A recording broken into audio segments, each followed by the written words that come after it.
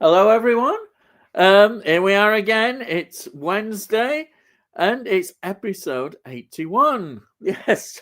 And as always, welcome, Delboy. Thank you so much for being part of this. It's really great every week and honest. and as usual, I'll ask the questions I do, which is what have you been watching this week? Yeah, wow. Most of it again. I'll get in. Yeah, most of it again is on TV. It's been tricky because my mum's situation is getting a little bit worse.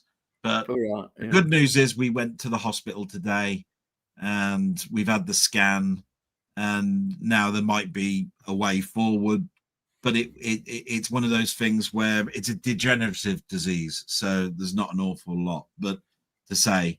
So I'll do that all in my blog. But it's very, very nice that you support me so much. I do worry a little bit that because I have to go away for a little period of time, I leave you by yourself, that I'm not really worth my while being here anymore. But No I tried problem. my very best Yeah, to get here as no quickly as problem. possible. But what have I been watching? Well, I tell you what, there's a bit of a war theme on what's been on telly. I don't know if it's because it's been Remembrance Yeah, Sunday, and of course there was also the end of World War II celebrated like 3 days after the king going to the cenotaph, and yeah. laying down the wreath. So on telly there was The Darkest Hour, which I've always had fun watching. That I don't know what it is about Winston Churchill, but I Yeah. just really look forward to Winston Churchill type films, and I'm pretty sure one of your favorite films would be the Richard Attenborough directed Churchill film, which I haven't seen Yeah. for a while. But I Yes. thought I'd get Richard. Good. You might as well. Yeah. Yeah. Thought I'd get his name in Yeah. before You have you to do. music Before score. you do. So there you are, up yours. I got it in before Ted Rillington Place gets another bloody Yeah. mention. Oh God, it's got has to get a mention. And last night they had 1917 on TV, which is a great film if you've never seen it. It gets a little bit of attention, but I tell you where it's really heralded as a great film, and that's for people that have got Dolby Atmos sound equipment.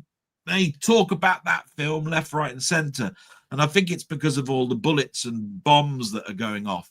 It really gives your sound speakers a bloody great workout, because being like any war film with lots of bombs and smoke and so forth, you can't expect really sharp pictures. But saying that, it's a damn good film on 4K. And then, because I've been listening to some music by John Barry, I saw that there was a track on this CD that I'll show you a little bit, called Hanover Street. Now, I don't know if you've ever heard of that, but it's a Harrison Ford film. Yes. From 1982 or something like that. It's a pretty early film. And it's set in the war again. I think it's one of them B bomber type things, but it's a love story set in war. Not a brilliant film, but the soundtrack's gorgeous. But then again, I tend to find John Barry can just turn any film into a bloody gorgeous music suite. Do you know what I mean? It doesn't matter what it is. We call him Mr. Bond, don't we, really, John Barry, because of all the suites that he's done. And we've got a mutual respect for him, haven't we, with it on His Majesty's Secret Service. We both turn around and say, what a fantastic score that is. The best. So that's great. ITV, again, are just showing over and over again the same things. And Lethal Weapon 1 and 2 was on this week. So, okay, I'll watch it. Patsy Kensit in the second one, diplomatic immunity, all that crap, right? Yeah. Oh dear, look, I learned how to dislocate my shoulder to get out of any situation. Lethal Weapon. It's fun. It's bubblegum film stuff, isn't it? I mean, what can I say? But you keep watching it. Yeah, because it's on, and you just go, I might as well. Do I really want to watch this other crap on the other side? Do I really want to watch Traitors? No. Do I want to watch Big Brother? No. It's like this, you know what I mean? So, and then there's a real classic film. I think you've seen it. I don't know. Again, it's historical. The Wind and the Lion. Oh, yes. It's a 1902. I think it's set in 1902, isn't it? Something like that. It's about a what was it called? The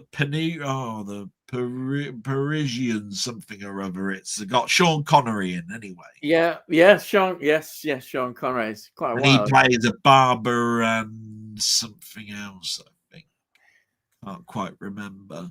Plays a dual name type Yeah. thing. But of course, it won an Oscar nomination for Jerry Goldsmith. Yeah, That's all I can say about it. It's considered one of 25 top soundtracks that you can buy. Take it like that. If you want to buy a soundtrack and you want to have one that's in the top 25 soundtracks of all time, that's one of them. That's one of them, right? It's in the top 25. It's been there for 20 years now. Yeah. It's not dropped out of the top 25. So that probably tells you something, maybe a little bit. Of course, I got my Jerry Goldsmith bit in it. So I don't have to say that again a little bit later on. Well, you never know. It might pop up again. Well, you never know, do you? I'll just show you sort of like what's come in sort of this week. So yeah, John Barry. If anybody's looking for a John Barry CD, I'd say this one is good. It's very cheap. You can get it. I saw it this week before I came on. I saw it this week. You can buy it for $3.99. Take it like that. It's called the Classic John Barry. Oh, that's good. Yeah. Okay. Here's some of the tracks on it: Zulu, Out of Africa, Midnight Cowboy, The Last Valley, Eleanor and Franklin, Hanover Street, Born Free, Chaplin, Dances with Wolves, Raise the Titanic, Indecent Proposal, The Persuaders, Robin and Marion, Body Heat, Somewhere in Time, The Lion in Winter. Amazing. I mean, my God, if you want no Bond, but oh my God, look at all the rest of these scores. Yeah. Brilliant. You know, what can I say? £3.99, you can get that. I've had that for years. It's a silver screen. Yeah.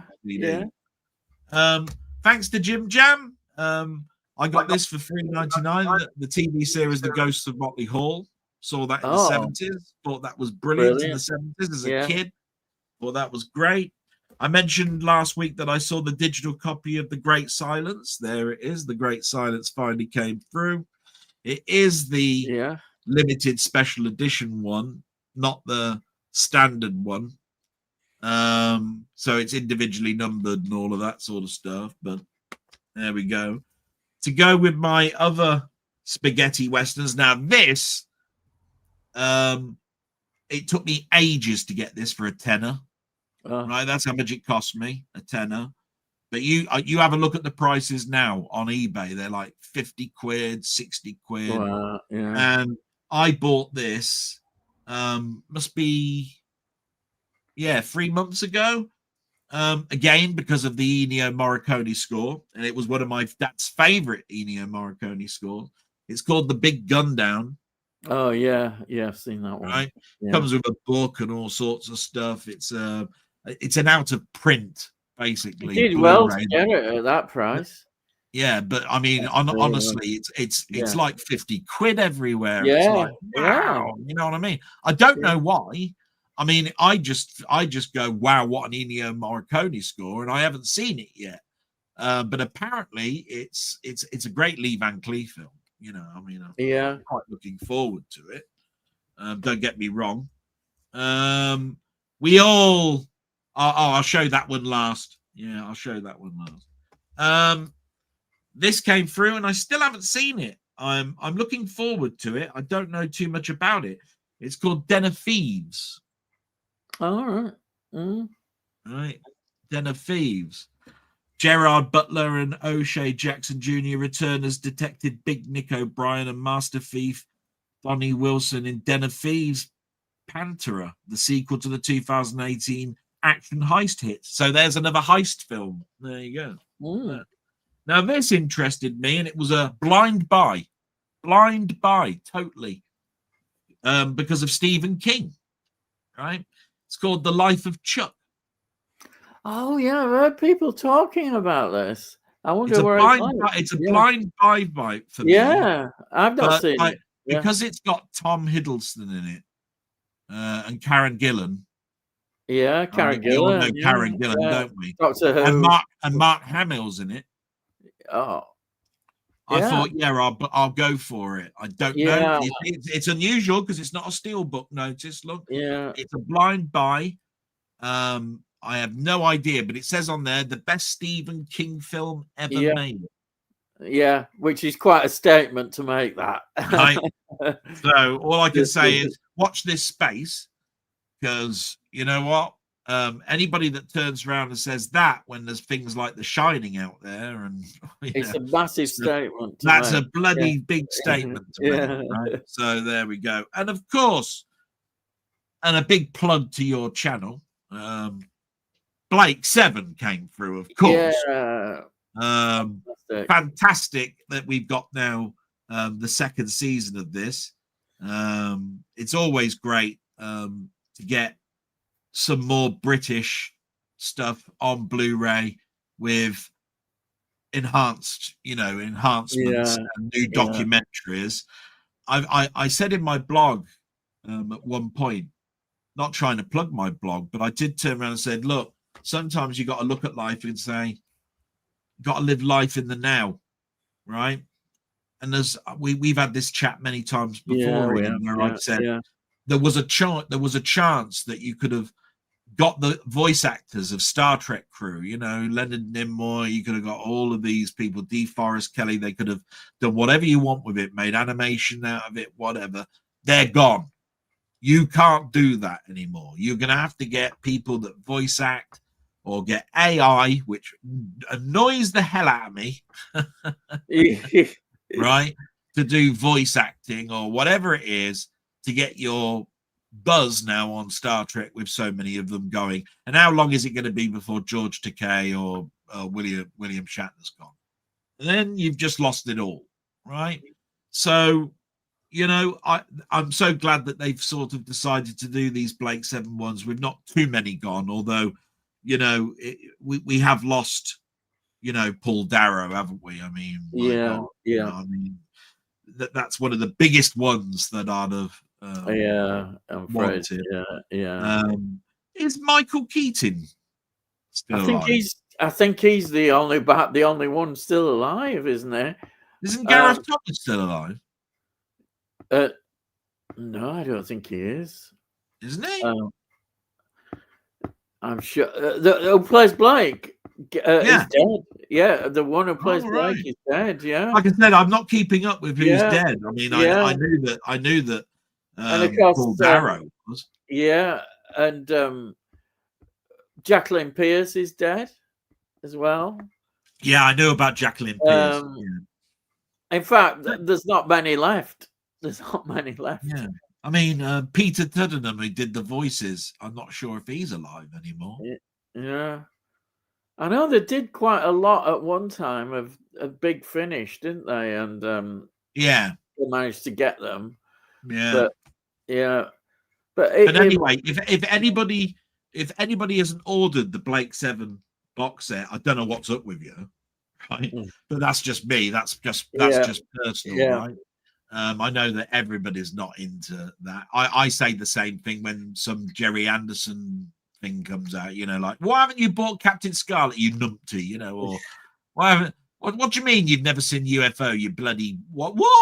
Jesus Christ, man, I mean, where have you been since 1969? You know what I mean? I'm a bit like that.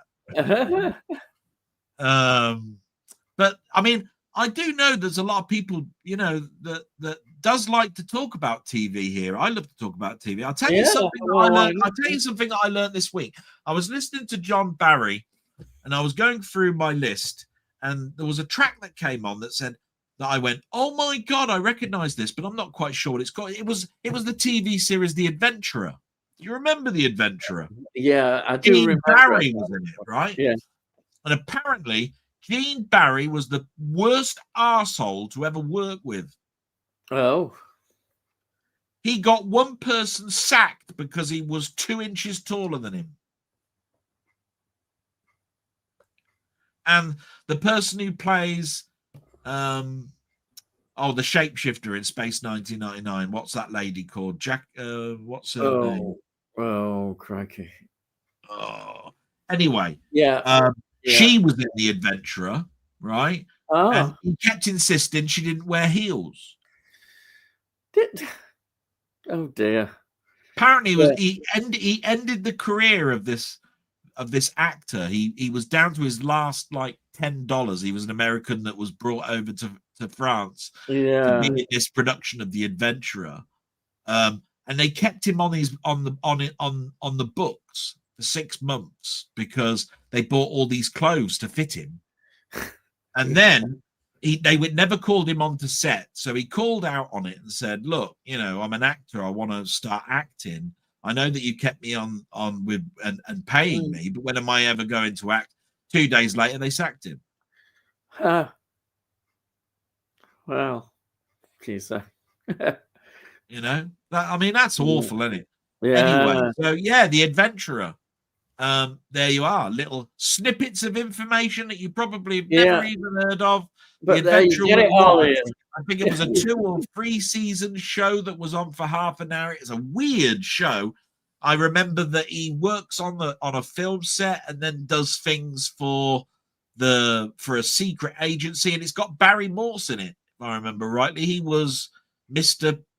Peritude or something. He worked in Westminster or something, didn't he? He always wore suits and a bowler hat, looked like Steed.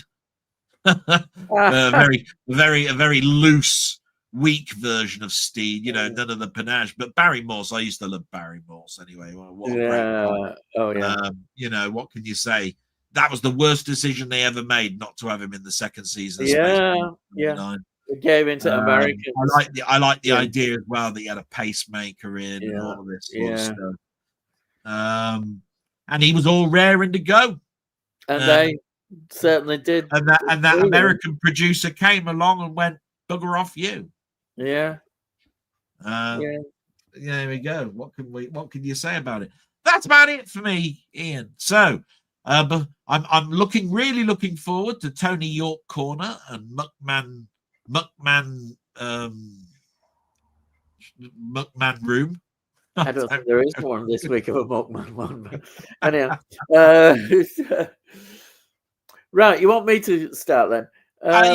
Just to say to everybody, thanks very much for all your support, and I'm sorry that I will have to go to look after my mum just to get her into bed. I know you've already shown it, but I've got not much to show. But this is it. I was really pleased because they've taken a lot of care over these, which I think is great. It's ages since the first one came out, so it's really good that it's come out. Blake 7, if you like Doctor Who, you've got to like Blake 7. That's what I always say. I think so. Because the same bit more political.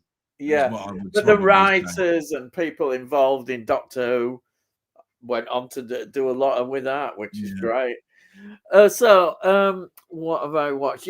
I better do streaming. I finally got around to watching. Mind you, it only just came on anyhow. Fantastic Four. I've been wanting to see that because a lot of people were quite full of praise for it, actually.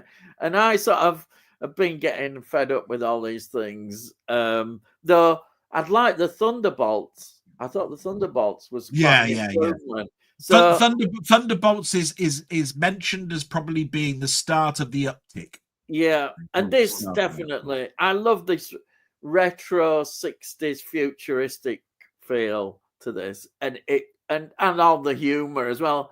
The humor works in it. It doesn't feel intrusive. It feels very much part of it, the humor, which I like, because sometimes you get these where humor doesn't feel, it feels forced. It feels it shouldn't be there. It works perfectly well. And I say, I love this retro futuristic. Oh, it looks 60s. That's what I mean. It's great. It's fantastic. I think that would have made Jack Kirby smile. Yeah. If anybody wants to know, Jack Kirby was the original drawer, original artist. that drew the Fantastic Four during my sort of period of reading comics. And it's got that. It has got a Kirby feel to it. Yeah. I mean, for me, it's good that Marvel have done this, because I was so fed up with it. I've been a lot of trepidation about it. And then I say Thunderbolts came along, and I was like, oh, yeah, this is good. And then this has come. I'm hoping that this will continue, to get back to that feeling of being something enjoyable, not something that you're thinking, oh God, here we go again.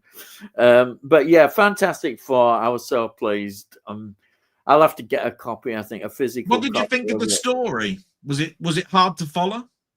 No, I don't think it was that hard to follow. I just go in with it. And anything you disliked in it, like anything like woke, or why have they done this? Why is there a woman Silver Surfer in it? Why is there a? I didn't really think of woke stuff in it, to be honest. Yeah, that's what I did. Which was a good thing. I basically went in there because remember I went to the cinema to see. Yeah, you went. Yeah, I forgot you went there. Yeah, and I went in there, not even really watching a trailer for it. I'd only seen clips of what the imaging would look like, like whether it was a 60s vibe to it or whatever. You couldn't, then again, even if you tried to avoid everything to do with the Fantastic Four, everybody was talking about how Galactus looked, right? That's this big character that's in it that devours worlds, basically. And he's what they call a force of nature, a cosmic being that he's not. Do you consider Galactus? Did you consider his character to be a villain? Ian? That's an interesting point of view, actually. Yeah, I see what you mean. I think as much in the film, it's kind of. I suppose he's the force that they might consider the villain. Yeah, I think that's what they would. But so I'll just tell you a little bit about that. Good question. I don't know whether this comes across in the film. It did to me, but then again, I already knew it. Yeah. Right. Yeah. Galactus is not a villain. Yeah. He's a force of nature, and what it is, he was a scientist. It went wrong in the middle of a dying sun or something. Yeah. And what happened was.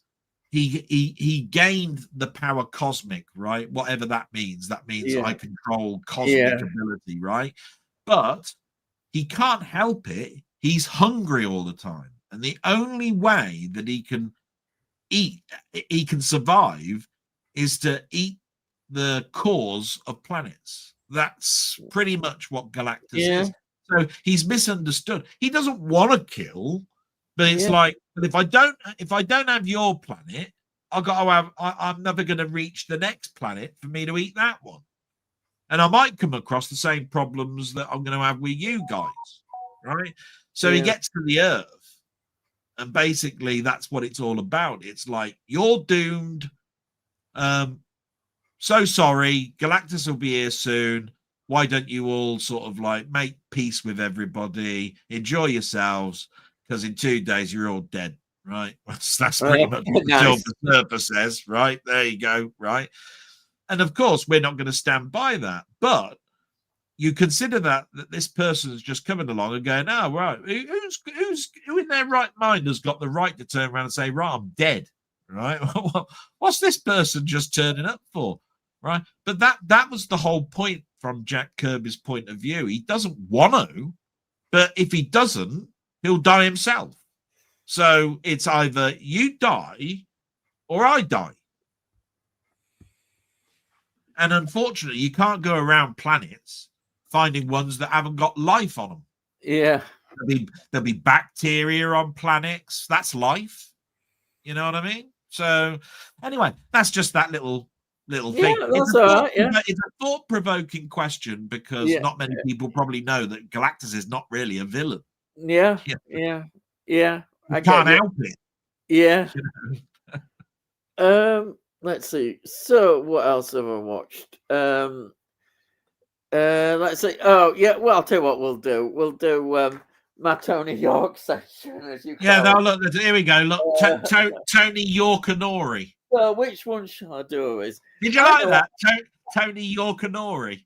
Oh, right. Yakanori. I'll do this one first, because this is something probably a lot of people have not seen. It's more obscure, but it's a damn good film. It's called Senso. It's an Italian film, and it's set. Hang on. Mini rant here, right? Does he Yeah. send you English films, the bastard? Yeah, he right? does. Does he have to? Does he have to just keep sending bloody foreign film after foreign film after foreign film? Right?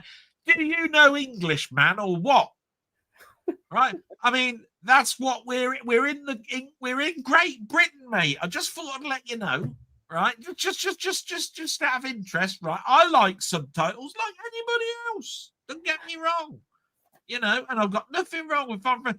But my God, foreign film after foreign film after foreign film after Jesus, man, get an English film. Right. Anyhow, what makes this film interesting? I've never seen a film set in this period. It's the time when Italy is well, it's not really that long after unification with Garibaldi. You've heard the story of Garibaldi, and don't say Garibaldi biscuits. I was going to say makes biscuits. Garibaldi biscuits. I've got an interesting bit of information actually here. Garibaldi biscuits. Now, how did they come about? Apparently, in 1854, Garibaldi, the general, was visiting South Shields. South Shields, yes. And hey, hang on. I'll tell you a little story, right? I met Mr. Kipling, right? And I asked him, right, how do you make those exceedingly good cakes, Mr. Kipling? Do you know what he said? He said, I don't know, I've got a really great factory that makes them all. There you are. Thank you. Anyhow, the legend is that he visited South Shields and I like where he said it. He accidentally sat on a biscuit, and by sitting on the biscuit, it formed the Garibaldi biscuit as we know it today. Oh God! That's their story, and they named it the Garibaldi. There you are. It's probably a load of codswallop, but it's a nice little legend. If you like Garibaldi biscuits, I've not had one for years and years. I don't know. Anyhow. This film, as I say, is really enjoyable because for me it's set in a period that again you don't get films about. You know, not that I've seen that many of this sort of period. It's a great period in history because Austria thinks it's on the rise, you know, and it's trying to dominate and get the. I'll see you all guys shortly. Yeah, but there's one big problem. Germany is rising. In 1870, we get Bismarck, and of course, they're the main threat in Europe. But people didn't know that here. It was Prussia who were the threat. But this film, it shows the Austrians, which I think is quite good, you know, in the war. I mean, basically, if you look at it, it's a romance with war. But it's also it's a typical sort of doomed kind of romance. This countess, she becomes obsessed with this what she considered the dashing general, and she just falls for him and just goes madly. And it all looks like as if it's a great relationship and that other. And she's this, I say, rich, and he's just an ordinary sort of general kind of character, you know, army officer. And then, of course, it all goes wrong. All the battles start to happen, and he deserts, and he becomes a terrible, awful figure, full of bitterness and just sort of drinking away and going with loads of the prostitutes and all that sort of stuff. He's just destroying himself.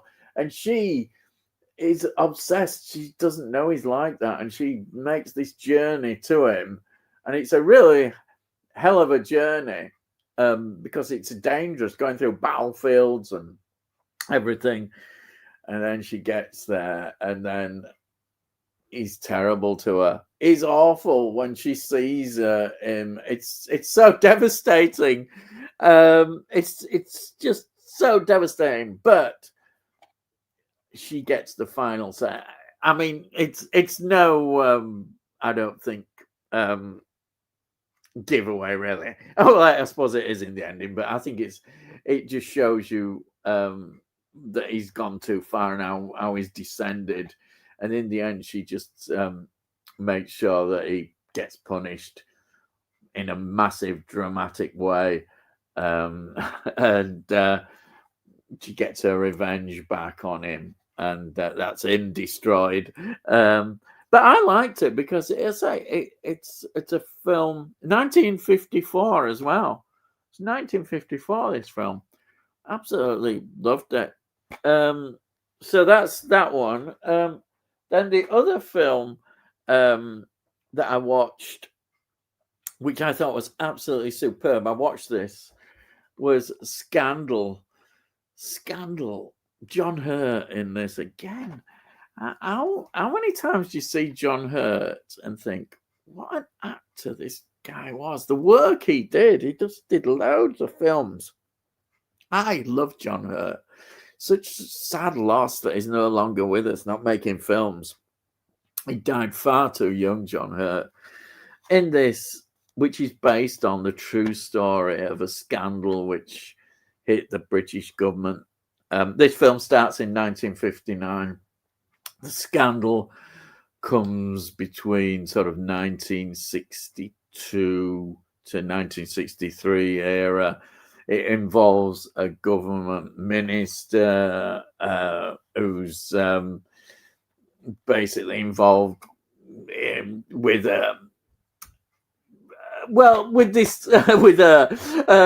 Christine Keeler is the one that blows it, and there's Mandy Rice Davis. These are the two women involved in this scandal.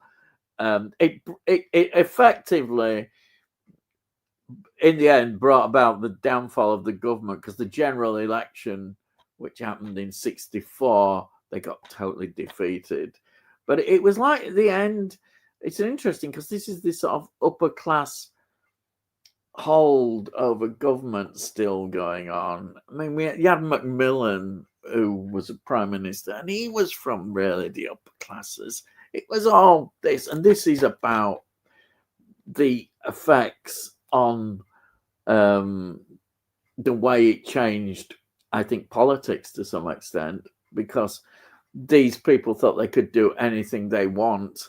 And at the time, it was a great scandal. People loved it in those days. Because we get in the 60s where people are becoming more permissive in their outlook to do with sex. And you've got all this going on. And there she is, this, well, the two that are involved, they are just amazing characters that they really ran rings around these blokes in the end, and it became a big national scandal. And it's absolutely fantastic film. It's so, when you watch a film and you see the period piece, that the detail that they've done and that in this film of that period is just fantastic. Right down to the interiors that you see. How people are dressed, and everything about it is just amazing.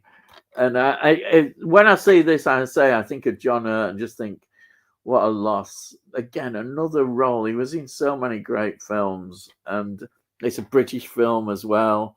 It's a film that I absolutely just loved. It made me sort of really happy that we could produce such great films. A good political scandal thriller in a way, because the thing is, because it becomes a scandal as well, not just because of the well, I suppose they call them prostitutes, is also the fact that the Russians were involved. So we had a threat to national security, because don't forget, height of the Cold War, all this going on as well.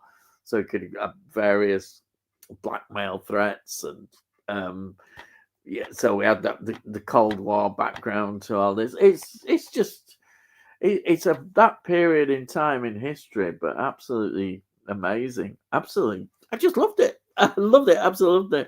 And I think they're my sort of films that I really want. I know not everybody's a Doctor Who fan, but I have to mention this because it's one of my favorite, and I'm in all my reviews. I'm right near the end of Doctor Who, and I'm gonna do. After I've reached the end of this, I'll go right back to do 60s Doctor Who. But this is The Curse of Fenric I reviewed, and to me, this is another period piece. Surprise, surprise! We've got history in this one. It's set in wartime Britain, and again, Doctor Who does so well. Doctor Who. It's so sad that it got cancelled, because on this last series of Sylvester McCoy, Doctor Who is absolutely fantastic. There's only 4 stories as well. They'd cut it right back down. They just were totally destroying it. And but the writing, it's acting, Ace particularly, Sophie Alfred, who plays Ace, she's in her element now, and her relationship with Sylvester McCoy is fantastic. You just wish there had been some more of these two together, but as I say, it got cancelled. They were all ready to write more, and things were getting in place to do another season after this, but it never came. It never came. The BBC just killed it off. So I suppose we have to be thankful we got this, and I'm really sad and happy. Sad that it ended, but happy that it ended on such a good note. We've got after this, we've got Survival. I think we've got the last one after this. They only did 4 stories, which is a bit sad, really. But yeah, especially after Ghostlight, which again was another story. But anyhow, I've gone on about Doctor Who probably too much, but you can't help a bit of Doctor Who, especially classic Doctor Who. But I'm going to go back to 1960s and start to watch them again and look at the Hartnell and Troutner as what survives, because a lot of it doesn't survive. There's quite a lot of missing episodes. Right, so what we'll do now is we'll go through the comments. And we have got Sai saying evening gang. And then we've got Rocket Bunny saying, oi, oi, folks. Thank you so much. And then we've got Rocket Bunny saying, hi, Sai. And then Sai saying, hi, Rocket Bunny. And then, yeah, we thought through thoughts and prayers to Mrs. Dell, definitely, without doubt. He's got a hard job. Really, he does really well looking after her. I know what it's like, as I say, being a full-time carer. It's difficult. It's very difficult, and you get ever so tired. And that's why I know this is a great release for him doing this thing. But yeah, don't tell him. Yeah, I've said that, but I'm really glad that we can be of some help to him, giving him this opportunity. And then we've got Stacey, Acres of Movies, saying hello and thanks. How was your week, chaps? Well, welcome, Stacey, and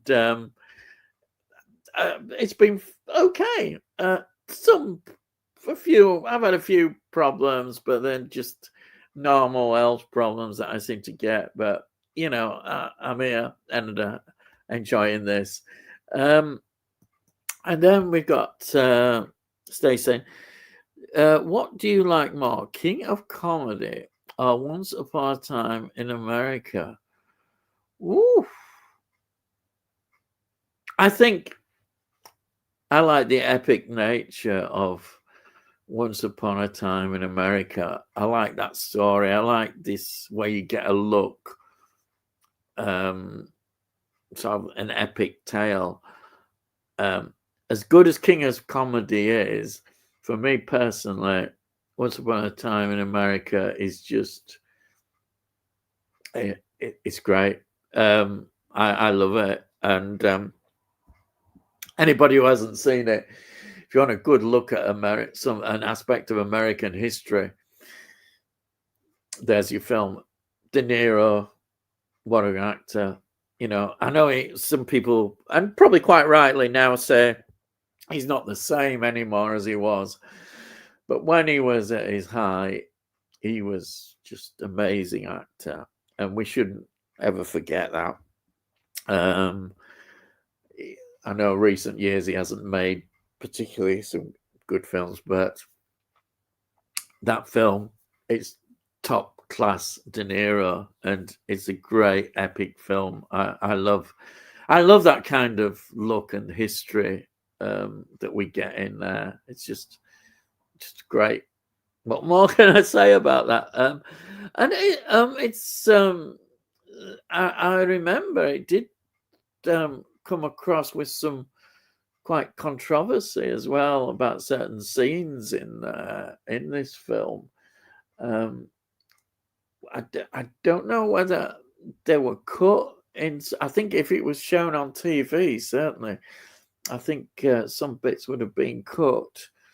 Well, I wouldn't have thought on the physical release it would have been cut. Not yet, but certainly I think it did cause some controversy, definitely. Right. And then we've got Steve's Gaming Part 2. Visited my mum again, and it breaks my heart. The Alzheimer's is worse, and even when she talks to you, she stops and stares into the distance, and the look on her face like she's not there. I could cry. Oh, I'm so sorry. I totally sympathize with you. It's difficult. What can you do? All you have to be is just there, and what can you do? Just be there, that's all I can say. That's your mother, and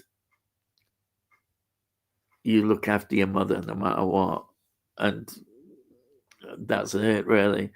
And it's painful, but as long as you're there. Same, Delboy's going through the same kind of thing as well. It's painful, but it's what you do, and it's what you should do as well. And it's terrible, but anyhow, it's important that you do that. So, just what can I say? You just hang on in there, because it's important.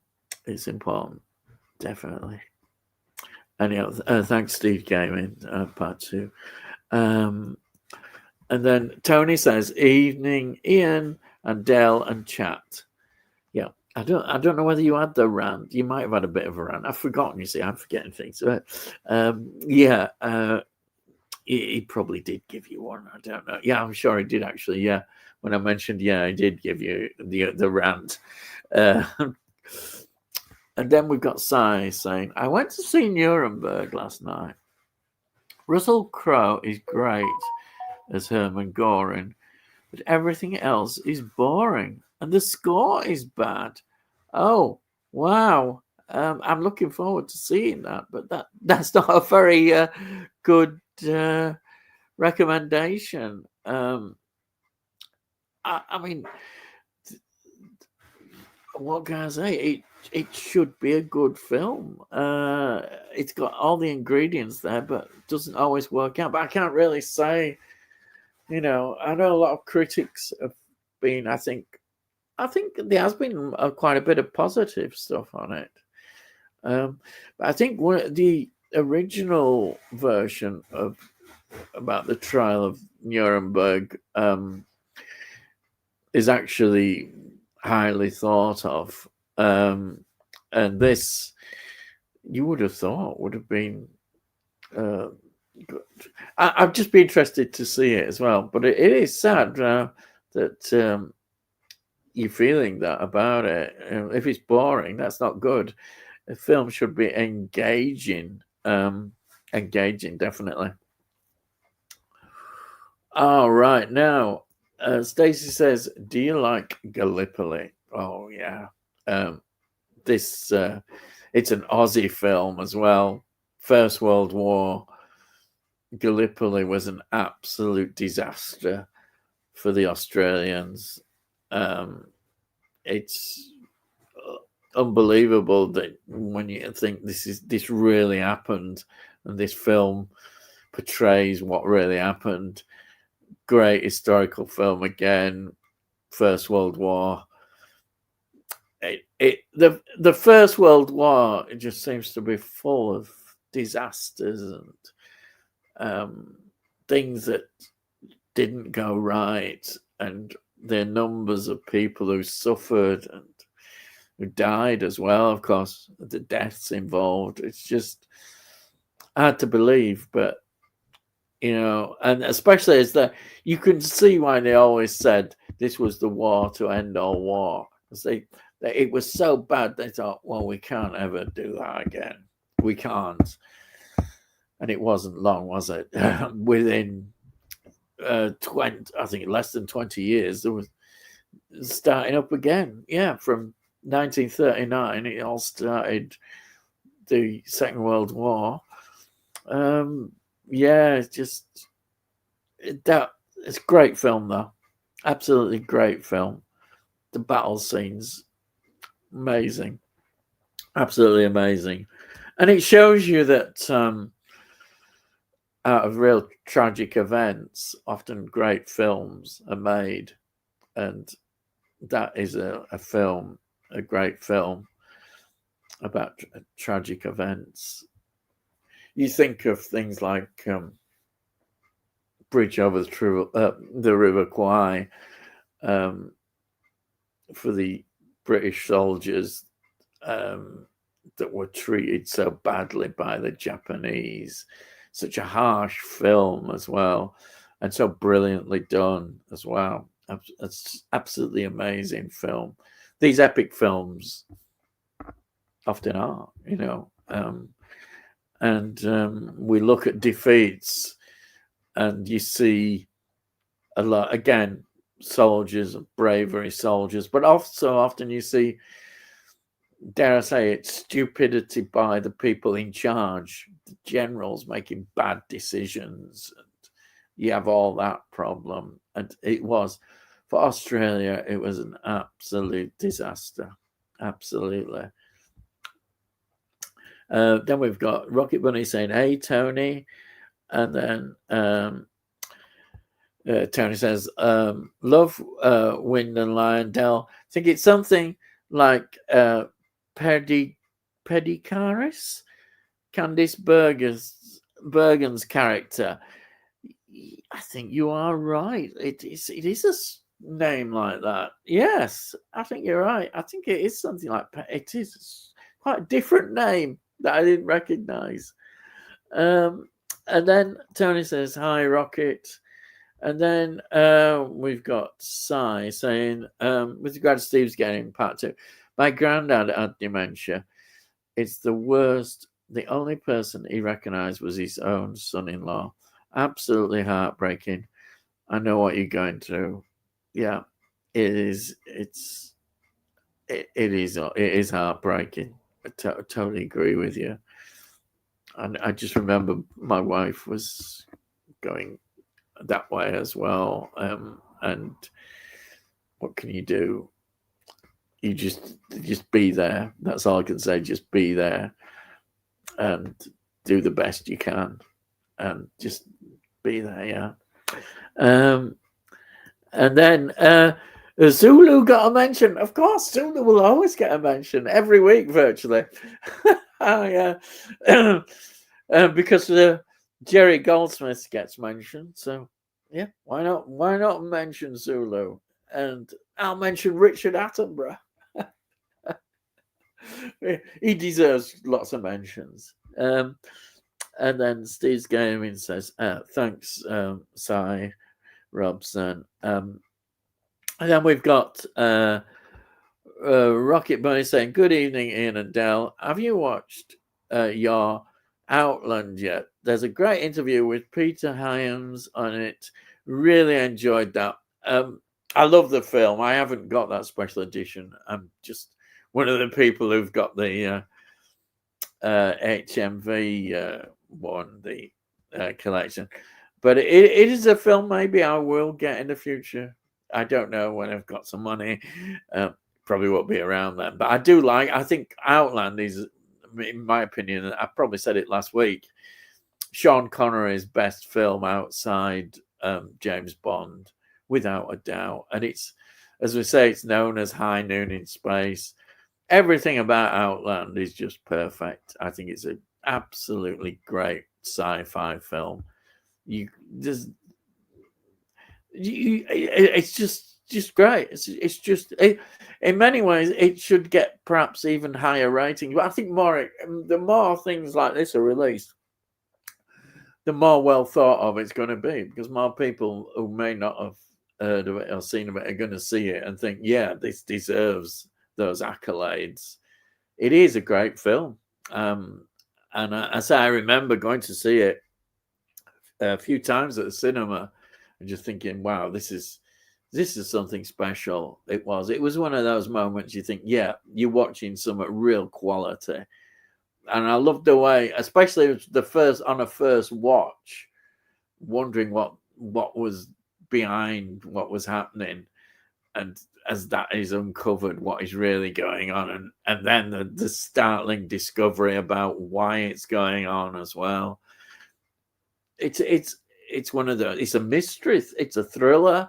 It's a sci-fi film. It's got it all in there. Absolutely wonderful, and it's one that I think as the years go, it gets even more people realizing how good it is. And as I say, in my opinion, Sean Connery is just perfect in it. Absolutely perfect.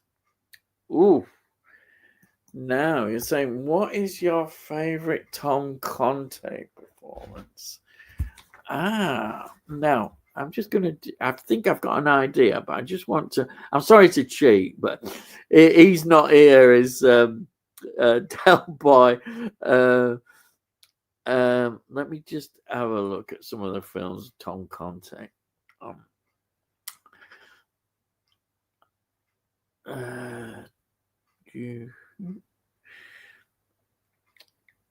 It's the only way I can do it.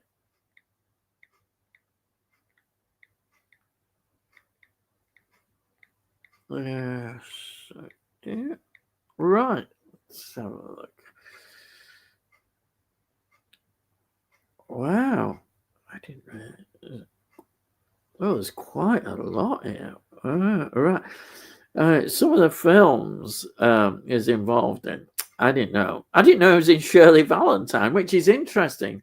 That coming up, especially with Pauline Collins just dying very recently.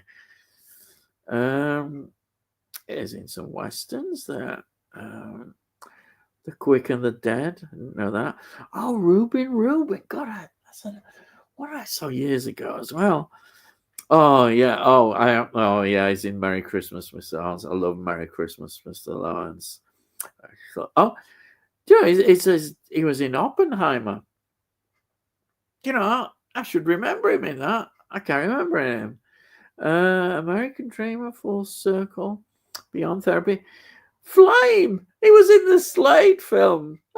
Slade. I didn't know he was in that. I've forgotten. Street Dance 2. I don't know that one. Miracles, 1986. Heavenly Pursuits. Nazi Hunter. I didn't know he was in that. Oh, the Duelists. Oh, I love the Duelists. Oh, let me see what else. Peripheral, Derailed, The Inheritance, The Enemy, The Tempest, That Summer of White Roses, Galileo, Roman Holiday. Oh, that's an old. I didn't know it was in Roman Holiday. Basement, Sub Down, The Wall. I don't know. That's not the Pink Floyd one. That's another one. The Dark Knight Rises. Wow. Again, didn't know I was in that. Voices Within, City Slacker, not Slicker, Slacker. Dangerous Parking, Out of Control, Almost Heaven, Oh Jerusalem, Paddington 2. Oh, I didn't know it was that. Blade and Feather, Hermitage Revealed, Don't Go Breaking My Heart. Oh God, long as it's not that awful song. I don't know. The Siege of Venice, Thunderball. Huh? That's not that. I don't know. It's just got that, but nothing underneath. It's got Paid, Atlantis, Lock Up, Run for Your Wife. So some of these I don't know at all, but I would choose. I love Paddington 2. So as a more modern one, I would put Paddington 2. Then I would put let's see. Let's run up here. Duelists. Yeah, Duelists. Paddington Duelists. And I'm one of these people who actually love the film, so I'm going to put. Well, actually, now I might have picked Merry Christmas, Mr. Lawrence. I'll tell you what, I'll cross off the Duelist. I'll put Merry Christmas, Mr. Lawrence, which I think is great because we've got a war theme there, modern one. And I make no apologies because I'm one of the people that do actually like it. It is a bit long. Oppenheimer. I do like Oppenheimer a lot. I know people, thinking, why do you like that? But it is a bit long, but Oppenheimer's got a lot going for it, I think. I just think there's so much in there. You can't help but love Oppenheimer. It went past by for me really quickly, I absolutely loved it. So those are the three I would pick. Merry Christmas, Mr. Lawrence, Oppenheimer, and which other one did I say? I've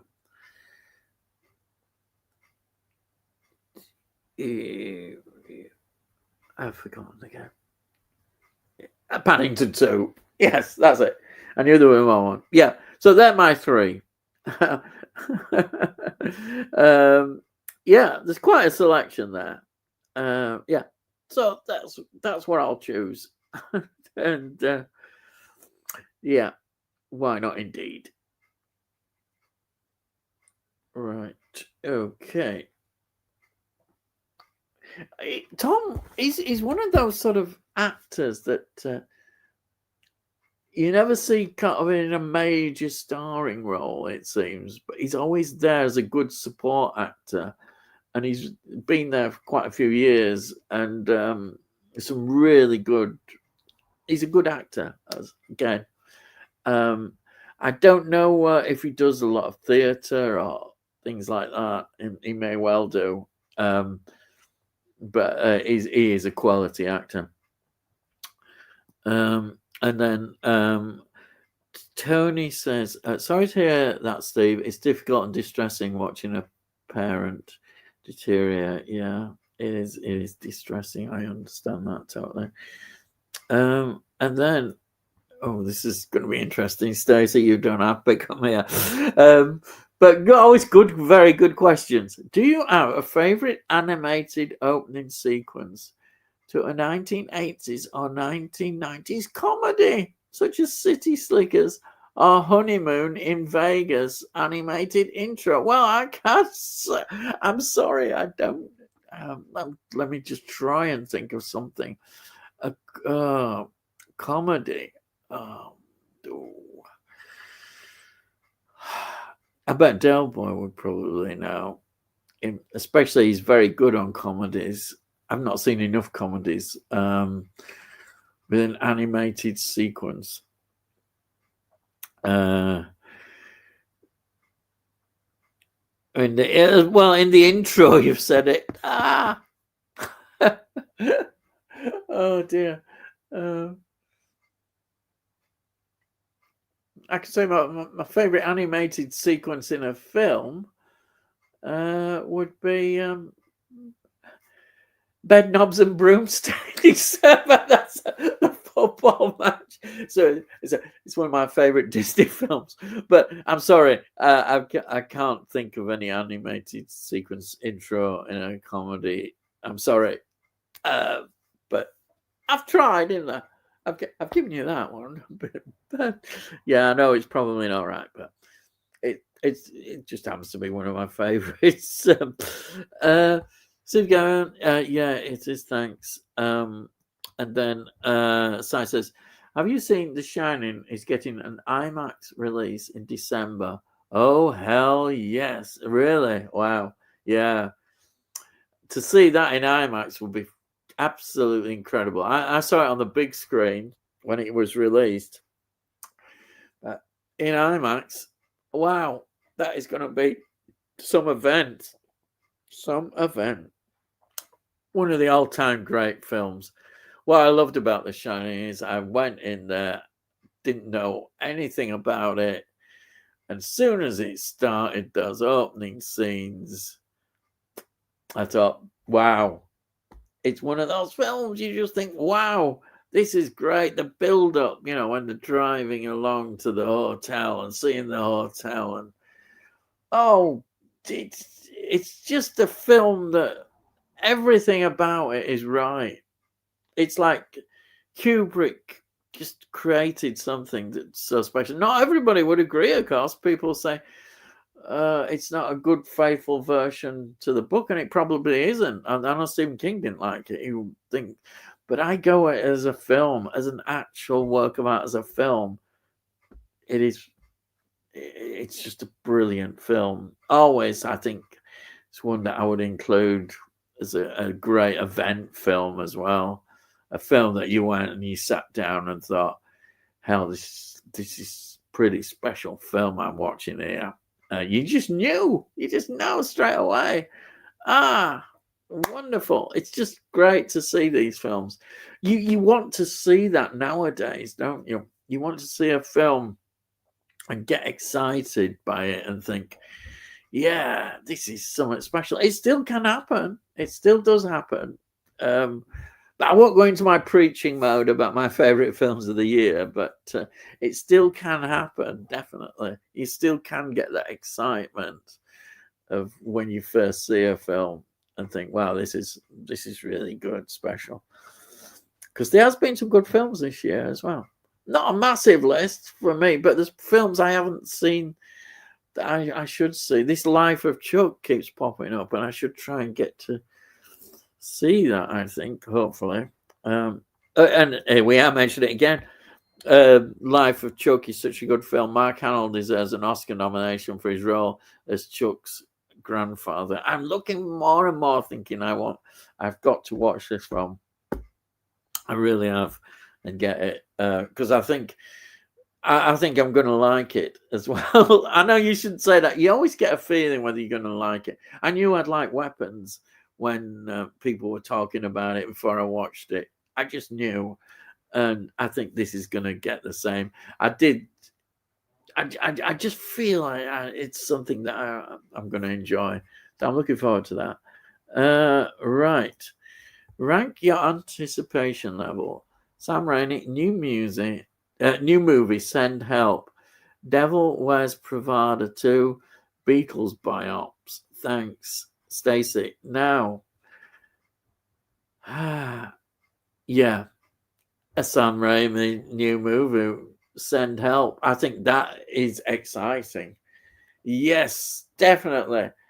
The possibilities there are hopefully going to be really good. Yeah, I think that is exciting. Devil Wears Prada 2, maybe not as much for me. Sorry, First Light. Though I did really like the first one. I think Meryl Streep was absolutely brilliant in it. She was fantastic. She is an actress who just knows how to act. And she is brilliant. I like her now. She's an older actress and she's still producing great things. I don't know if she's in that. I don't know. It would be nice to see if she is in that, if she's returning. Beetle biocs. Oh, Beatles. What can I say? Long as they don't mess it up, I'm looking forward to it. They're doing one other for each Beatle. The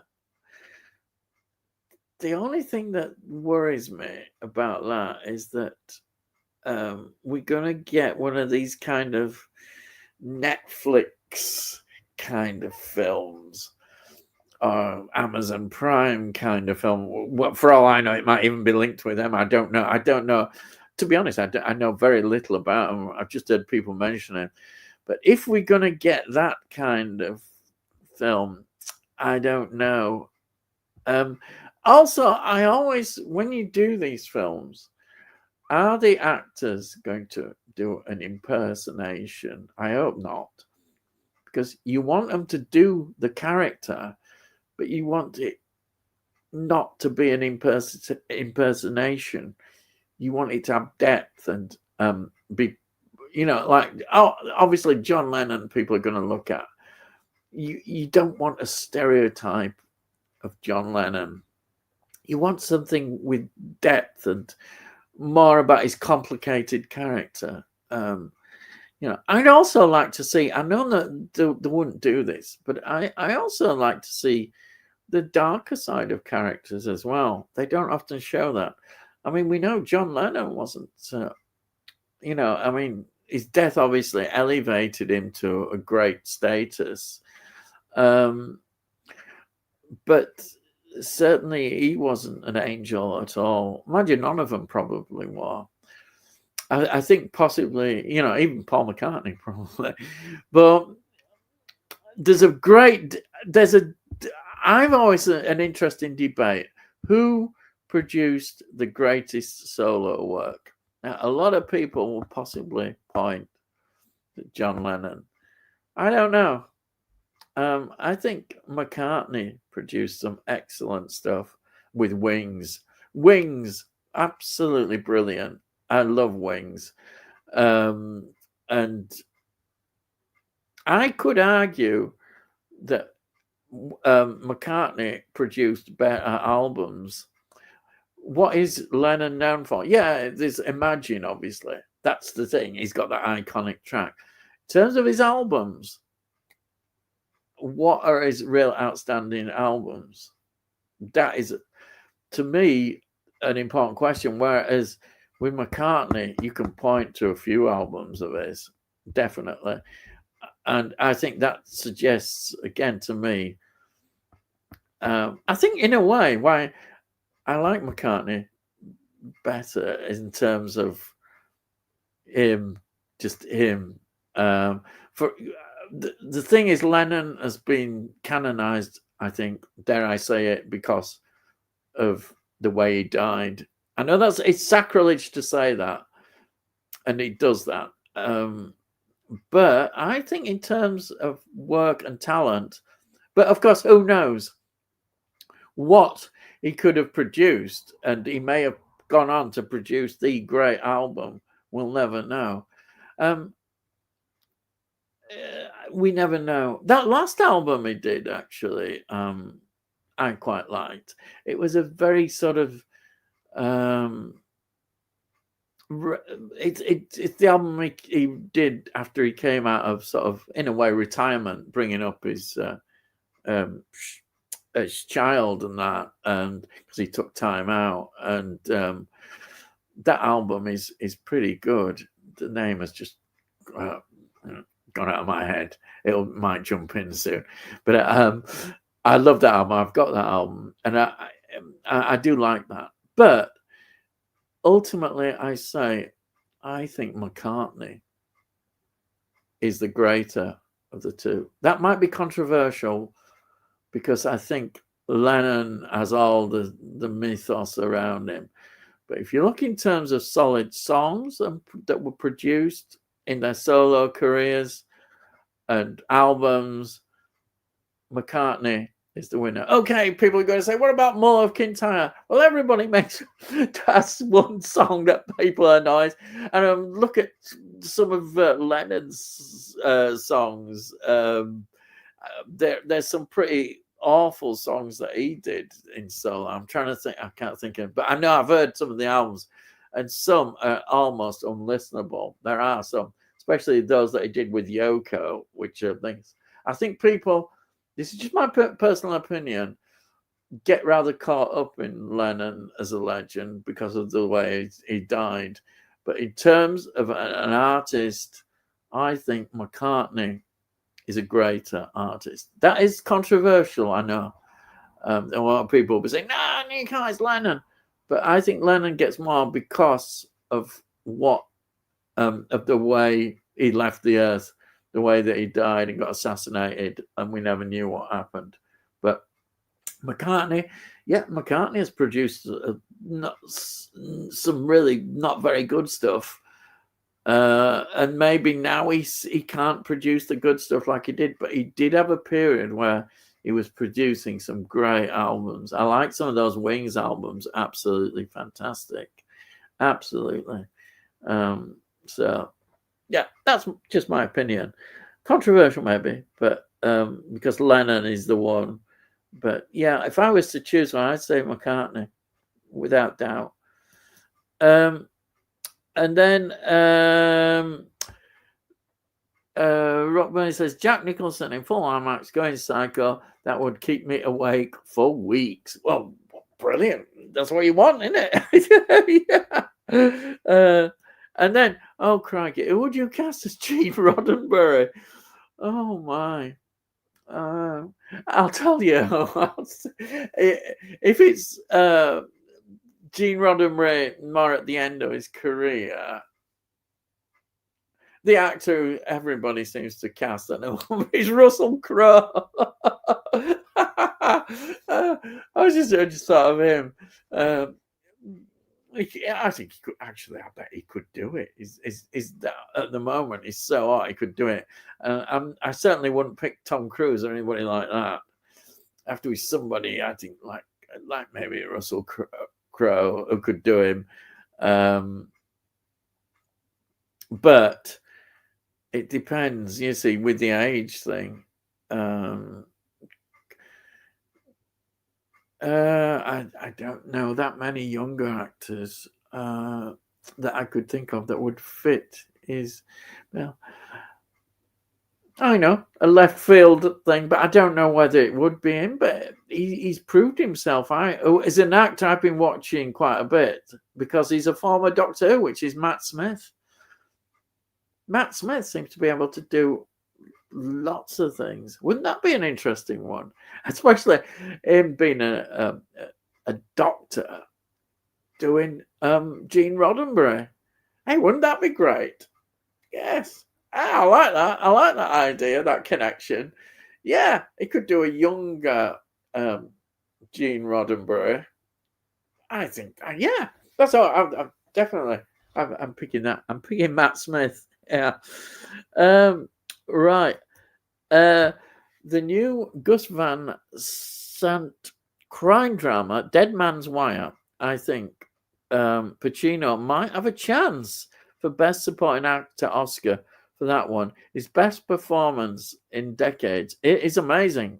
Well, that would be great, wouldn't it?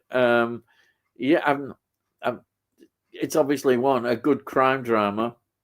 Well, worth looking out for. I'd be interested to see that. I would love that. Oh dear. Can you rank the fruits that you enjoy more? Guava, pineapple, grapes. So, do you want me to pick fruits that I enjoy? Let me see. I could cheat because I'll let you into a secret. I love tomatoes. I can eat tomatoes all day long. I love them, and they consider a fruit, but I won't because we always don't consider them a fruit, even though they are a fruit. So I want that. So mine are pretty obvious, maybe even pretty boring, really. But I would put as my favorite. No, I'll start with number 3. Okay, bananas, right? Then apples. I'm boring. Yeah, I love apples. I always have one every day. But what I really love is plums. I'm mad about plums. I could eat plums till they come out of my ears. Love plums. Just great. Yeah. So that would be my 3. Bananas, apples, and then top plums. It's Bayek. That's it. Right. Terry says, I have The Adventure on network DVD. Only watched a couple of episodes ages ago. Don't remember anything about it. It's that memorable. It must be memorable if you don't know anything about it. Yeah. Yeah, very good. Yeah. And then, Rocket Bunny. With regards, Blake 7 cast. Peter Tuddenham died in the 2000s. Gareth Thomas died shortly after. Yeah, he did the first few Big Finish Blake 7 stories. Paul Darrad survived Sepias with amputations before he died. Yeah, I saw him. That's so sad. Yeah, he had to have amputations. I saw him in the wheelchair, and that was sad. He was still doing like conventions and that, wasn't he? And he may well have been even recording still. Yeah.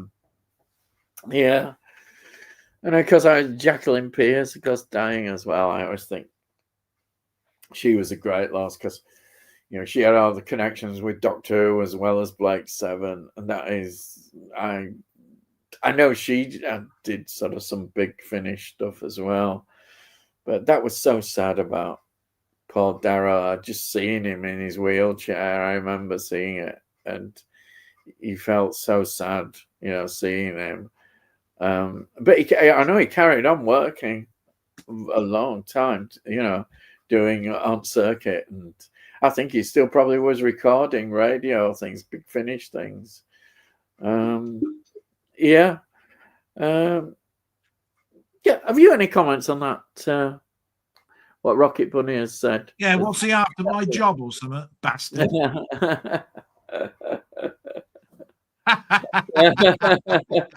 See, I told you the people I like, I rant at. Right, let him wait till the 17th. I'll have him in that game. No, I mean, sorry, I'm taking my tablets. Paul Darrow. I mean, I tell you what, that was one of the saddest days. I did really like Paul Darrow. You know what I mean? I mean, obviously it's sad to lose anybody, but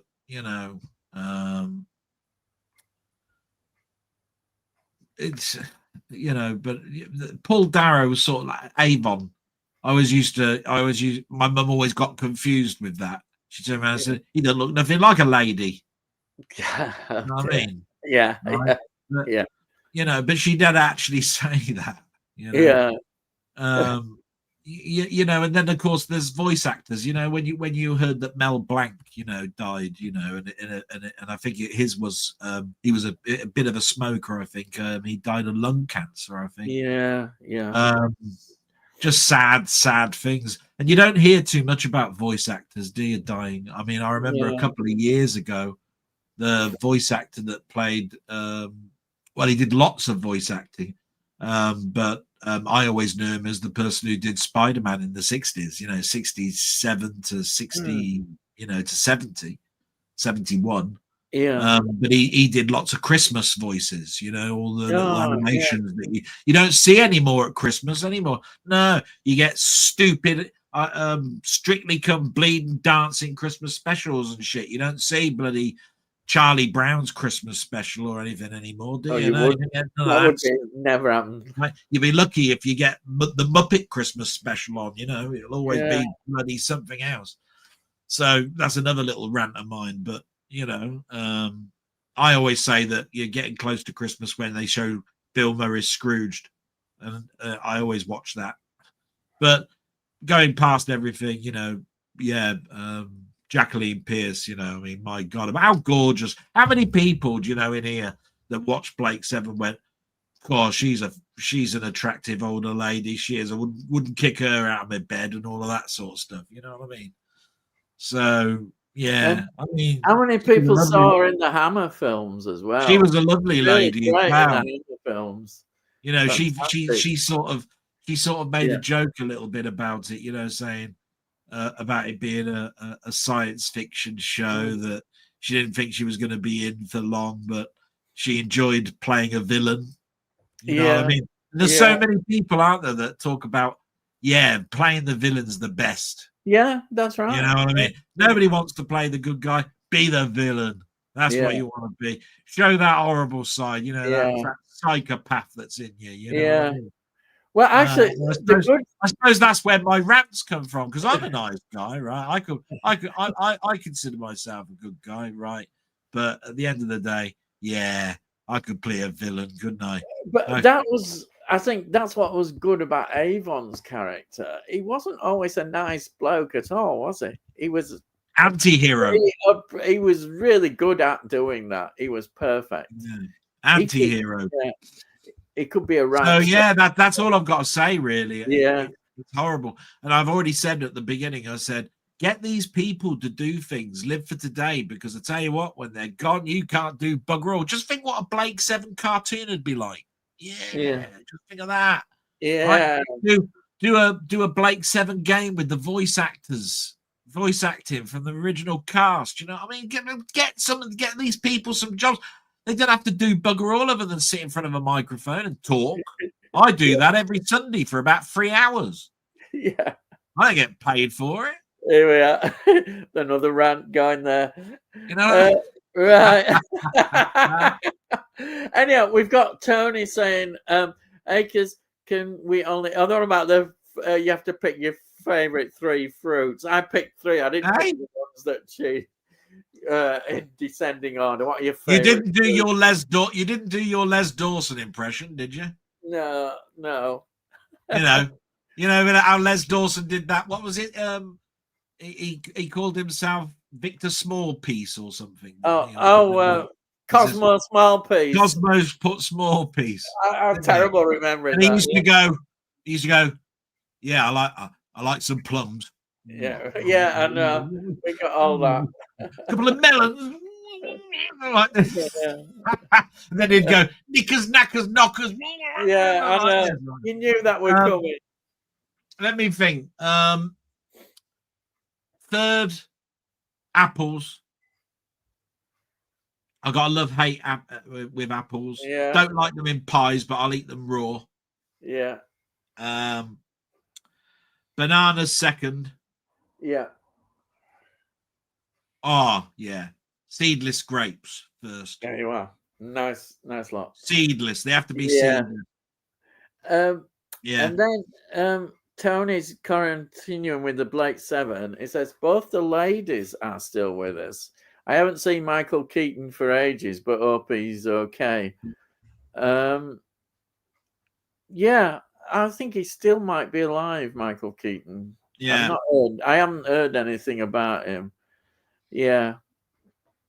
Yeah, the 2 other I'll tell you what, one of my favorite episodes with him in was he had to go through this big spaceship, getting rid of all the doors and solving all the lock, you know, all his lockpick stuff. And he was doing it with this girl that he really sort of fancied or something. Yeah. Right? and there was a guy that was going to blow the bloody whole building apart, right, with this blaster or something. That was going to shoot through the lot or something. And he had this cowardly. He was like the cowardly lion, wasn't he? It was like, yeah. He said, when I'm up against it and I'm about to die, that's when I'm actually at my best, because I'll pick any lock in about 3 seconds when I'm about to die or something, right? So he was there and he could just do it. Otherwise, he was a know-it-all with the old locks. But sometimes, it was taking him ages, and he was going, "Oh, you got to have a delicate touch, and I've got to have my tools and all of this sort of stuff." And he hated going down to the planets as a sort of like reconnaissance party, didn't he? It was like, "Oh, I don't like this. I'm going into the unknown."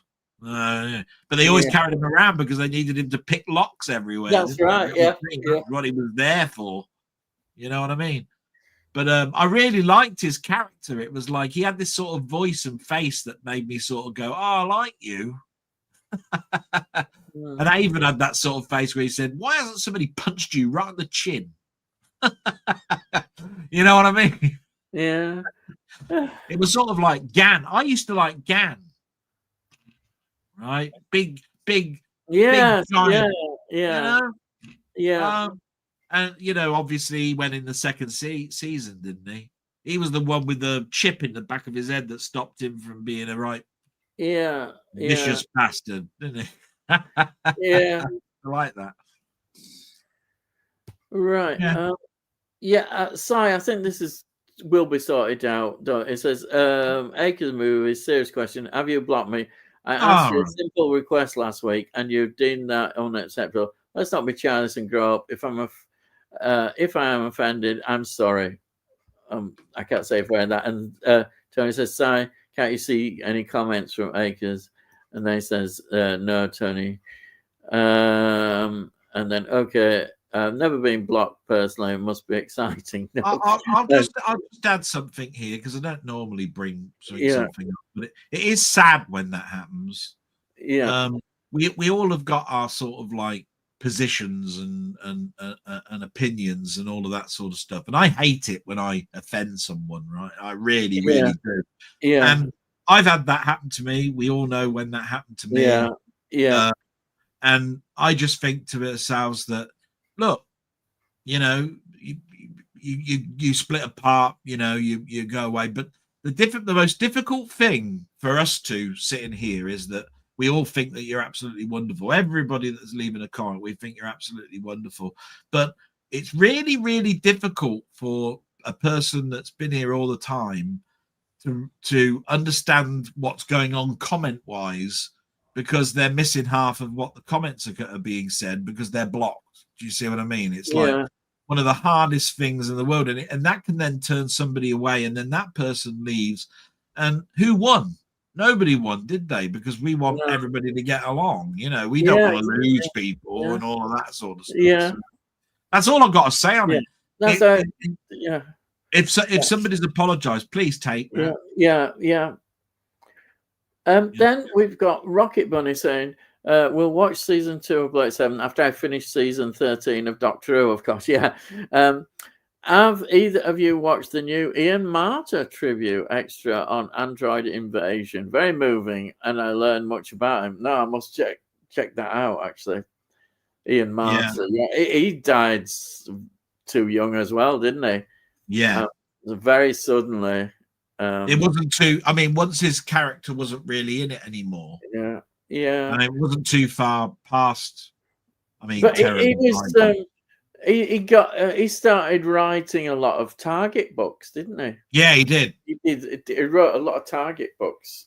Yeah. I think Tom Baker gave a moving thing about him, saying that everybody thought he was a nice guy and everything. Yeah. It's just a sad thing that they never wrote him very well, I don't think, in Doctor Who. Yeah. He was sort of like the male version of a woman, a companion type thing, where he was around just to get caught and then the Doctor finding him and all that sort of stuff. He was never there as a following the Doctor and helping him out with something like moving a big boulder or anything like that. That's right. Yeah. he was a doctor, wasn't he? I mean, he was in that episode, you know, when the Doctor regenerated and everything. You know, I always remember when the Doctor was running on the spot and moving his two hearts and all of this sort of stuff. And there he was with his white jacket and everything going, weird bloke. This even chopped a brick in half and started running and all this sort of stuff. And so he was a really good sort of like comic relief. And he was actually quite good in Genesis of the Daleks. Yeah. Even the Sontaran episode, you know, the Sontaran experiment, is it called? Oh, yes. The Sontaran experiment. Yeah. He got caught up, didn't he, with the rope all around him, you know, and all that sort of stuff. But it's just that season was very mixed. I mean, I said something in my blog. I turned around and said, there was a thing on YouTube saying what was the downfall of the Cybermen in the 70s? Because when you consider the Cybermen in the 60s, there was only one bad Cyberman story in Patrick Troughton's era. Do you know what I mean? Yeah. And then it all went to pot, didn't it? Because they were in there was that horrible episode with the Planet of Gold. Oh, bloody hell. It's like they were going through. You mean Revenge of the Cybermen? It was a bloody awful. I don't find it that bad. Shall I tell you why? I think it's more sentimental reasons, because that is the first story I got on VHS. And, what I'm trying to say is, look, mark that story up against the Invasion. Yeah, but they're different. The Cybermen are designed different. Yeah, but then there's the Wheel in Space. Yeah, but awful again. Yeah, but I mean, it's no Earthshock, is it? Yeah. Oh no. But I don't think it. I think it gets a bad thing. I think it's because the Cybermen don't appear to be doing much. But when did they ever do much? Because they just sat around talking and not really doing a great deal. I think that's why. I learned an awful lot about books on Cybermen. Right? Yeah. Somebody bought me this art book on the Cybermen, right? And it showed a timeline of the Doctor against the Cybermen. And because I hadn't seen many early episodes of Doctor Who, I didn't realize that when you first saw them on TV, that they were in the early days of being Cybermen. So they were mostly, they were, you know, like a third of them was probably still humanoid and the rest of them were being replaced with parts. And then the later times where you're seeing them with Tom Baker, which is when I was watching, right? They were full Cybermen, and it was like their voices were electronic. They were all going around. And I tell you what, I found them much more interesting when you realize that there's part human inside these things. Yeah. I looked at them as being like walking Daleks, right? Because I didn't know any better. Yeah. So that's why I got such a big appreciation of things like the Moon Base, Patrick Troughton stuff, and the Invasion and Tomb of the Cybermen. Why God, Tomb of the Cybermen? I mean, look at that. It's the episode. I always pick it. It's my favorite. You know what I mean? And then when I look at the Tom Baker stuff, I say, what a missed opportunity that was. And John Pertwee had none at all. Yeah. So I just look at it and go, I'm so glad that when they did bring them back with Peter Davison, that they sort of like had a couple of good stories, because you got the 5 Doctors, haven't you, with that? Yeah. With that Raston robot. Do you remember? Which goes around killing them like that. 5 Doctors is great. It's one of the best. And then you've got Earthshock, obviously, you know, with the Cyberman trapped in the door when he got the 2 electrodes put together and the door suddenly went solid. All of that stuff. Where was that with Tom Baker's stories? No, not at all. Yeah. It didn't make sense anyway, that Planet of Gold. They were going to blow it up, weren't they? How many shards of gold rock are going to be on all different other bloody planets, right? I mean, are they seriously thinking that that's a good idea? Has nobody ever seen Superman and Kryptonite, right? On how many bloody planets now have got this bloody Kryptonite all over it, and Superman's got no bloody chance, has he? I mean, he's got, you know what I mean? The shards of the stuff all over the place, right? Have it in one place and avoid it. You know what I mean? That's what you want to do, don't you? You don't want to blow the bloody planet up, shatter it into 6 trillion, billion, zillion plate bits.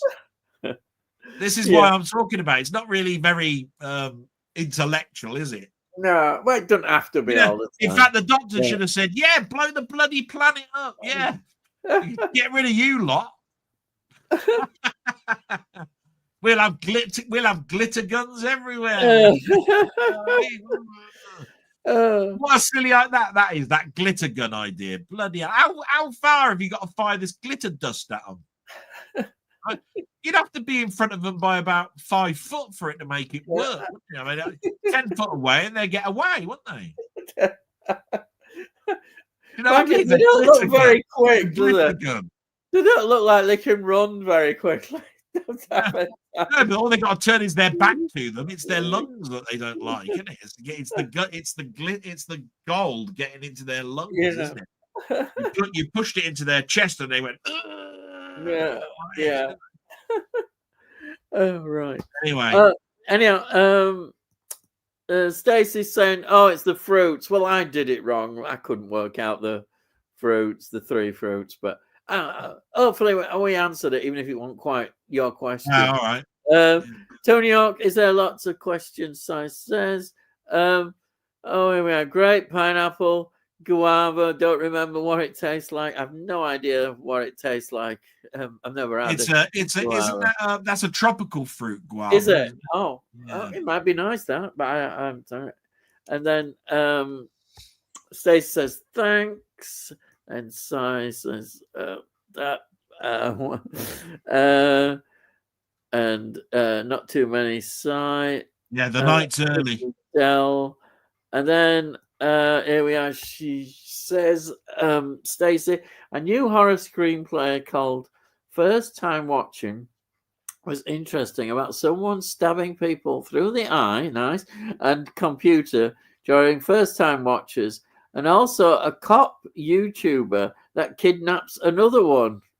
Well, very interesting set of stories there. Always good with horror. Yeah. Tony Hawk is introducing Ian to some culture. Oh, that was me going on about history of. I got carried away. You missed it all. I mean, I will recap, but did you talk about did you talk about war games? Oh, I got so carried away.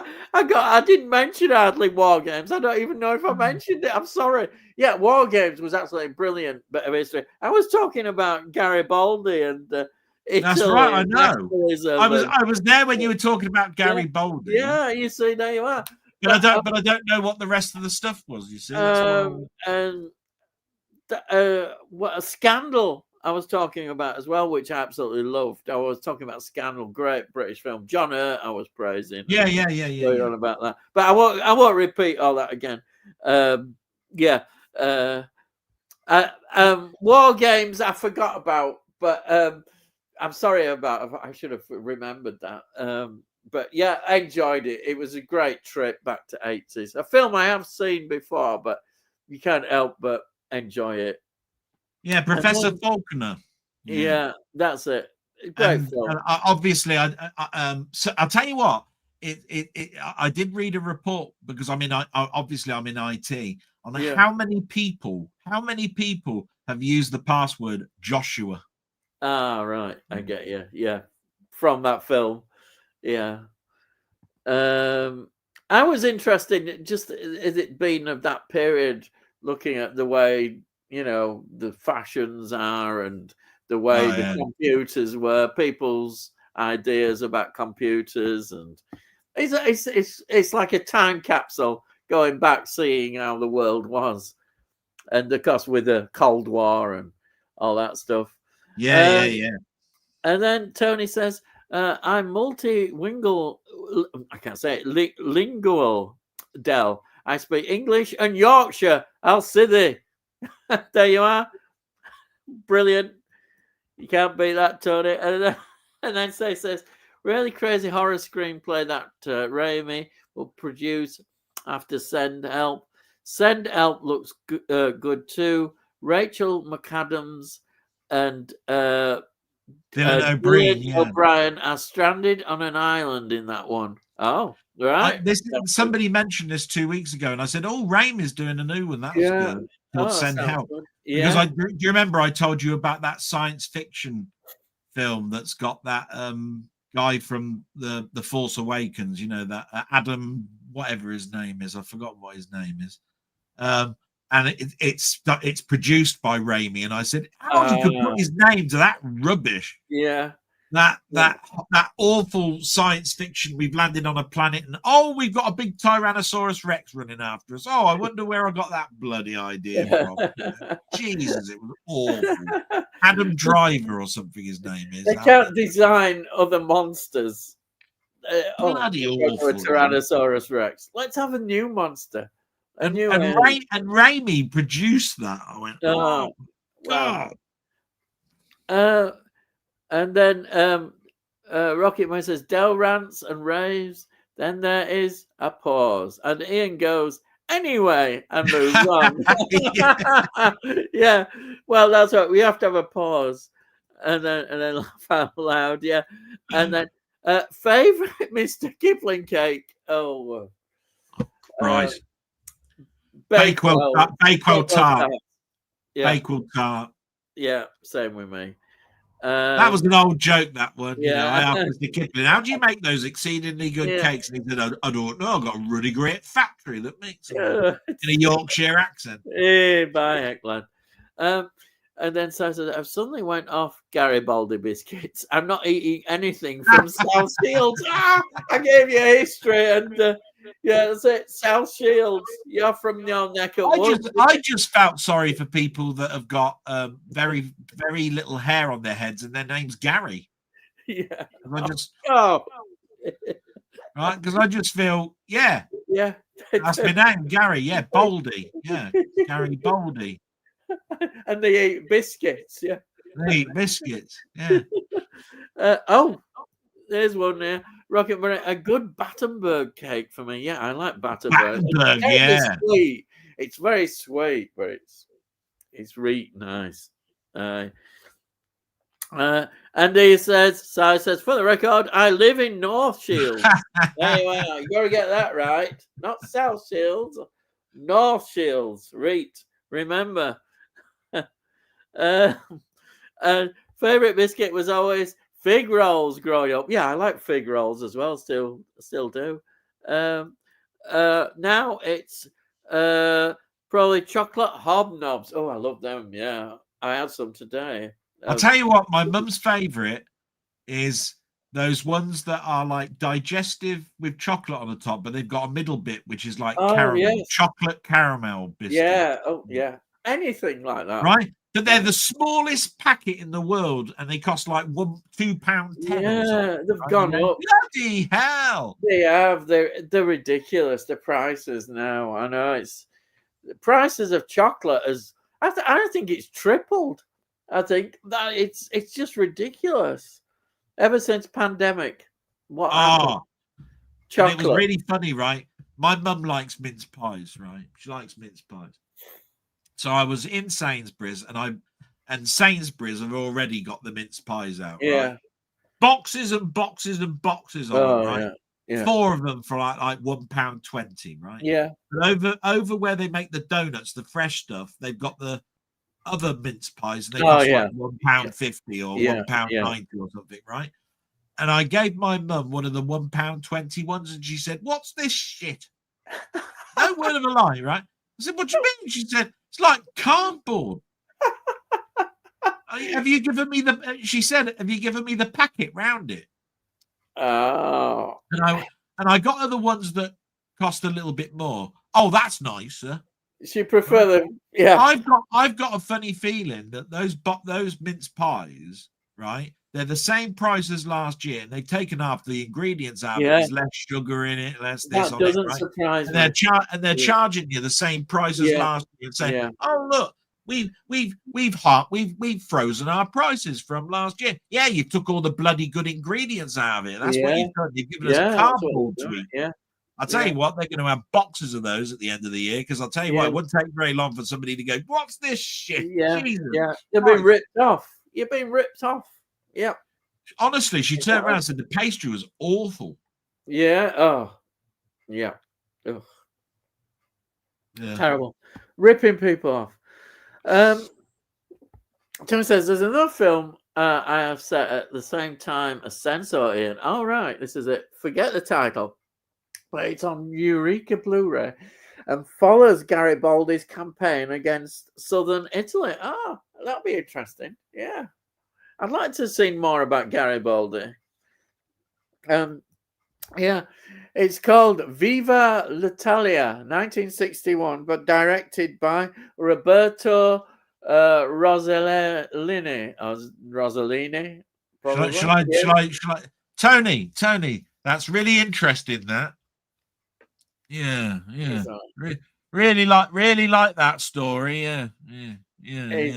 Viva Italia. He doesn't like history that much, really. I do. All he thinks history. I'm going to have all Delboy thinks history is Tudors.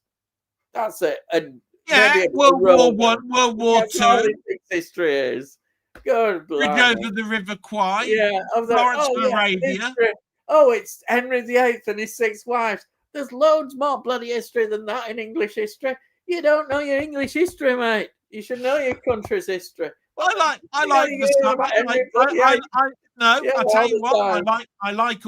that series Versailles with the French aristocracy and all of that, and I liked the Russian stuff, didn't I? That was on, called The Great. Did you watch that series, The Great? The Great. Yeah. No, I haven't seen The Great. See, that was all about the Russian aristocracy. And what about War and Peace adaptations? Have you seen them? I've seen quite a few. I tried to read War and Peace. Bloody hell. Yeah, I did. I read it. Loved it. Absolutely loved it. Oh. Fantastic. Did you read the book Cain and Abel?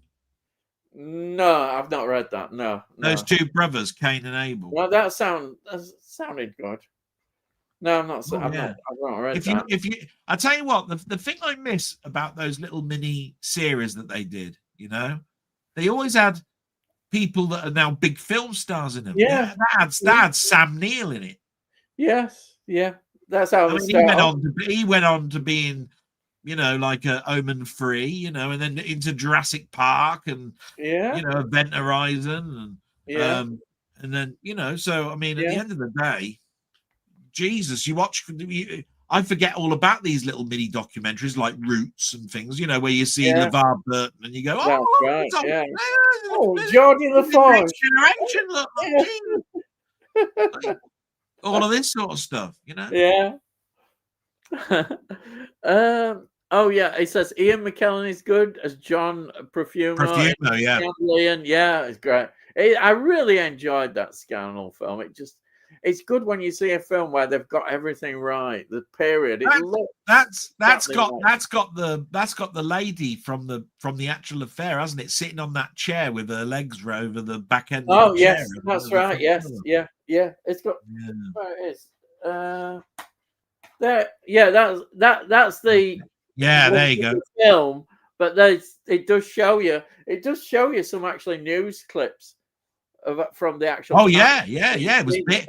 I remember my dad and mum talking about that when we watched it on VHS back in the day. He said, I remember all of that. Yeah. I got people excited. It was almost a bigger story as the last lady that got hanged. The 1964. Yeah. I've forgotten her name now.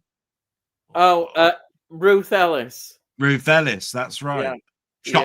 Shot that bloke outside the. That's right. That There's a good film, isn't there? There might even be a couple. There's a couple. There's a couple. There's one that stars the woman out of Blackadder 2, plays the Queen. Oh, right. Channel 4 did a production, I think. Yeah. That's it's an interesting period. That apparently my nan knew her. Oh, interesting. Yeah. Oh. Yeah. Tony York, is that Isabel's father? I don't know. I think so, Si. All right. Rocket Bunny, only seen Scandal on TV once a long time ago. Very good. A standout film for sure. Yeah, well worth watching again. Yeah. Recommend it. Has it had any upgraded releases? Scandal. Do you know what? I don't know whether that's gone beyond DVD, you know. Oh. I've got that DVD. Right. So but I've never thought about upgrading it. I've always been happy with what I've got. Yeah. But I've never seen any editions of it. Anybody mentioned it? You know, Arrow or somebody haven't done it, have they? Oh Christ, they wouldn't touch it. No. Well, I don't know. I did raise the question last week. Nobody raised an eyelid on it. I said, I wonder what people thought about Scream Factory. You know, with their moving to Grove and all those people that bought all those cheapos. You know, because they were going bust. They put a sale on it. It was like $2.99 or something. Yeah. And now they just released an announcement that Reanimator has now been delayed till December. Oh, right, yeah. Is that a lot of pre-orders? Well, Denny's got that on pre-order. Right. You have to be careful because they'll cancel them, don't they? Well, you have to be careful about it. Oh, yeah. Actually, I don't pre-order much at all. It's not worth it. Rocket Bunny says Scandal's on Blu-ray. Is it? Oh, right. Yeah, I might even look at that. I bet I wouldn't imagine it's that expensive. Like, but mind you, it was a good copy. That what I got there actually. Have you seen White Mischief? Oh, I want to see that. That's about the sort of it's a murder mystery in. Is it in India? I think set in India. It's amongst the sort of upper class people there. I know it's a sort of murder mystery. It's a film that I'd definitely like to see. I've heard about it, but have you seen? Yeah, I've heard about it. I don't know if I've seen it. I don't think I have. No, it's good. Apparently, it's had good, very positive reviews about it. And then for Acres of Movies, for John, I also like his performance in Jake. Oh, King Ralph. And King Ralph. Oh God, I had seen King. I watched King Ralph once, and that was it. I've never seen it. I've never seen it. Yeah, not very good, is it? Or I think that's got John Goodman in it, hasn't it? I think. Oh yes, it has. I've not seen it, but yeah, you're right. It's got John Goodman in. Yeah. I tell you what, I haven't seen this film in years, but I really want to see it now. John Goodman played Babe Ruth. Oh. It was called Babe. Oh, absolutely brilliant. He played an exceptional performance of Babe Ruth. No, I've not seen that. No. I want to see that now. Yeah. And then Tony says, I think I saw it on TV ages ago because it's set in Kenya. This is White Mischief in the 50s and 60s. Yeah, that's the one. Yeah. And then Say says, I think that South Africa, or maybe just South Africa, White Devils, a new movie produced by Robert Mayer Burnett. It's interesting. It reminded me of that. Well, that sounds interesting. Yeah.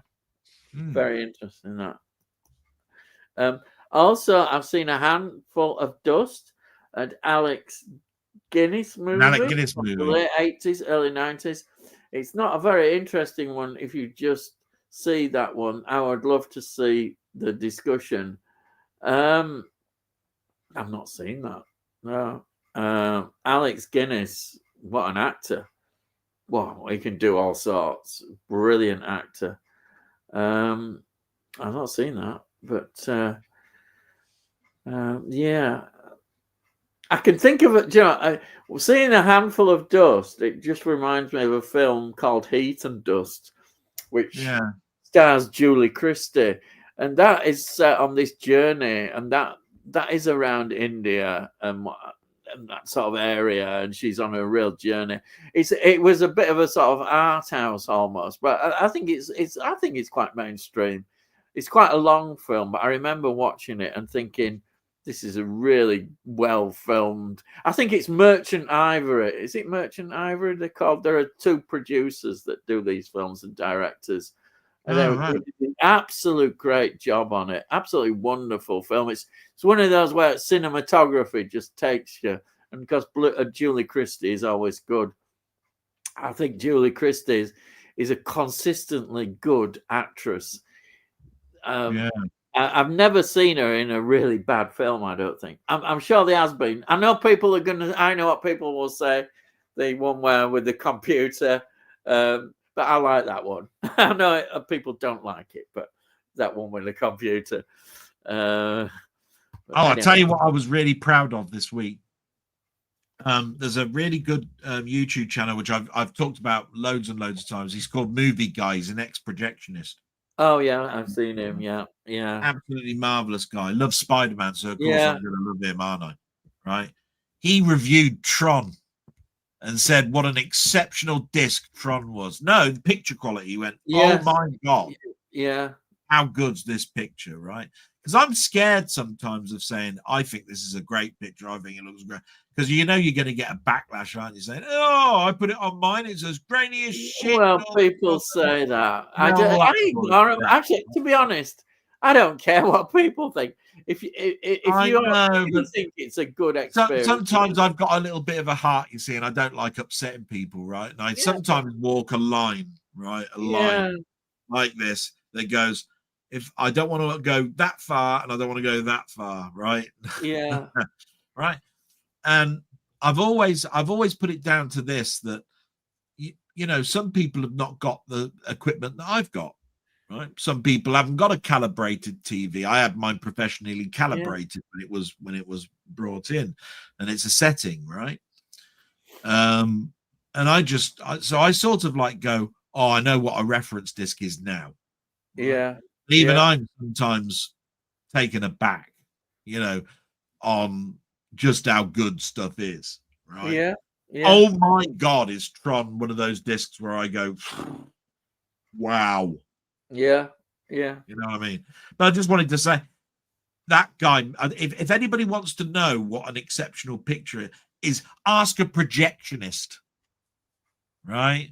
He knows this stuff. My god, he knows about Technovision, VistaVision, you know, 35 millimeters, you know, 220 to 1 ratio, blah blah blah, matte, all of that sort of stuff. Pan and scan, he knows it all. Right?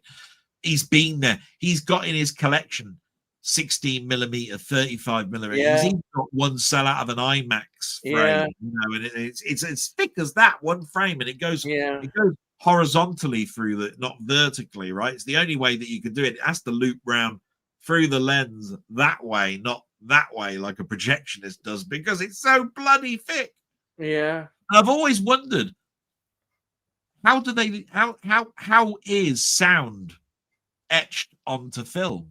I've always wondered. I've gone, how is it? And of course it's along the edge. It's where the actual holes that, you know, they punch the holes in, where it grips, you know, across there is a track, and it decodes it through a decoder. I didn't know all this. Back in the day, we knew that silent movies were on their way out because they recorded the sound on gramophone records, and they had to play it and make it sync with the picture. Who came up with the idea of putting the sound with the film and on the negative? Yeah, that's what I mean. This is what you learn by it must have been in 1930s, early 30s, wasn't it? 31. 31 is the first. I suppose around the time of Wizard of Oz, I would have said. Yeah. Anyhow, we better move on a bit. We're getting behind. And then we've got Rocket Bunny saying, Curse of Fenric is such an epic story. The best all around for Sylvester McCoy. You can tell they were really moving the show forward with in-depth character development of both Ace and the Doctor. I totally agree. Yeah, I look at Curse of Fenric as being an Ace story. Yeah. There is really an Ace. That whole season is about Ace, really. It's about discovering Ace in various things in their relationship. For me, I always think that strongest scene is so... I get it. When the Doctor has to make sort of really tear into her to make her lose her faith in him. Isn't it right at the end of the first episode? Isn't there a bloke with sort of like shiny eyes, and he says, "We meet again." Yeah. Time Oh yes. Lord, Yeah. Time Lord. That. Yeah. Oh yes. That. Oh, you've got to love that. Yeah. Every time they mention the word time, it's you go, Doctor Who moment. You know what I mean? Yeah. Always gets you, doesn't it? We play the game again. Doctor Time Lord. You know, he always says time. It had Nicholas Parsons in it, didn't it? I mean, my God, what's not to like? Funnily enough, Nicholas Parsons is good in it. He's good, you know. Yeah. There I was thinking that he was only in Sale of the Century, and he turned up in Doctor Who, didn't he? I know. It's the quiz of the week. Yeah, that whole last season is so good. That's why I said it's sadness when I watch that. I tell you what, as a kid, good. I used to turn around and I used to go to my mum. Mum, where's Norwich? I didn't know. I had no picture of England, right? Yeah. Didn't know where Norwich was because he went from Norwich. Yeah. It's the quiz of the week, and I'd go, "Where's Norwich?" Nobody turns around and goes from Oxford, or something like that, do they, right? It's got to be from Norwich. It's there. Yeah. And now it must be bloody good, this place, because I tell you what. Of course, nowadays you say that and you think of Alan Partridge. Oh, yeah. It's Alan Partridge. Yeah. So Nicholas Parsons and Alan Partridge. Yeah. Right. And then Rocket Bunny says, "Man in a White Suit." Oh, is my favorite Alex Guinness film. Brilliant. It was Man in a White Suit. The earliest films I watched of his as a kid after Star Wars, and he blew me away in it as a younger man. It's a great film. I love it. Yeah. That white suit. I mean, it glows when he's walking down them dark streets, isn't it? I mean, Jesus Christ, that thing. It's brilliant. It's Ealing, isn't it? That's an Ealing. Yes, it is. It's an Ealing one. Yeah. Yeah. I'll say it's one that I got sent by Tony as well. Yeah, of Alex Guinness film. I mean, I'm not sure if I've got it, but I know I've seen it lots and lots of times. And the thing that makes me laugh about it is every time I see the laboratory, it reminds me of the chemistry labs at school. And I kept thinking, is that what laboratories looked like in the 60s? They were just benches with lots and lots of frames with twisty wires and twisty glass that goes around and beakers and all of this sort of stuff, right? Because that's not my impression of of what a laboratory was, because I'm always going, where did they get this glass stuff from? Yeah. Ordering special. What? You know what I mean? And why is it always twisty? I never really work it out. Why is it twisted glass that goes around? Is it to delay the time that it takes for it to get around to the big bottle or something? Yeah. Anyway, always used to amuse me. And then Tony says, "Have you seen him in Kind Hearts and Coronets?" Oh, yeah, brilliant. He's great in that, playing all those different characters. Do you know the reason why I remember that is because of the title? It's weird, isn't it? Kind Hearts and Coronets. You go, what does that mean? Oh, yeah. And then Stacey says, for F1 sequel, bring in Tom Cruise Days of Thunder character. Oh, I've got F1. It arrived last week in Steelbook. I really want to watch that. It was only on Apple TV for a long time, and I missed it at the cinema. So I'm looking forward to that. Yeah. I know it's not your thing. Not really my thing. No, it's not something I might, if it turned up, I might just watch it on TV or something, but it's not something I'd go to. Also, would love to see Robert Duvall again in that Days of Thunder role. Oh, right. I'm not saying Robert Duvall, was he in Deep Impact or was it Armageddon? No, it was Deep Impact, wasn't it? No, it was Armageddon. I don't know. I'm talking about Robert Duvall. Yeah, I know Robert Duvall is, yeah. He actually got onto the spaceship and went up there and blew the bloody asteroid thing up, didn't he? But I can't remember whether it was Armageddon or whether it was Deep Impact. I'll tell you what, if I was to choose between those two films, though, Deep Impact every bloody time. Oh, right. That's me. Steve's Gaming Part 2 says Tom. Steve's Gaming. Hello, you mate. Look, I have to do my salute. Hang on, I've got to do my salute, you little bastard. Utter rubbish. Well done, Steve. I have to do my salute, you little shit. You little bastard. There you go. Look. Tom Cruise in Formula One? Hell no. Actually, just no. What they did this year was utter rubbish. Oh, he's actually seen it then. Yes, brilliant. And then Rocket Money Antonio. No, I haven't done it, but I really should pay more attention to his filmography and try and watch more. That's Alex Guinness. Yeah. Yeah. What board game would you like adopted more for a movie? Green Ghost or Risk? Risk. Yeah, I'll say Risk. I like Risk. Yeah. I even talked about it in my blog. Risk. No, it was a game. I said you could do a board game as I know it. That's how I played it. Board game.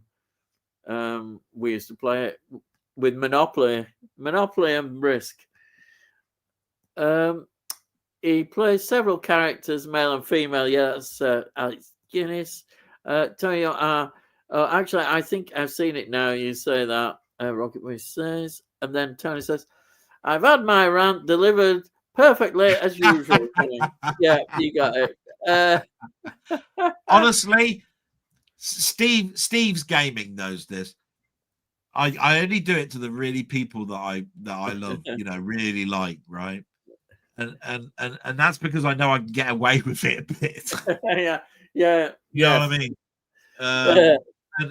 And it really just sort of like it's like venting for me. I have so much built in. Oh my God, my life is so shit at the moment, right? That I just have to get it out of the system, and that's why I love Wednesdays. You give me that support, Ian. Everybody here is so lovely and asks me and never puts me in difficult situations, which is absolutely brilliant. And and I get to vent and be a character that I'm not. You know what I mean? I'm not that type of person. I wouldn't say boo to a goose. You know what I mean? So, thank you. By the way, everyone. Thank you. Yeah. I'd just like to say, I forgot, but I'll do it now. No, it's time for yes, you guessed it. Yes. Now, if you're new here watching this and thinking, who's that Delboy bloke there? Well, he's somebody who has another channel. Yes, and his channel, I've put the link in the description. So if you click that description, you'll get over to his channel. He is well known, of course, for doing his blog, and his blog is absolutely brilliant. Highly recommend it. You could just sit and watch it, or watch it in parts, or whatever. But you'll really enjoy it. It's a fantastic blog, and he does other things. I know he's not done as much content because life, catches up and it's difficult. But he does things. I know he does gaming stuff, which I'm not into gaming as much, but I know he does a lot of gaming stuff. So just pop over to his channel. I'm sure you'll. I did apologize. I did apologize to Steve in my blog because he gave me a game that I need to play right a couple of weeks back, and I've been trying to find a time to actually do it right. And I found one Saturday, right? Yeah. What happened Saturday? Fireworks went off. Oh yeah. Yeah. Bastard things. Right? Then I have to wait another week for me to do it. It's really quite bad. I had a word with my sister today about whether she might be able to stay a bit later so that I can do a couple of recordings. Yeah. And I'm gonna do to try and get more output is I'm gonna do all my indents, the picture. Yeah. I'm gonna do the pictures first and then I'll record the thing. It's a good idea. Get those prepared. So when it gets to 9 o'clock at night, which is when my mum's in bed, I'll start doing the pictures. Yeah, that's a good idea. And then when it gets to Saturday, I'll just record, then record, then record, then record, and then I'll get them out. Yeah, but I tell you what, when he gave me the game, I haven't wanted to know what the game is. Right, this is the thing when it comes to this. But I had to load it up to see what the keys were, to play it, right? He's given me the most bastard game you could ever come across in your life. I tell you what, if he wants a war, right, he's bloody well got one now, right? I gave him a nice little game for him to play. Yeah, a bit frustrating, right? He's given me the bastard of all hell of a game, right? And I've got to record something like 20, 25 minutes of footage on this thing. Christ, you bloody hell! If ever there was a game where you get 3 lives, right? You think you'd get 1 or 2 minutes before game over comes up. It's bollocks, right? About 15 seconds it says game over, right?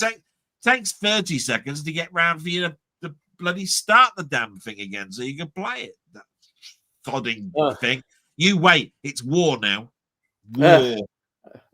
Anyway, rant over. Right. That's my rant for Steve. We're about to get some more of these done. Let's see. Stacey says, have you seen Johnny Appleseed with Martin Short, Molly Ringwald from late 80s?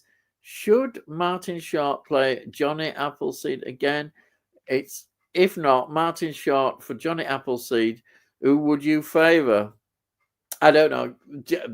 Delboy might be able to answer that one. I saw Johnny Appleseed once, right?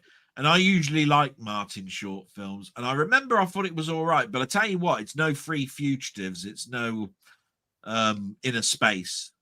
You know, I like those sort of things that he's in. And he's brilliant with Steve Martin in that Murders in the I forgot what it's called. Murders in the Building. Johnny Appleseed, I think I enjoyed it. Would I want him to play it again? Would an aged Martin Short work as Johnny Appleseed? I suppose it would. Can't quite remember whether I just remember it was all right. Yeah. But it certainly isn't one that's in my memory like Three Fugitives is, or In Space. Inner Space with Dennis Quaid. I want to see that again now. Thinking about it, I want to see that again. Yeah, it's a good one. Yeah. Was he? I think he was injected through his ass, wasn't it? Yeah. Steve's Game says Kind Arts and Correx is really good. Yeah, it is. Yeah, it is. Yeah. Tony says, I'm sure I've read that the Gallipoli campaign was Churchill's idea when he was first Lord of the Admiralty. I think you're right there. I think you're definitely right. And that's it. That's in the Richard.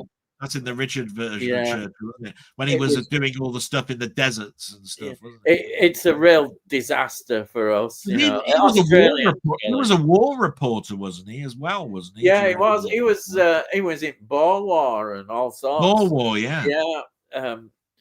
And he had his wilderness years sort of in 20s, I think. After First World War, and then it was 30s until 1930. 9 really, and then let's see.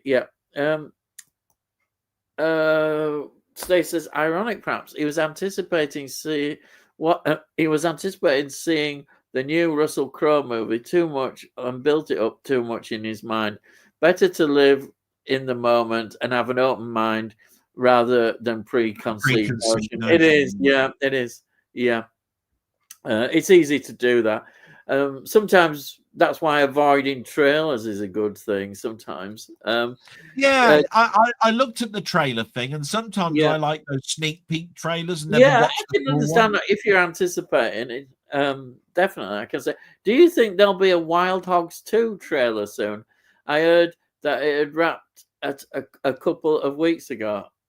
It wouldn't surprise me that they wouldn't have done that. There isn't going to be one. You know how Hollywood is with we'll get this out 6 months ahead of anything that's happening, and all that sort of stuff.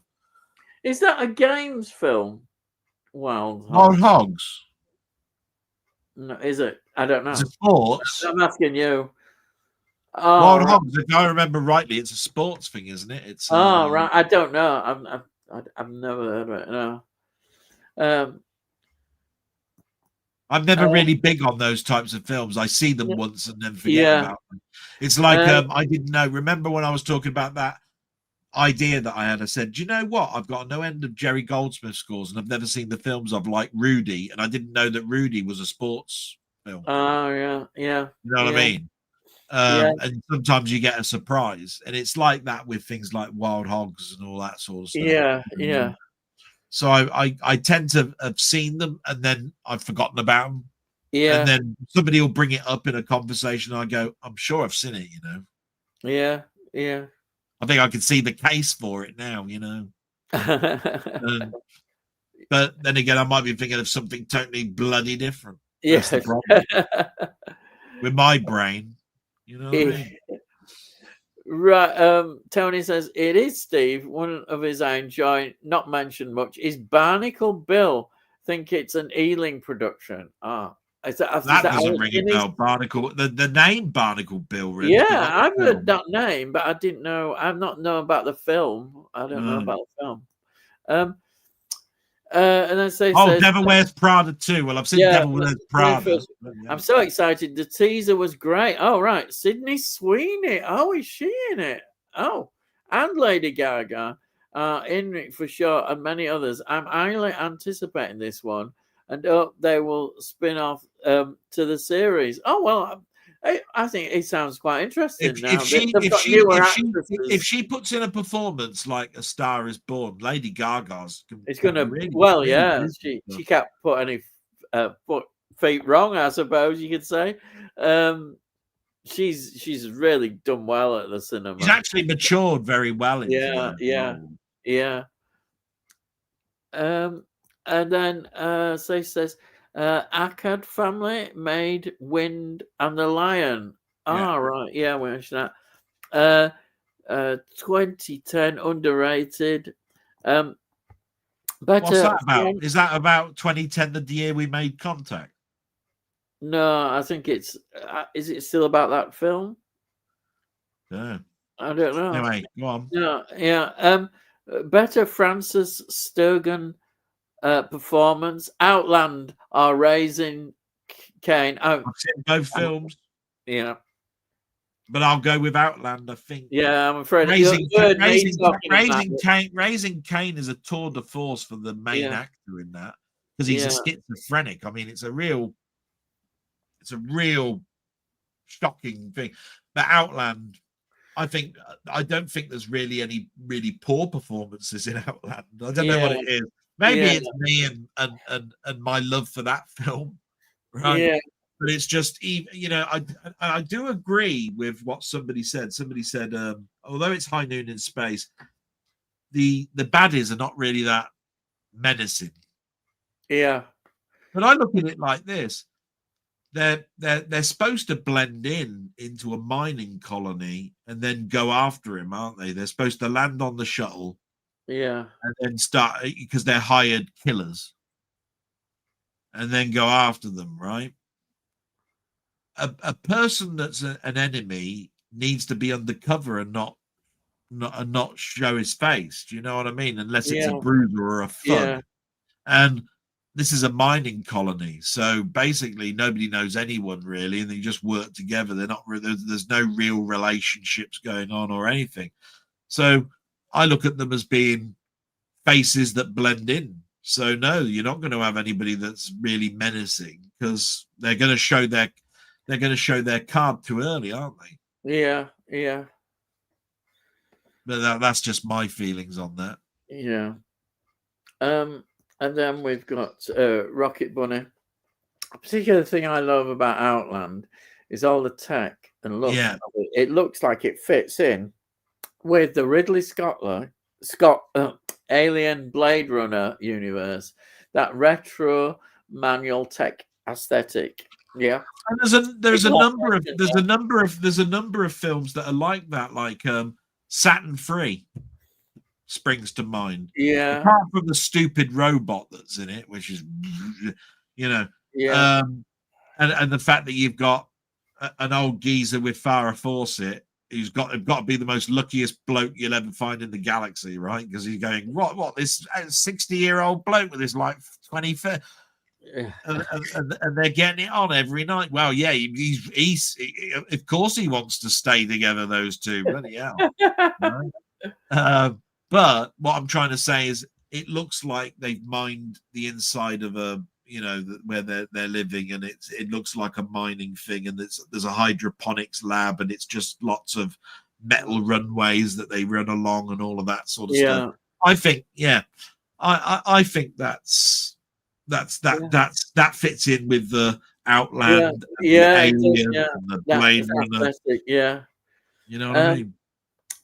And then Stacey says, I looked into the idea of Hustler 3. Apparently, it is something being discussed, but not a firm project yet. I'd love to see Tom Cruise in another pool movie. All right. Well, it's anything. Yeah, that was that sort of debate that was going on in the chat, wasn't it, a couple of weeks ago? And I turned around and said, I totally get that idea. You hand over the torch, because it was like it was what was it? Was it Steve McQueen? Is it? Yeah. Handing it over to Tom Cruise, and then Steve McQueen's in it, and he's the older guy. And then this time you could have Tom Cruise as the older guy. Wasn't it Paul Newman? Paul, Paul. That's it. Paul Newman. Yeah. I always get the two mixed up. Yeah. But you know what I mean. That's understandable then. And then Stacey says, what is your favorite Tom Cruise non-franchise performance? Interesting.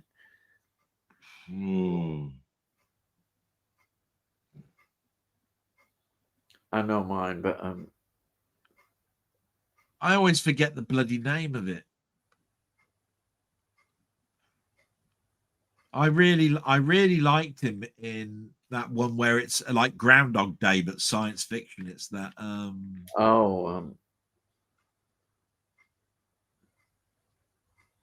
yeah, I know. Anyway, I've got a bloody deluxe box set of it as well. Well, you should know.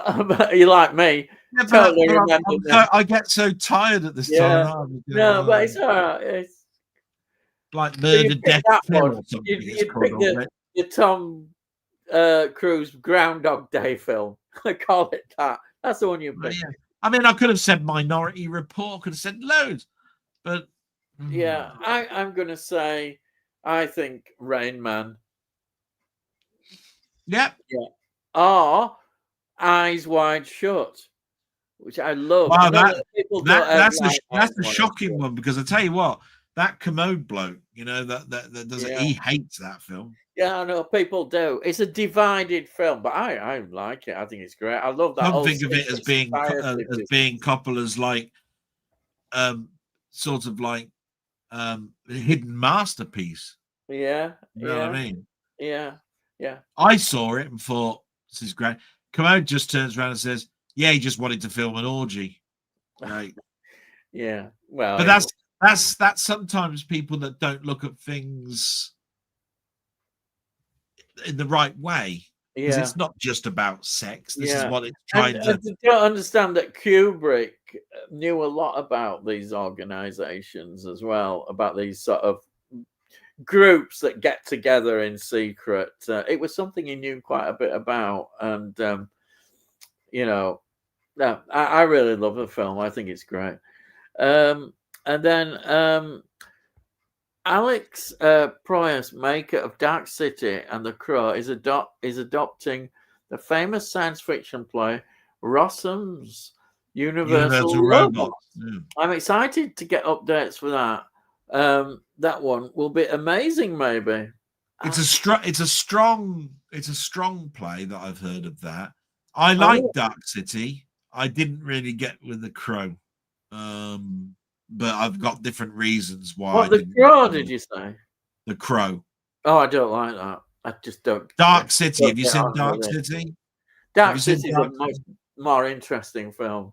Yeah, Crow, that's why I'm saying I like Dark City. I don't really get on with The Crow. Yeah. So, in other words, you've got an actor there, I think, that could possibly do Rossum's Universal Robots. Yeah, I have heard that play is really quite good. Yeah. I don't know too much about that, but I would say it was in probably good hands. Yeah.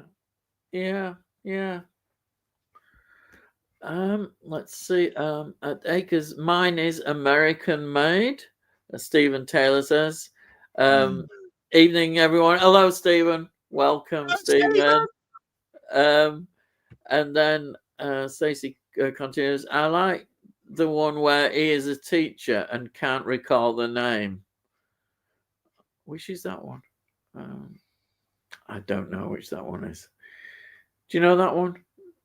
No. I'll tell you what, every time somebody mentions a teacher, I'll tell you a film that some people don't talk about too much. There's a fantastic film called Stand and Deliver. Right? It's got the captain from Miami Vice, and also the guy that's in Battlestar Galactica, the major admiral, you know, who's in. Which the the remake of Battlestar Galactica. Oh yeah, I know. I can't think of his name. Anyway, he plays that person that used to work for NASA and decided not to go and work for NASA. He'd go and teach Hispanics and all of that calculus in schools, right? Yeah. And he managed to get these people that are, you know, everybody had abandoned, you know, they're down and outs, you know, they're considered Edward James Olmos, that's it. That's right. Who couldn't you know, who never give them a chance, and he actually taught them calculus, and he got about 70% in his first year through the calculus exam. Absolutely brilliant film. And I've never seen it. I've never seen it on Blu-ray or anything like that. I've got upstairs the time code VHS of that. This was the VHS cassette that was given to the video store to say, how many copies do you want to buy this week? You know, it's got the actual time code. Yeah. I've still got that, and it's a brilliant film. Yeah. Absolutely. If I could recommend a film for somebody to watch this weekend on a Sunday, you know, where you just want to sit down and see a bloody good film, Stand and Deliver. There you are. Yeah. Nobody talks about that film. Yeah. You try finding somewhere else that's talking about that film this week, or last week, or the week before. They will not have spoken about that film. Yeah. I'm telling you now. Thank God it's not the Adam and Awful song. Yeah. How dreadful, Adam and the Ants. Tony says, evening, Stephen. And Stephen says, hi, Tony. Good evening, Stephen. Rocket Bunny says, evening, Rocket. And then thanks, Stephen. As Stacey says, what's your favorite Acres and Movies, Stacey? And then you or physical media, all the physical media, would you rather greenlight a special edition for Club Paradise or IQ? Do you know what? I've only seen IQ once. Continued. What's this? Was great in Mikado. A very kindly chap. Oh. Yeah, but the other one, I've seen IQ once. Have you seen IQ? No, I've never seen any of Club Paradise or IQ. So I can only really talk about because I've seen that once. I can't remember the club one. No, I've not seen IQ. Let's see. Best movie about your profession you had or your hobbies you have.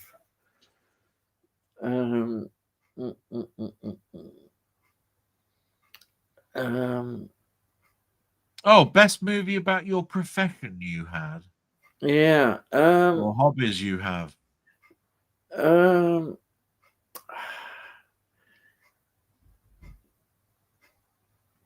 God. I can't think of a film with a librarian. Oh, well, yeah, okay.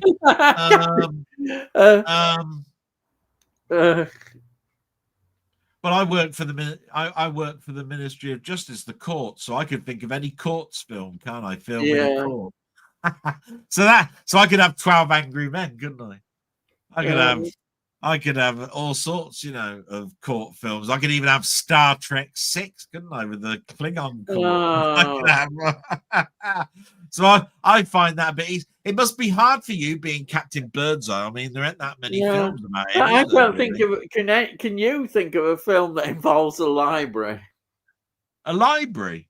Yeah, because that was what I. Well, what about Ghostbusters? That's got a library scene in it. No, but not a scene where the film is based on the library. A movie about your profession. Yeah, I can't think of one at all.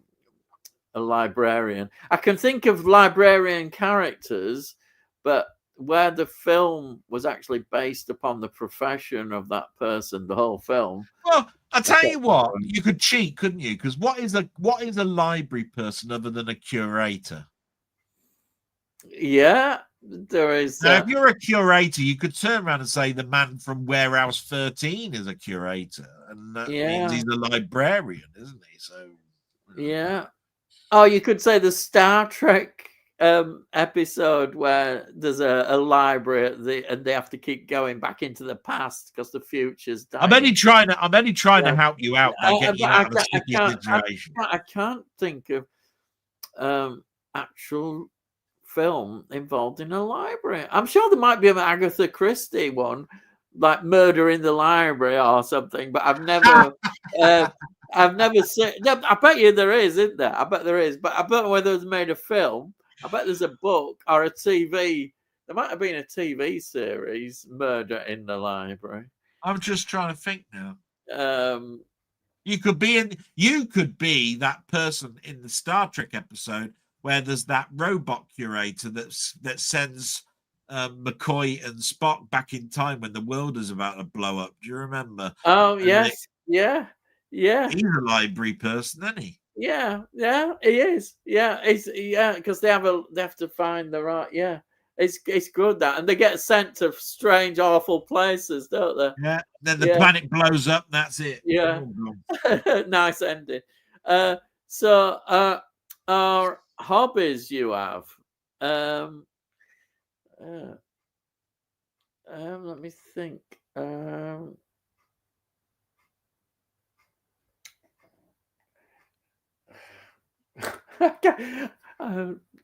Well, do one about music because you like old Graves and all of that. I was trying to think of something. I was trying to think of an direct thing. I could say I like collecting, and I'm interested in antiques and history. So I could say Lovejoy. Jesus Christ. Series. I thought you were going to say something like Beat Girl or something like that because you like music or something, So I wasn't going to do the music side because that was, you could pick loads of movies, film music. But I was trying to think of something a bit different and linked. I'll stick with what I've chosen, I think. Have you got any? Well, hobbies. Hobbies.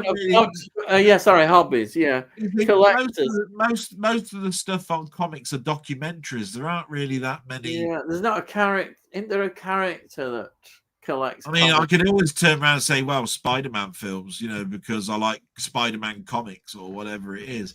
But I want something more like. And when it comes to games, there's so many films based on games. There's Silent Hill and all of that sort of, there's Resident Evil. I know. What about the film with war games? You could say that that's his hobby. Yeah, computers. Doing games, and he gets involved in that. That's a film, isn't it? Like I said, there's a ton like that, but I was just trying to think of something really obscure because I like to give out the obscure stuff to make people go, "Oh, right, he's mentioned a film I hadn't seen before." Yeah, because I could say Tron, couldn't I? I mean, I've just been talking about that. And that's based on video games and all about computers, and all of that sort of stuff. I can't really. We'll move on from that one because I could be here all day going about computers and comics and all that. Maybe Rain Man. Oh yeah, that's what I picked. Rain Man. I love Rain Man. Oh, Days of Thunder. Oh, Jerry Maguire. Yeah, that pops up quite a bit. Show me the money. Show me the money. That's all anybody ever says when they talk about that, isn't it? And so it says, would Paul I can never say this right. Giamatti. Yeah, Giamatti. Yeah, Stanley Kubrick.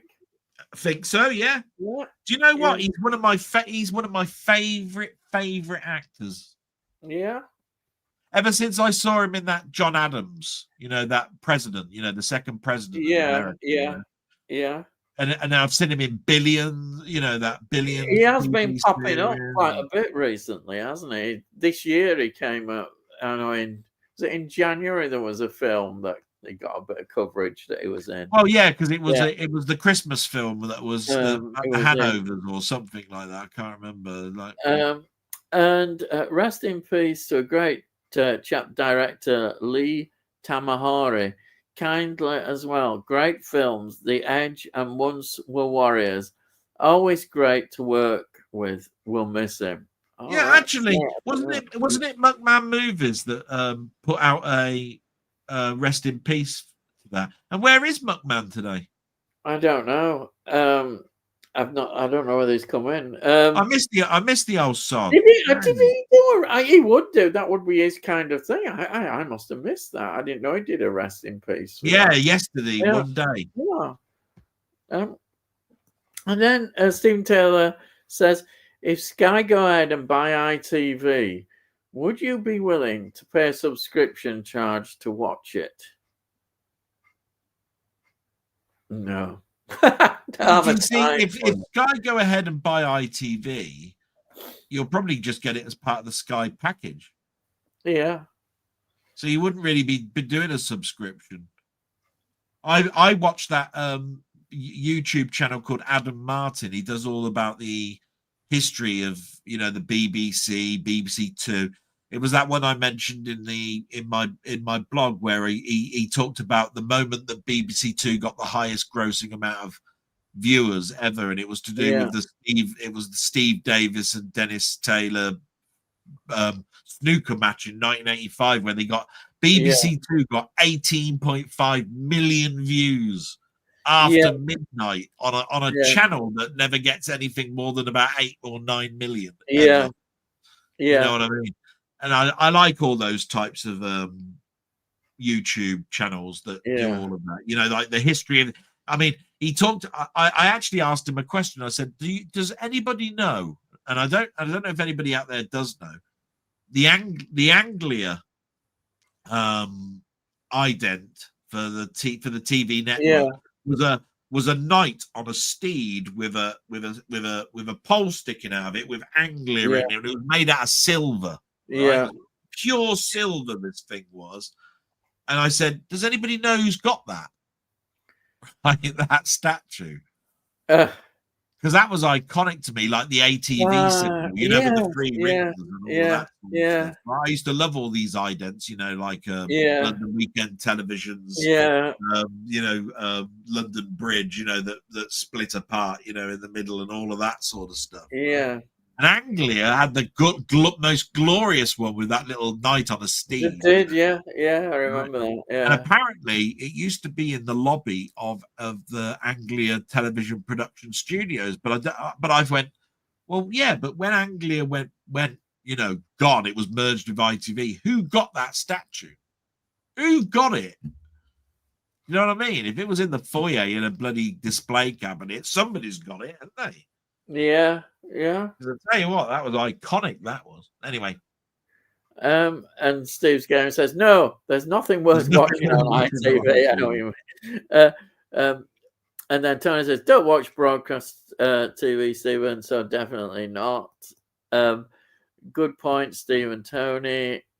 Steve says, "Tony, last time I checked, I completely agree, Steve." And then Stacey says, you and Del start a cinema festival. What do you name it?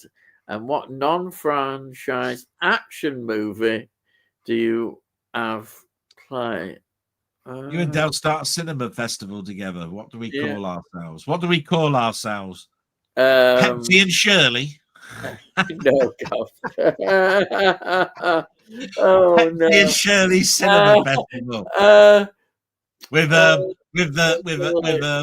2001 playing. This is called not the Jerry Goldsmith Festival. Definitely not the. That's a fun one, isn't it? But anyway, a non-franchised action movie. How about Action Jackson? Nobody talks about that one much. Yeah.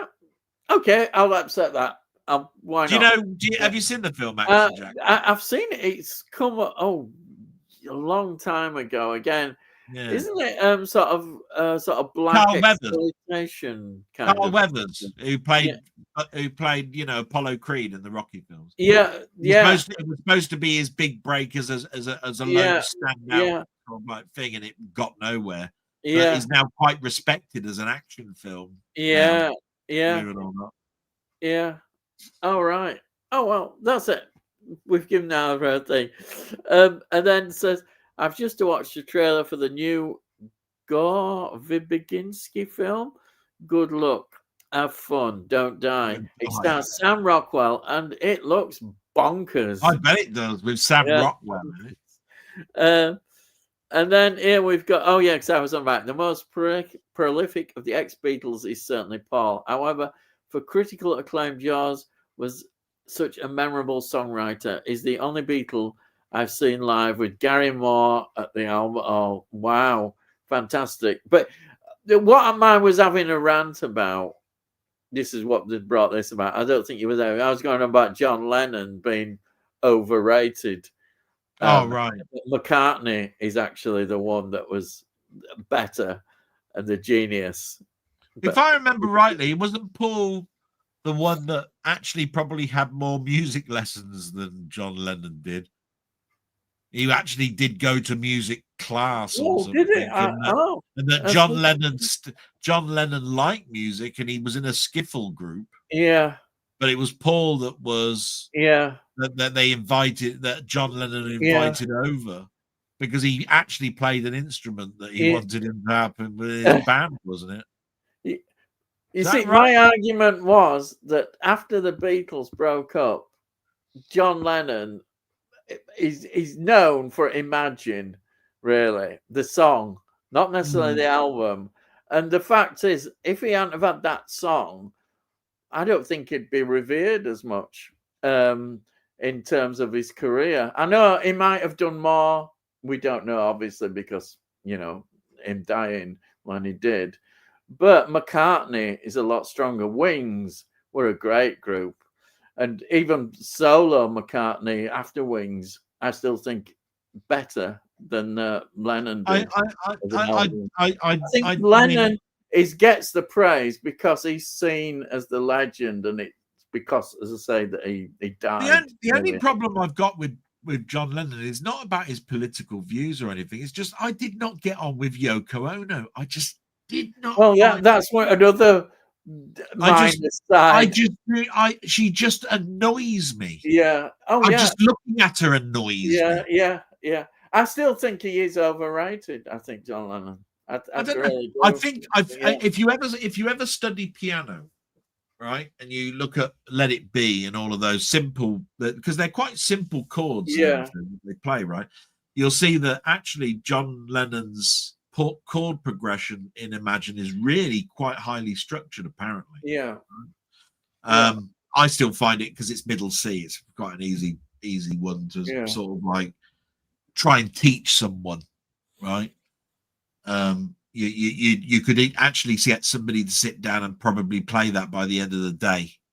Right? It's just it's just chords.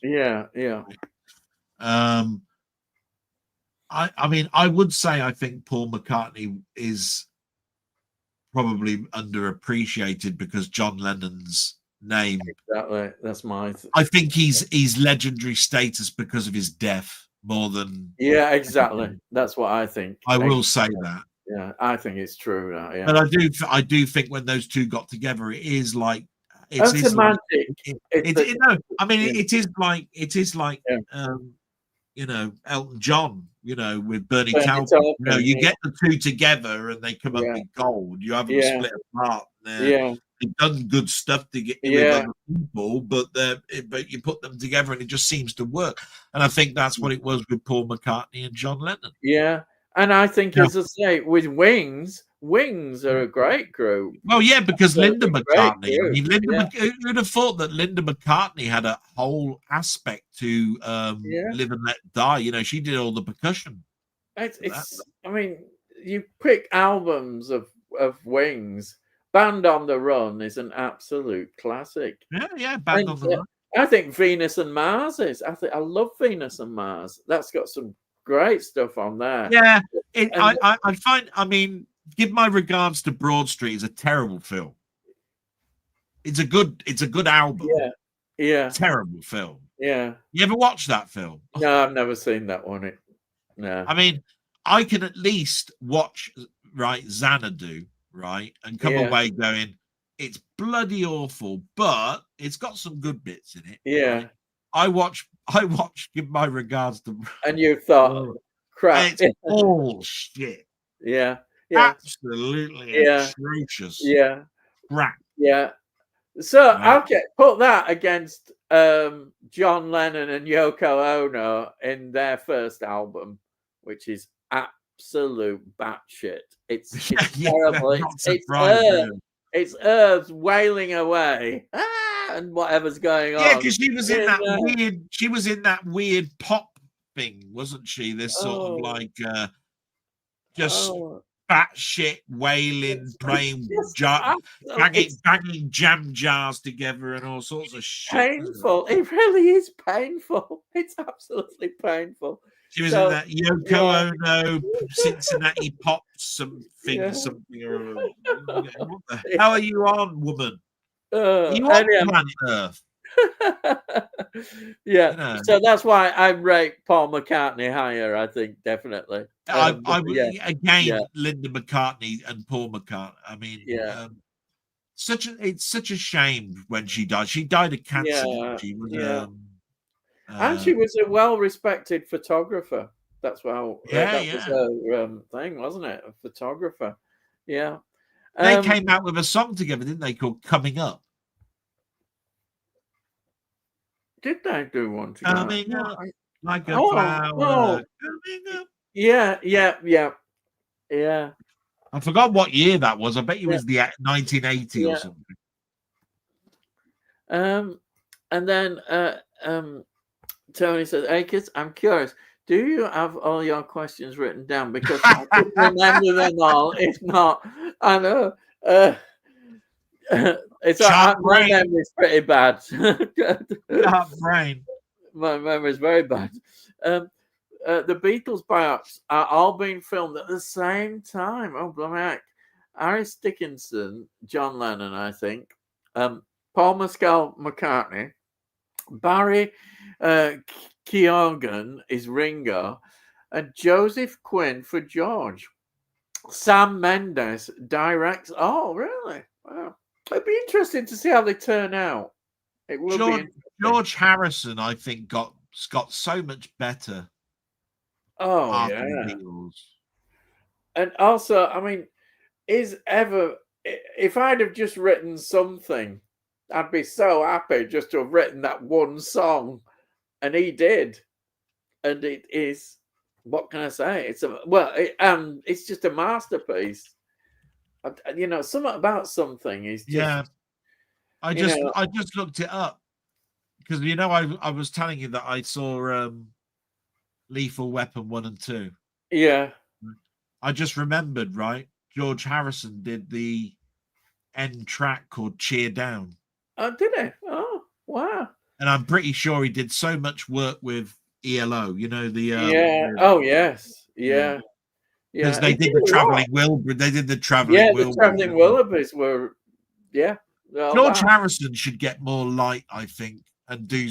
I think they ought to do a bioepic on just George Harrison. I think George Harrison is increasingly getting more recognition. The more people are looking at him, they're saying, "Yes, he was a very talented." My mum loved Roy Orbison. Oh yeah, of course, yeah. He was in Traveling Wilburys, wasn't he? So I've got a big sort of like soft spot for the Traveling Wilburys and George Harrison. Yeah, it's sad that those that died, didn't they? He died. what's his name? The one that I really like, the American bloke. Tom Petty. Tom Petty died, didn't he? Oh, yeah. Yeah. I like Tom Petty is very talented. Oh yeah, Into the Great Wide Open, Zombie Zoo, bloody hell. And they naturally occur. Thanks, Tony. Yeah. Wow, I'm impressed. That's the questions.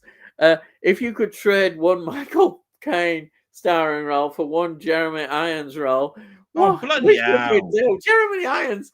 I know Michael Caine. I could probably name a few, but Jeremy Irons, I can't name.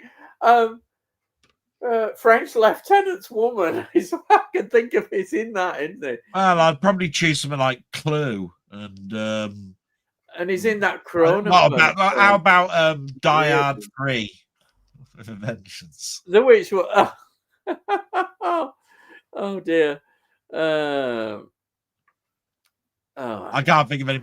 I'm just going to lock the front door. Yeah, that's all right. I haven't done that. I'm sorry, it's Jeremy Irons. I'll be back in 2 minutes. Yeah, Jeremy Irons. I just can't really think hardly of any. There's the Jeremy Irons film where he plays twins, isn't he? Which is the Cronenberg film, and it's quite weird. They're sort of gynecologists, aren't they? And they have this strange sort of relationship together, these two twins. And the film is incredibly creepy. Dead Ringers. That's it. Yeah, it's a creepy film. I didn't really go mad on it, to be honest, but I just found it very creepy. I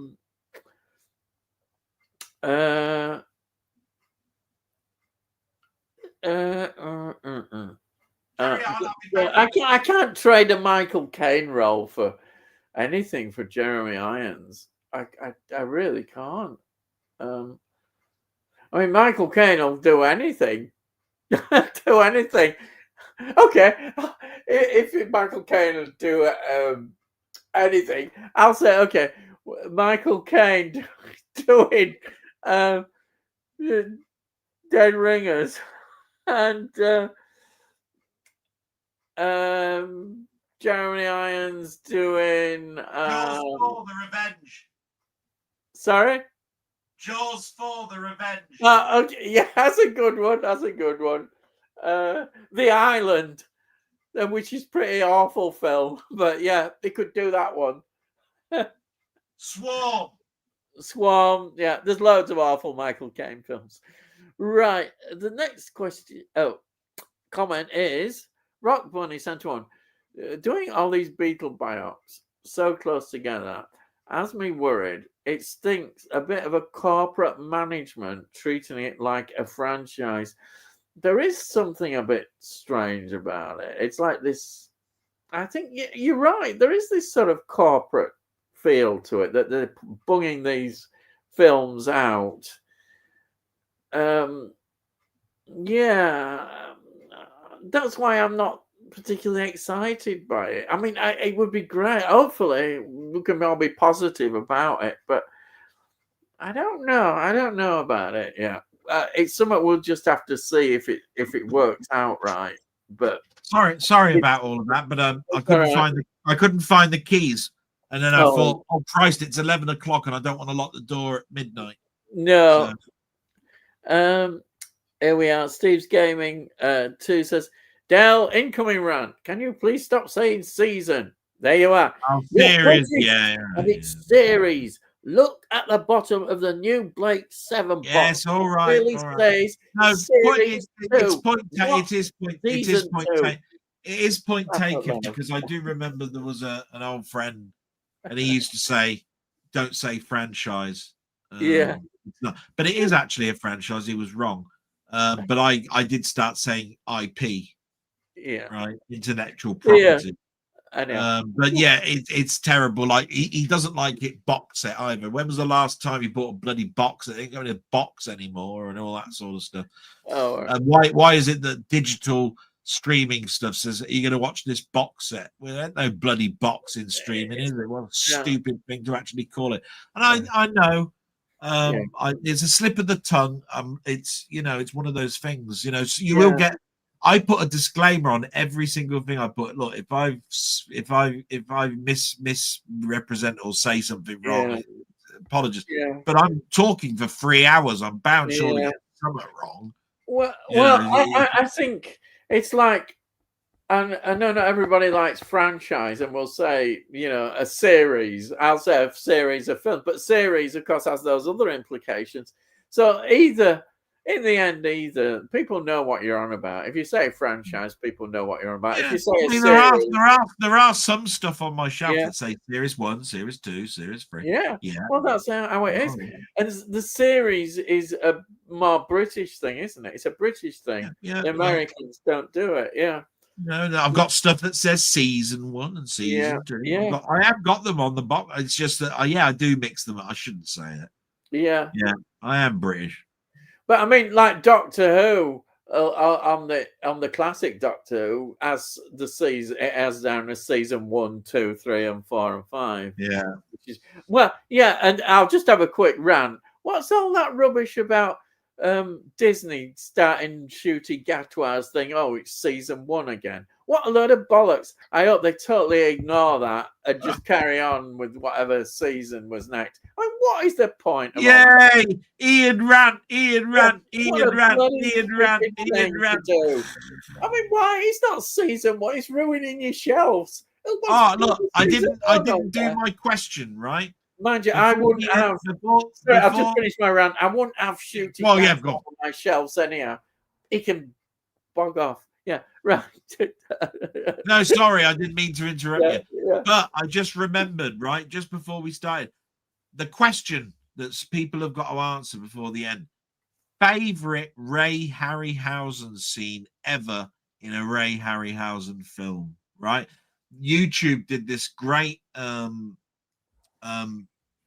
little 20-minute video saying that the scene with the Telos statue is the greatest Ray Harryhausen special effect in any of his films, right? And I was going, that's a pretty good one, right? But I could probably name a load more, right? So what is your favorite scene in any Ray Harryhausen, where he uses his stop motion photography? We'll see what people say. Yeah, it's a good time to do it. Yeah. Actually, I didn't realize what time it is. Yeah, we haven't got long. Actually, we better hurry up. Actually, that's why I said I've got a lot to go. Yeah, that's a very Steve's Gaming rant. That one. Haha. And then we've got laughing. It's catching, isn't it? Yeah. I'd pick Michael Caine for Reversal of Fortune and Jeremy Irons for a shock in the system. Yeah. And then Stevens Taylor says, I see now. I see most new PS5 games cost £60 to £70. What's the most you're willing to pay for a game these days? That's a question for Delboy, not me. The most I've ever paid for a game, I think was about 100 quid, but it came with a statue. But one of the biggest bargains I ever got was Skyrim, which came with a dragon statue. Game went bust, and they were selling off all these big box set things that came with statues like Master Chief helmets and all of this sort of stuff. My one was the Skyrim Dragon. The most expensive one was Guild Wars 2 with the model Char beast with all the signatures of the designers of the game. Yeah, that was the most expensive, and that was 120 quid. Are you willing today to pay £60 to £70? Am I buggery? No. Right, there you are. He's answered the question. Right. And then Tony says, I prefer series, but so many say seasons. It makes you question whether you're right. Yeah. Yeah. I vary. You get so brainwashed into it, you end up saying it and thinking, oh, I said it. But there you are. Like I said, it was a slip of the tongue. So and that's that. About what would you pay? Just do this. Yeah. I think season is an American thing, and I'm fight against it as much as I can. Yeah, I understand totally. No, I get it. Yeah. I apologize, Steve. Yes. Then again, I don't apologize for that bloody game that you've got me to play that I've suddenly got to try and record. So there you go. Let's see. Have you seen Luckiest Man in America? Paul Walter Hauser Press. Your Luck Whammy Game Show movie. I recommend that one. I've heard of this Luckiest Man in America thing. No, but I haven't seen it. I don't think. No, I'm sorry. No, I haven't. No. Rocket said, Steve Taylor. Good question, but my answer is very dull. It depends on the game. If it's high quality, value for money, I'll pay £70 plus. If it's got microtransactions, etc., no way. Right? Yeah, so I don't like microtransactions. Yeah. In fact, Guild Wars 2 was one that sort of had had sort of microtransactions, because you went into the shop and you could buy gems and you could get these bits and all that sort of stuff in it. But I still loved Guild Wars 2. Yeah. It's just one of those things where I hate I don't play. I'll tell you what, the worst thing is mobile gaming. I hate mobile gaming that you play on your mobile phone, and they say it's free, and then when you get in there's bloody loot crates and all this short shit. I'll tell you what, the worst bloody thing in the world. Absolutely atrocious. The other thing I don't like is they design a game, all of the bits are in the game, but you have to later on buy the DLC. There's nothing to download because it just unlocks a part that you've already downloaded in the game. You're going, well, shit. So that's a real pain in the ass. Yeah. Because you put no development in it whatsoever. It was already there. You're asking me to pay another 15 quid or something for it. I'm going, wow, you can get stuff. Yeah. That's awful. Tony says, fantastic non-PC character, Cosmos my face, good, harmless fun. I'll just have a quick rant. I was watching Dick Emery. I thought, Dick Emery, I love to watch Dick Emery. They bloody cut it to shreds, and it was the introduction each week that they had when they met all the different characters. I felt like telling them I've just had enough of it. Why did I tell you a character that they don't talk about too much with Dick Emery. He played this old geezer. He was absolutely atrocious, this old geezer. Oh, yeah. There was one that's a miserable. He used to do this thing with his teeth, didn't he? He used to go. Oh, yeah. Right. Yeah. They had that one in. He was in. Oh, yeah. And, they'll do the scenes with the vicar.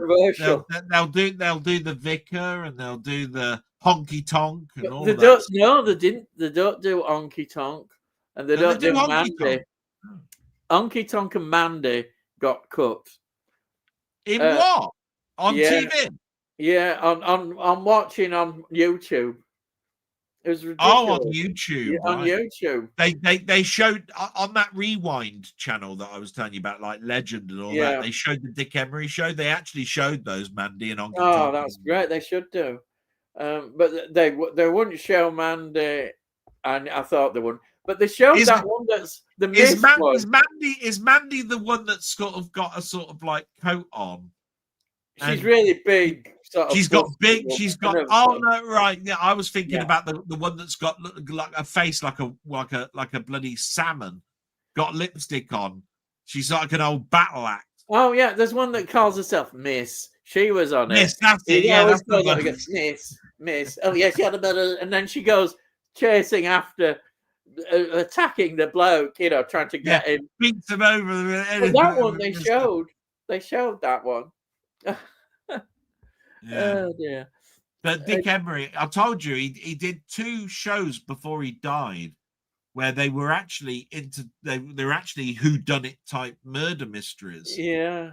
I think it was like something with the word diamonds in it. Yeah. But I can't remember. It was like ace of something or other, or I don't know. I say the only way to see those characters, because the BBC won't release them. They've done a very best of Dick Henry, and it's rubbish because they can't show all the characters they want to. And apparently there are no lost episodes of Dick Emery, but they won't bring them out on DVD box sets. No, they won't. They won't do them. They think they go against what you can show. But if you watch the film "Who You Are Awful," they're all in that, and it's all brilliant. That's the only way you can see those characters. Who You Are Awful.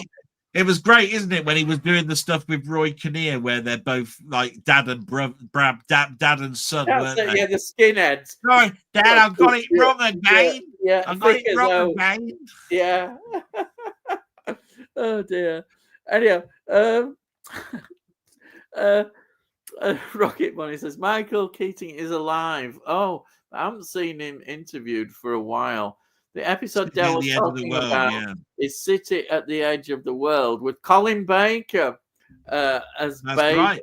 He was the one trying to blow the door up. Yeah, brilliant. Colin Baker, of course, Doctor Who links. My favourite Villa episode is actually episode 1, The Way Back.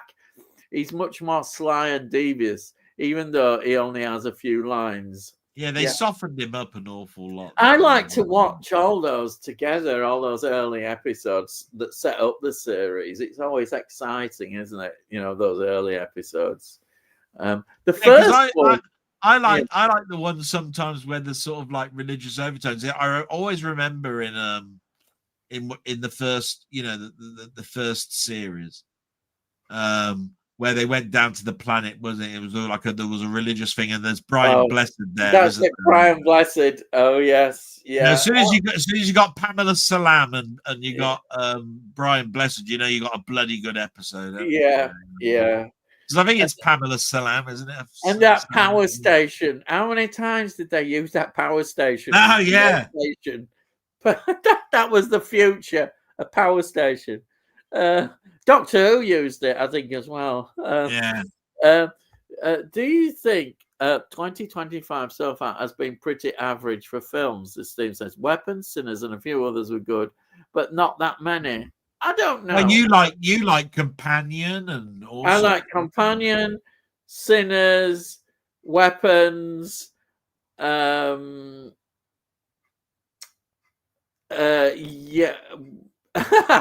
That's where I start to go down. I think I'm waiting to see this Chuck movie, because from that could well turn out to be on my list as well. I must that Chuck. Well, that Chuck I've got. That Chuck one. Everybody's going on about it. I want to see this. The Life of Chuck. Yeah, I must see that soon. See if I can. I'll probably get it if I like it. That was a blind buy. Yeah, well, I'd never heard of it, and then other day I saw these people unboxing it all and going, "Oh, this Steve," and then they said Stephen King, and I thought, "Oh, Stephen King. Oh, well, I'm interested." You know, because it's going to be hit and miss with Stephen King, but obviously this is one people seem to have liked. You know, so I will say for 2025, just like 2024, it's the year of the indie. Yeah. I think Hollywood have now got 2 years of AA titles that have been lackluster. Yeah. And they've seriously got to pull their bloody socks up. Yeah. If they're gonna continue like this. Because I tell you what, it's only the indie films, the smaller those ones that are basically keeping them afloat. I do admit I did enjoy Superman. I don't think it's the best. Far from it. It was okay. It was a bit better than I thought it would be. I enjoyed it. But like I said, I just find it absolutely senseless bringing out 3 AA titles in the month of July. Yeah, it was stupid. You started off with Jurassic Park, A week later, Superman was on. 2 weeks Yeah. later, it was the Fantastic Four. Yeah. All three of them were supposed to. They had to make $1 billion each for them to get anywhere in it. Yeah. Only the Jurassic Park one did. Yeah. And it was when people got paid. Yeah. So you got to the last week of the month. How many families? Because they were all family films, right? Yeah. How many families can go and see go and spend 60 or 70 quid to take the family to go and see a bloody film and do that 3 times in the month? You had to choose. You couldn't not but just choose. That's why Superman was on streaming within about 8 weeks of it being exactly. Yeah. I still think they dropped a bollock, to be quite honest. In my list of films of the year, I've got a feeling that Companion will stay there. I just love that film so much. I've watched it so many times now, and I just love it. It doesn't get any worse. But Weapons, but I think just ahead, Companion. I mean, a sci-fi film like Companion that turns into a horror. I mean, it's just absolutely wonderful.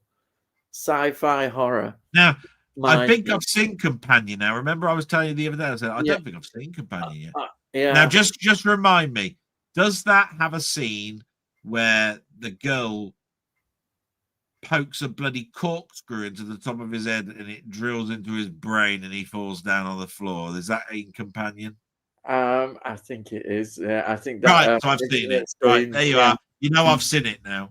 And I haven't said whether that's the end, the middle, the beginning, or anything, have I? So there you go. You haven't seen the beginning because the bit. I was just saying it has that scene in it, so I have seen it. What I like about Companion is because it's not filmed in order, is it? It's a different part. The film starts and it gives you the opening scene is brilliant because it gives you a totally wrong impression about something that's happened. You think, oh God, this you make I won't go into it too much, but you make an assumption about a character when you first see that, and then as the film goes on, your assumption will change, and that's genius.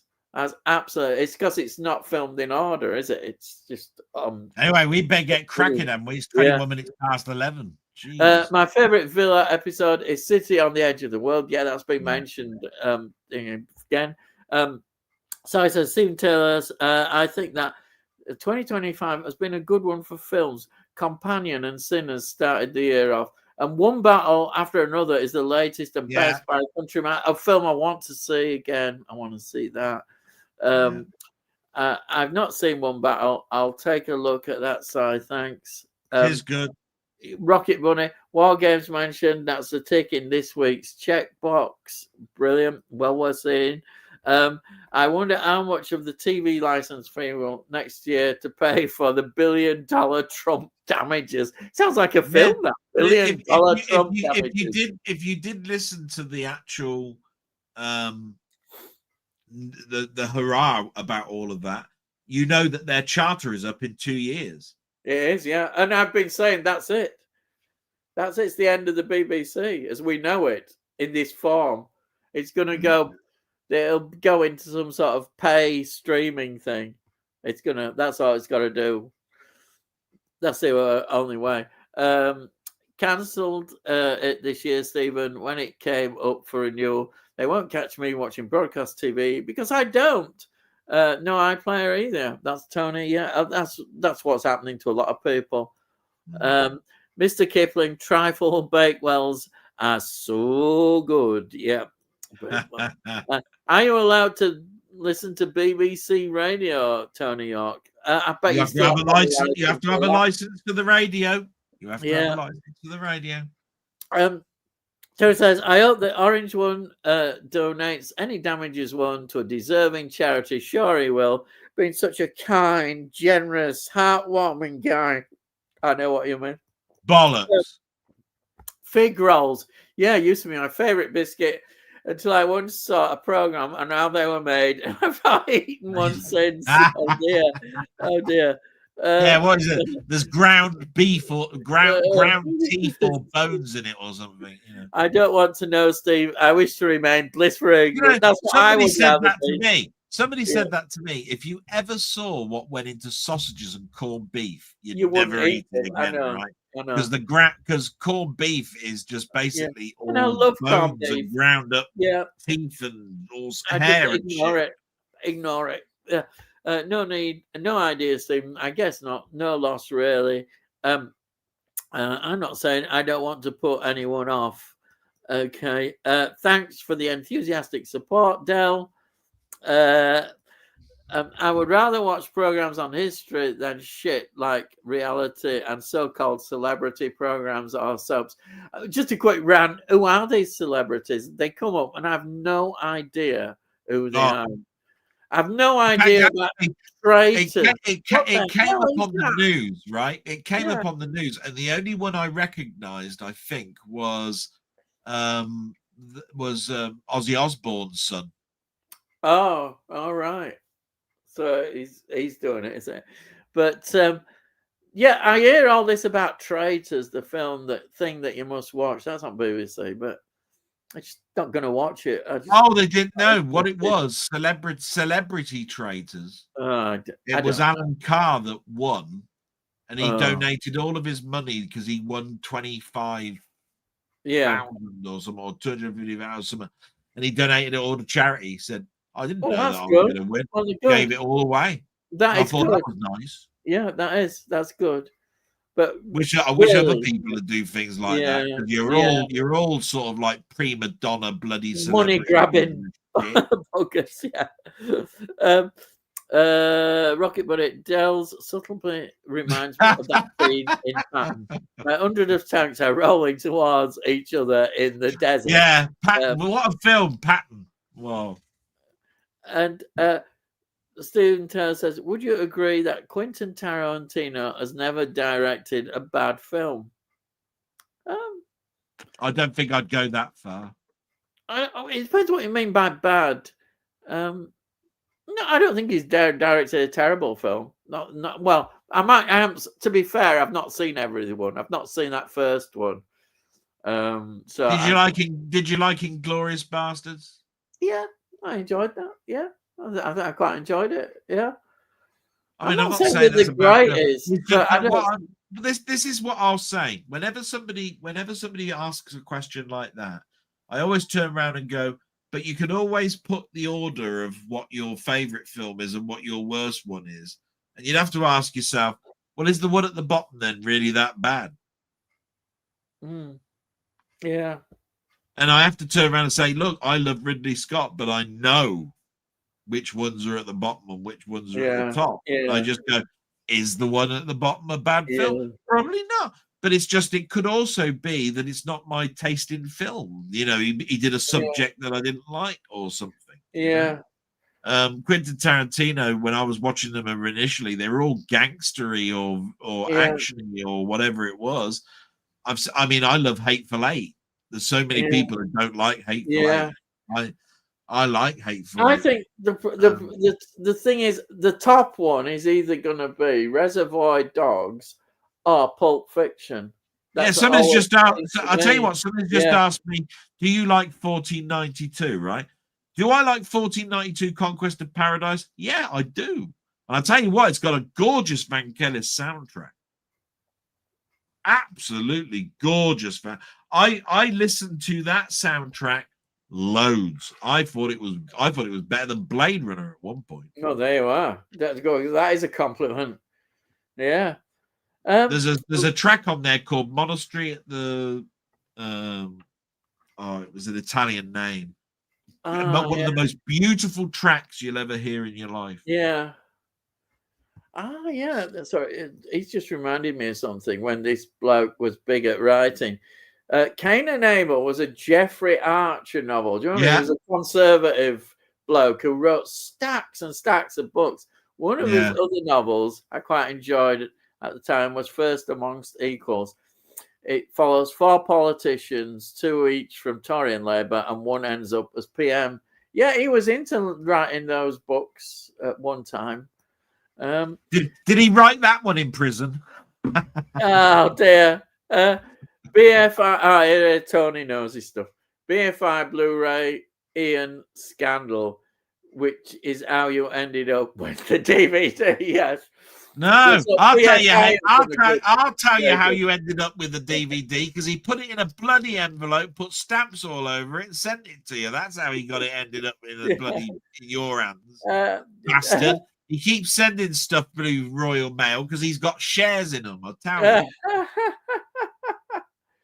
And Rocket Bunny says Scandal is on Blu-ray HMV, no 4K that I can see. So there is perhaps no 4K of it. Best James Woods performance. Oh, Stacey, I suppose video questions.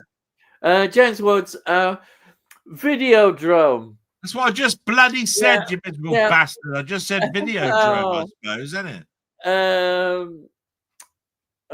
Vampires. Was he in a John Carpenter film? Vampires. He's in Vampires, yeah. I'll put that one, even though it's not my favorite John. No, Videodrome, isn't it? It's got to be Videodrome. Yeah. But yeah, if you want another one, Vampires. Tony Seos, same above. Rocket Bunny says. Stay says, would you rather be in Stargate or Toys or Bicentennial Man? Ooh. Well, that's hard. You're never going to get to the end of these. I've just seen how far away you are from the end. Right. What have you made a quick one to that one then? Stargate for me. I'll say Stargate as well. Bicentennial Man's brilliant. Toys. Yeah. Robin Williams. I mean, great. Anyway. Yeah. And then Paul Sparky says here, hello, Ian Hill. I have a message from Sandra Clark, a friend of mine. She tells me she went on here for some reason and thinks she is banned. Can you rethink the ban, please? She's nice. I haven't banned her, and she is showing up, isn't she? Sandra did show up, didn't she? I wasn't around, probably. I think she didn't she? I don't know. Tony, is anything on there about Sandra? Because I certainly don't ban them. I'll leave it. I don't even know who she is. I'll leave it to our moderators, and Tony, as far as I know, doesn't ban anybody hardly. So she shouldn't be banned. I'm sorry. I can't. Who is she? Sandra Clark. Do I know her? She does. I don't know. Don't you know Sandra Clark?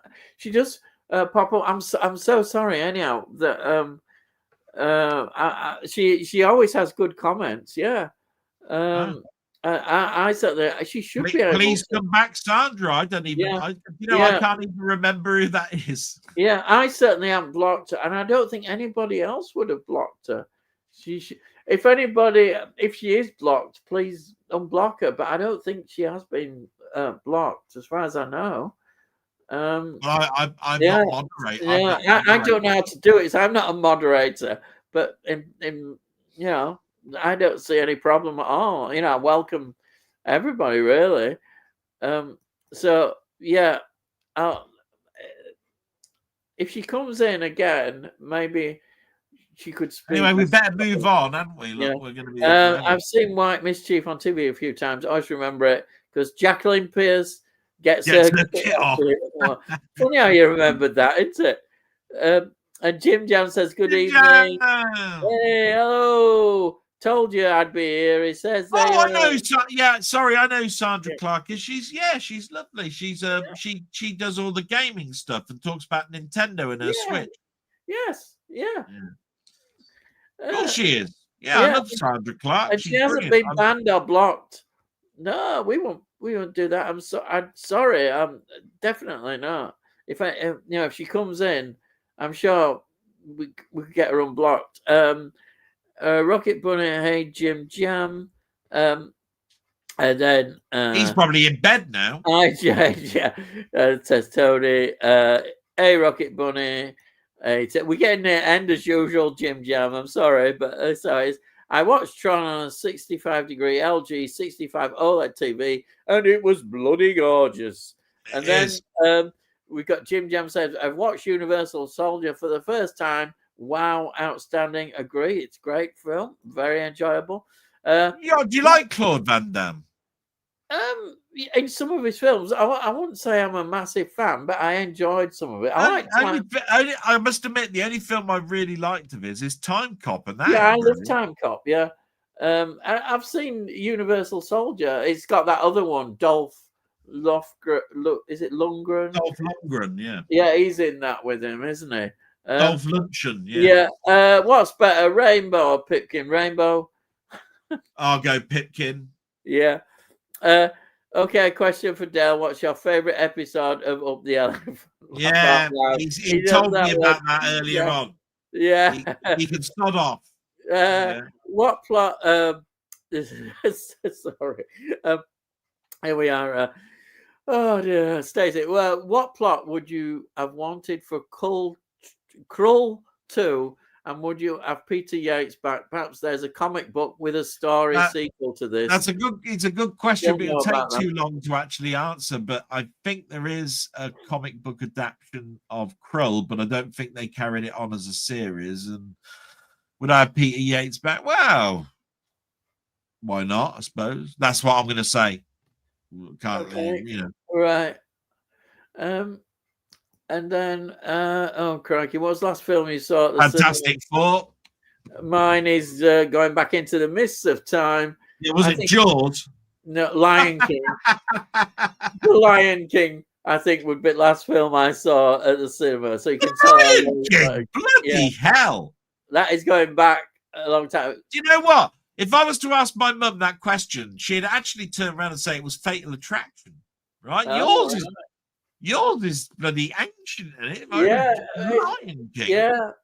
We're not talking the live one either. We're talking bloody Jesus. I know it's quite a change because when I was when I was younger, I used to go to the cinema a lot, but probably since then, no.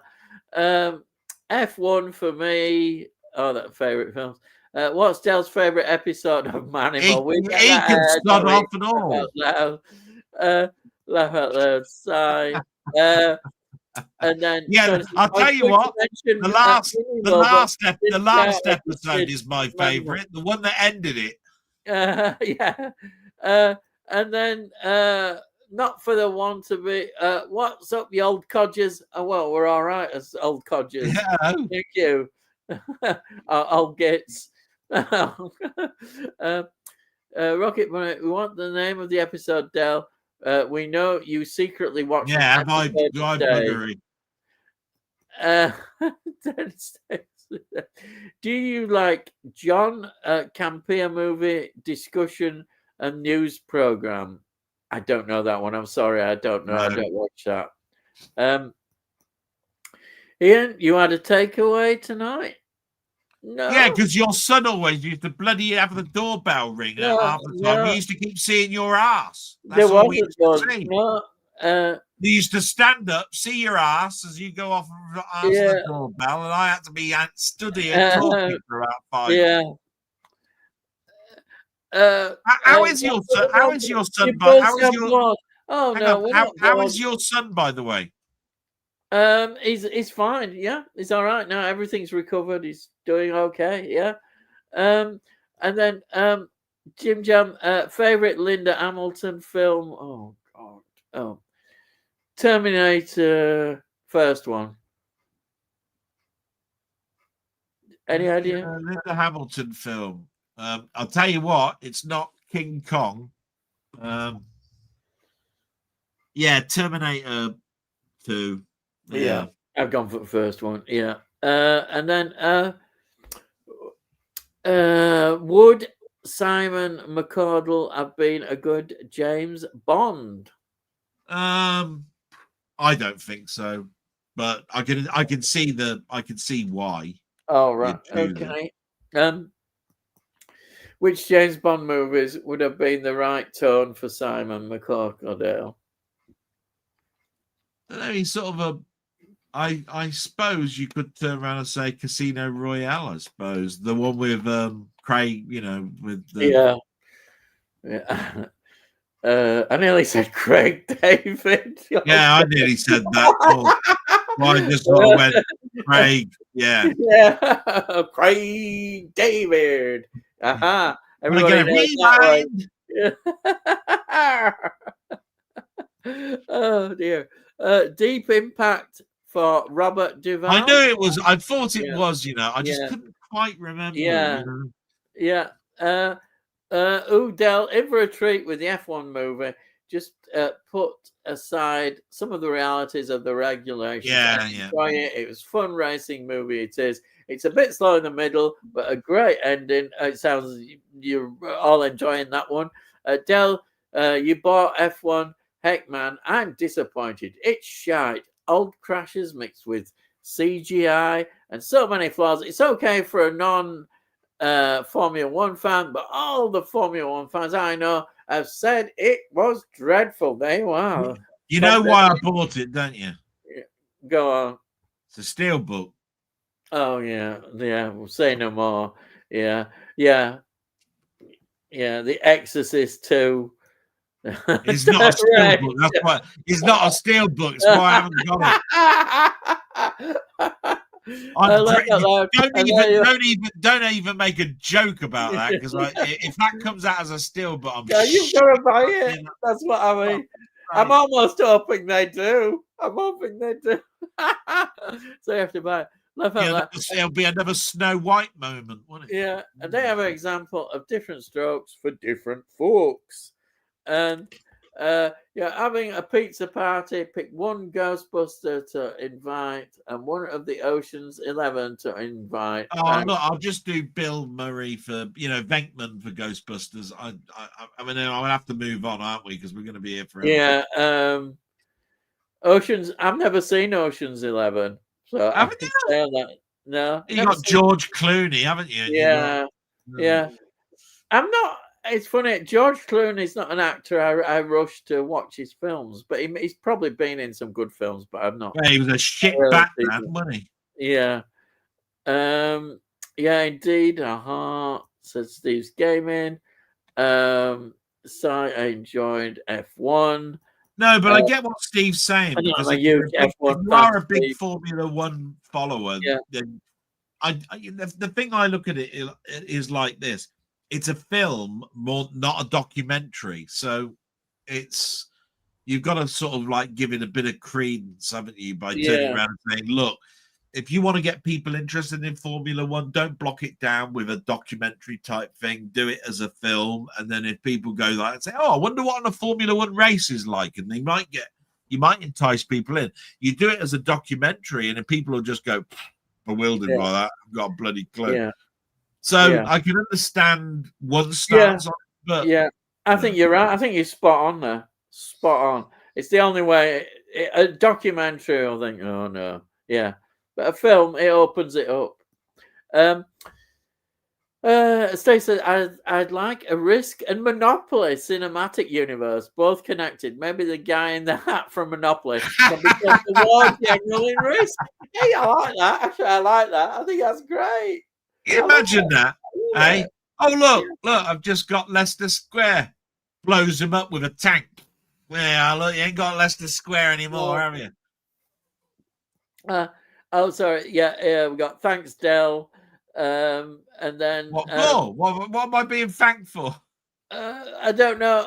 Enjoy anything you get.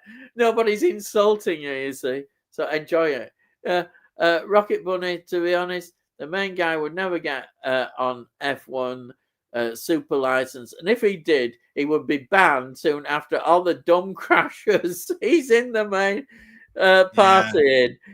He obviously can see that's a film that you don't like much.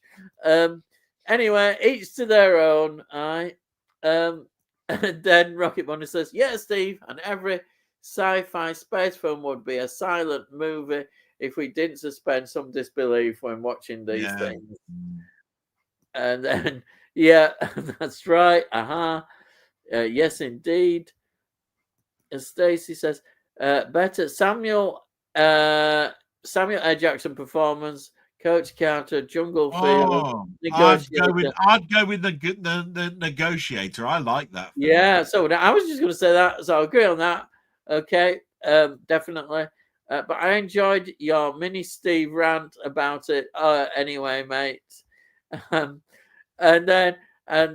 Steve says, and let's not mention any films where a diving aircraft screams like a damn Stuka. Oh yeah, Irks me as much. There you are. He did a sort of like a podcast with a friend of mine, and he talked about that, where he says, "Isn't it funny that every time you see a war film and the planes dive, they make that screaming noise, which doesn't happen, can't happen like that. You know, it just doesn't make that noise." He's quite right. Aerodynamics doesn't do that. But there you go. And then Rocky Bunny says, "Siren of Jericho on every plane diving." You said it.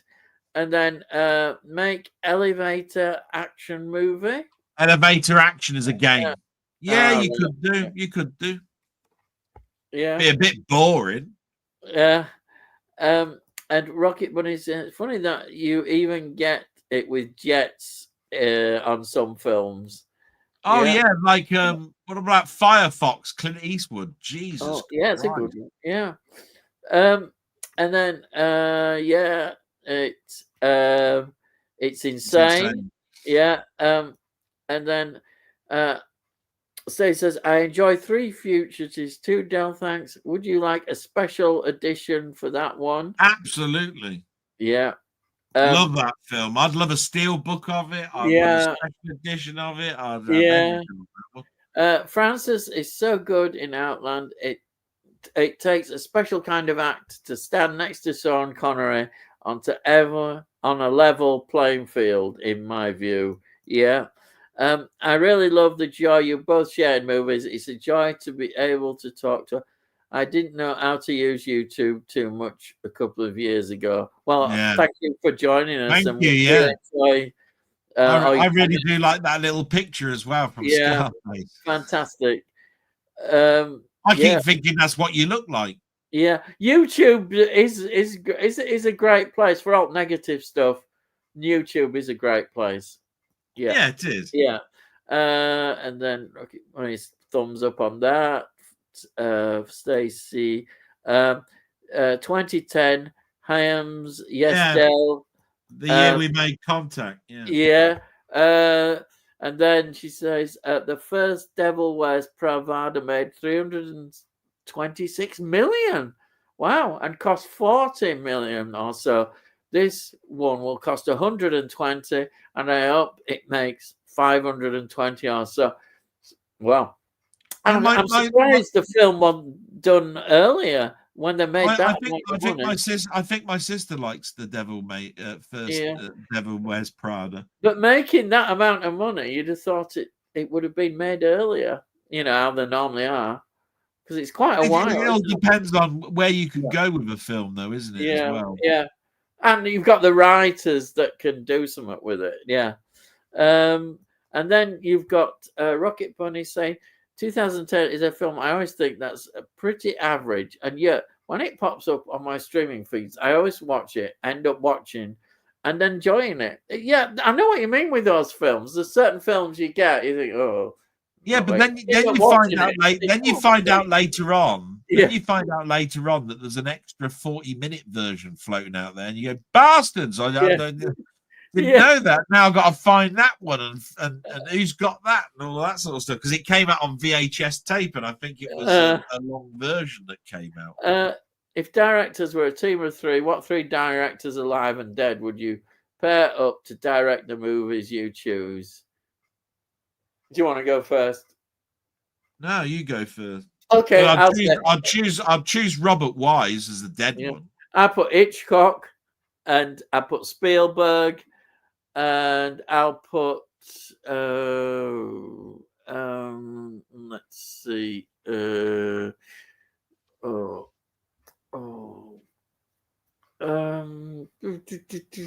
I'm going to go. All right. Well, I'm going to go Robert Wise, Hitchcock, and I'm going to go Ridley Scott. Oh, right. Yeah. Do you know, I'm sorry at this time. There's a director I want to put. It's called Terrence somebody. He's the one I'm always on about. My brain has just gone to sleep. Yeah, that's the one I would have. Brilliant. I'm a director and a lot of other films. Brilliant director. Terrence Fisher. It's only because you mentioned it a million times. Yeah, thank you. Thank you for mentioning that. That's why you're on here, to help. Just I got Hitchcock, Altman, and Scorsese. I could have mentioned it. Yeah, Team Up for Everything. Yeah, laugh out loud. Yeah, I get that. I've just looked up Wild Dogs 2. It was cancelled before shooting started, so that's why there's no teaser trailer yet. Oh, right. Have you met Gareth Video Tasties in Wales? No, I am. I've seen his videos. His shorts pop up quite a lot, and I quite like it. They're just a nice short, but he does a lot of live. Hasn't popped up in any feed of mine. And you did, Gareth. He does a lot of He's like a video shop, and he pops up in all these shorts. He's quite good. He's quite good. And he does things where he'll look at films like a video of a film, and they'll talk about the film and that. Yeah, he's got his own niche. People who are into videos. That's it. That Edward James Olamos. Yeah, I couldn't remember what it was. Yeah. And then Stacey says Rossum's Universal Robots. Very frightening story. The robots are made out of human flesh. Oh, crikey! And they take over the world in major battles. Where are the robots? And will kill thousands at a time. You've sold me on that. You've sold me. Yeah. Where can I pick up this fantastic film you're going now? Is that a game or a film? That's film. That's where we were talking about the play. It was about robots. It sounds good anyhow.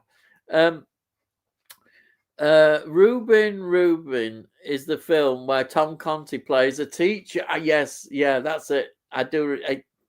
That's how I remember it. Yeah, I think. Yeah, no, you're right. 10 minutes to midnight now. How far are we going to Also, Heavenly Pursuits with Ellen Mirren, Conti as a teacher. Stand and Deliver added to the watch list. Trailer looks very good. Incredible. And then Thanks Del, Rocket Bunny says, thanks Del. I was just thinking about Lean on Me, Stand and Deliver, and Dangerous Minds, and all of those movies. Yeah. Brilliant. Make Bad Girls Special Edition, underrated Western with Andy McDowell, Madeline Stowe. Mary Stuart Masterson, and Drew Barrymore. Oh, right. Brilliant. Yeah, that sounds a good cast. Just think if they made all of those in Tombstone, they did a woman's only Tombstone. Yeah. The Breakfast Club was set in a library. You're right. Brilliant. Oh, well done, Si. Thank you, Si. I found it sort of was. It's where they had the detention, wasn't it? I mean, but it's detention in a library, isn't it? Or is it in the classroom? Yeah, I like it. Anyhow, thank you so much. You've given me hope there that there is a film set in a library. Si Robson, aren't you a Newcastle supporter? People are saying it's time for Eddie Howe to go. All right, they're doing very well then. Tony, Peter Sellers plays a Welsh librarian. Oh, here we are again. He's really digging it. In only 2 can play 1962. Several scenes are set in a library. All right. So he's in the library, but not. What about Sorry? Ronnie Corbett. I forgot his TV series. Yeah. I was going to say that at Cyril. And then there's Emilio Estevez called The Public. Oh, crikey, people are really brilliant, absolutely brilliant.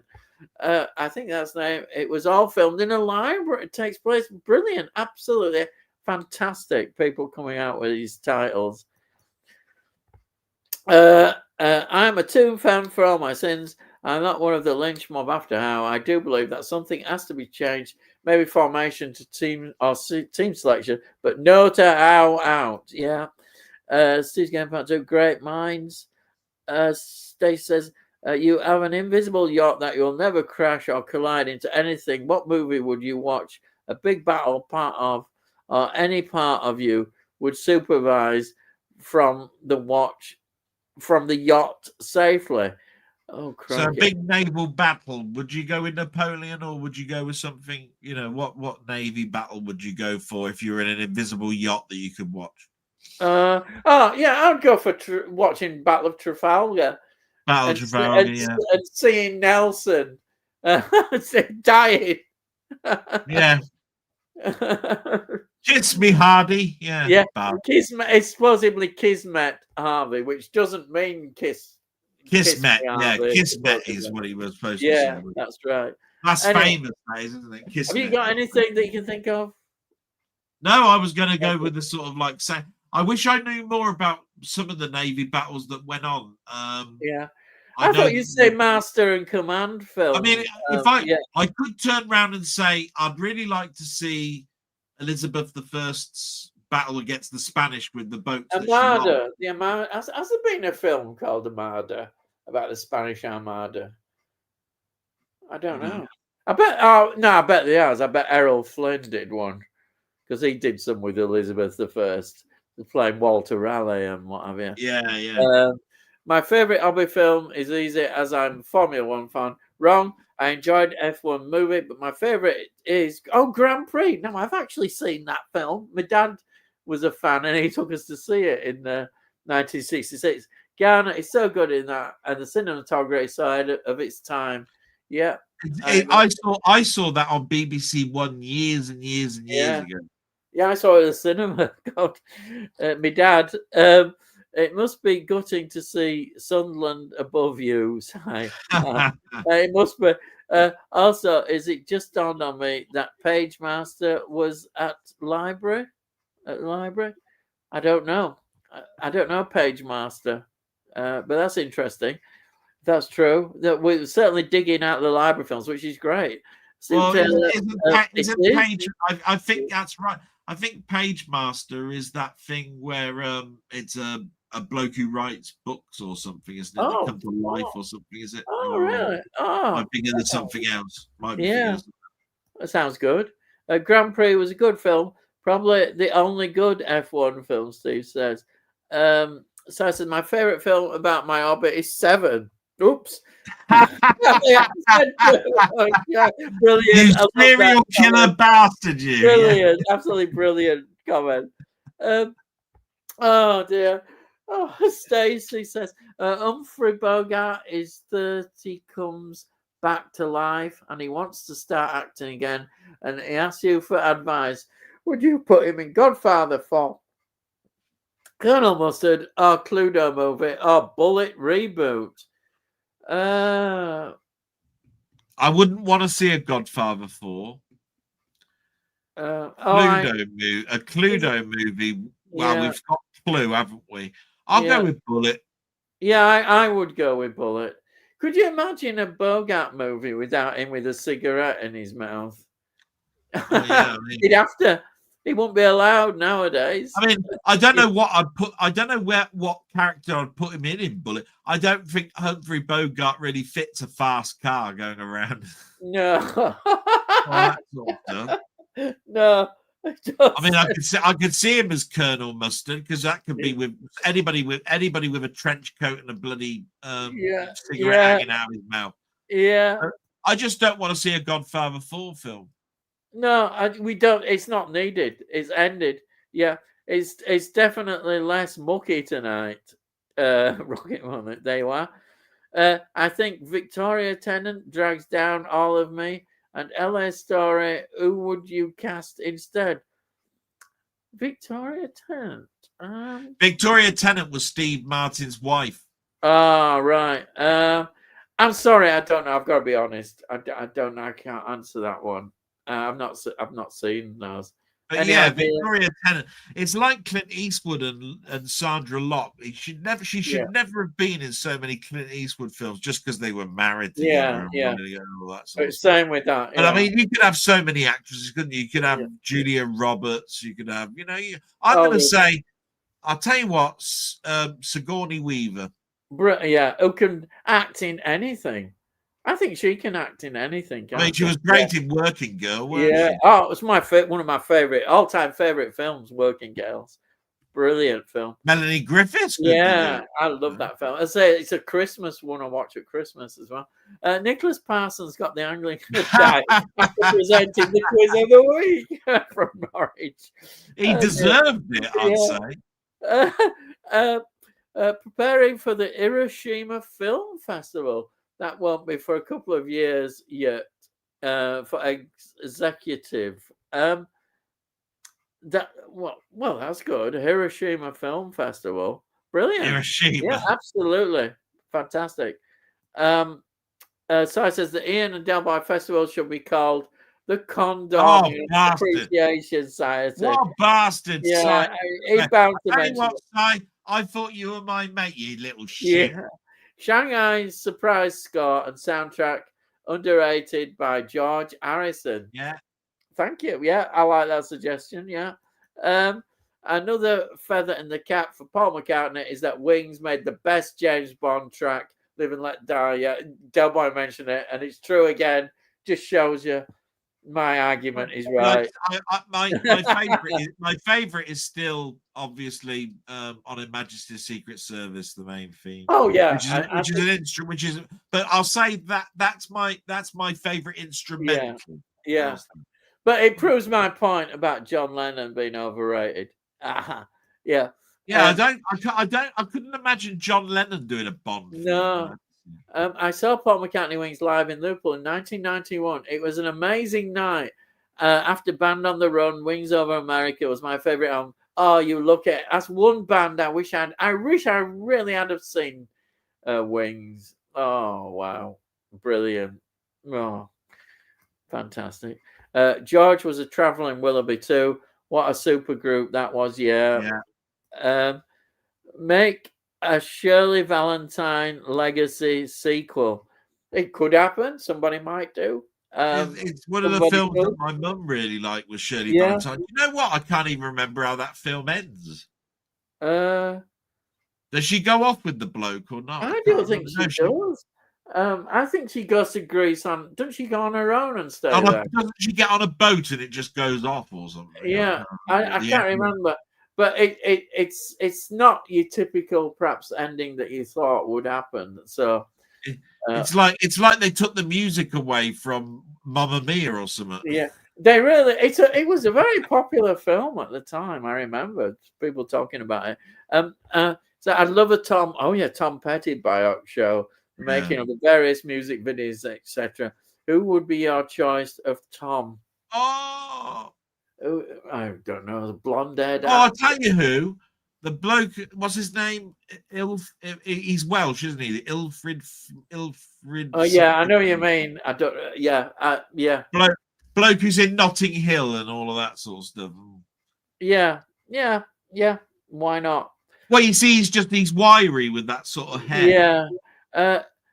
Kane Dyard 3. Yes, Del. Yeah. Oh, that's a swap thing. So I said, I love the reason why George Harrison funded the life of Brian. Yeah. He said he wanted to watch. He just wanted to watch it. Yeah. Brilliant. Absolutely wonderful. I love that. That was in an interview with John Cleese this week on This Morning. Yeah. Apparently. Yeah. They showed it on. They showed it on YouTube a lot. They said, fantastic. Yeah. Jeremy Irons as Lieutenant Brumhead in Zulu. Harry Palmer in Funeral in Berlin. Yeah. Brilliant. Laugh out loud. Rocket Bunny Heart. I love it when Ian reads out Steve's rant, pointing his finger with every sentence. Who does he think he is? Dickie Bird. Hey! Oh, yeah. Actually, Dickie Bird died this year, didn't he? Was it a few months ago? Very sad Yorkshireman. Brilliant Yorkshireman. He's now talking to Michael Parkinson. That's it, about cricket. You can imagine him talking about cricket, yeah. And, PG or TNT or whatever it is. Yeah. Oh, yeah, nobody answered. I forgot about this question. With regard, Ray Harryhausen, the huge bird from Mysterious Island for the laughs. Yeah. I quite like that film. I think it's good, isn't it? Steve's Gaming, Del, my favorite Ray Harryhausen bit is simple. The skeletons coming out of the ground and attacking in Jason and the Argonauts. You know what? I would say, because Steve's quite right. It's absolutely fun. Do you know I mentioned it to you earlier? I think that's iconic rather than probably his best. Yeah. It's the most iconic scene you'll ever see of Ray Harryhausen. It does. It stands out. Yeah. It's one people remember, and people remember that one.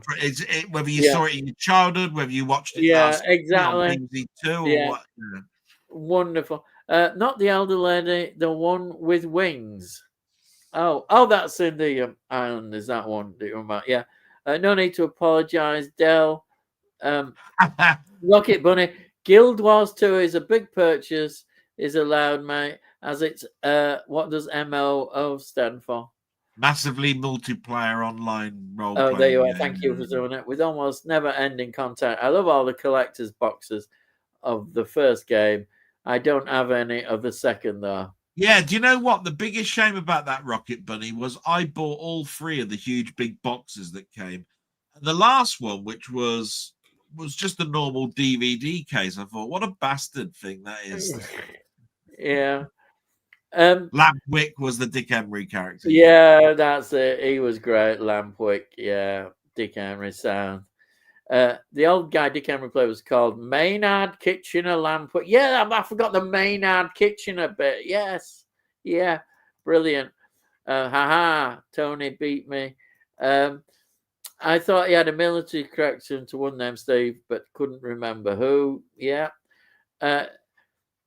Jack of Diamonds with Dick Emery is on YouTube. It's in 2 videos. One video is episode 1 to 3, and the other is 4 to 6. Thank you. You remember I told you it had diamonds in the title. I just that's right.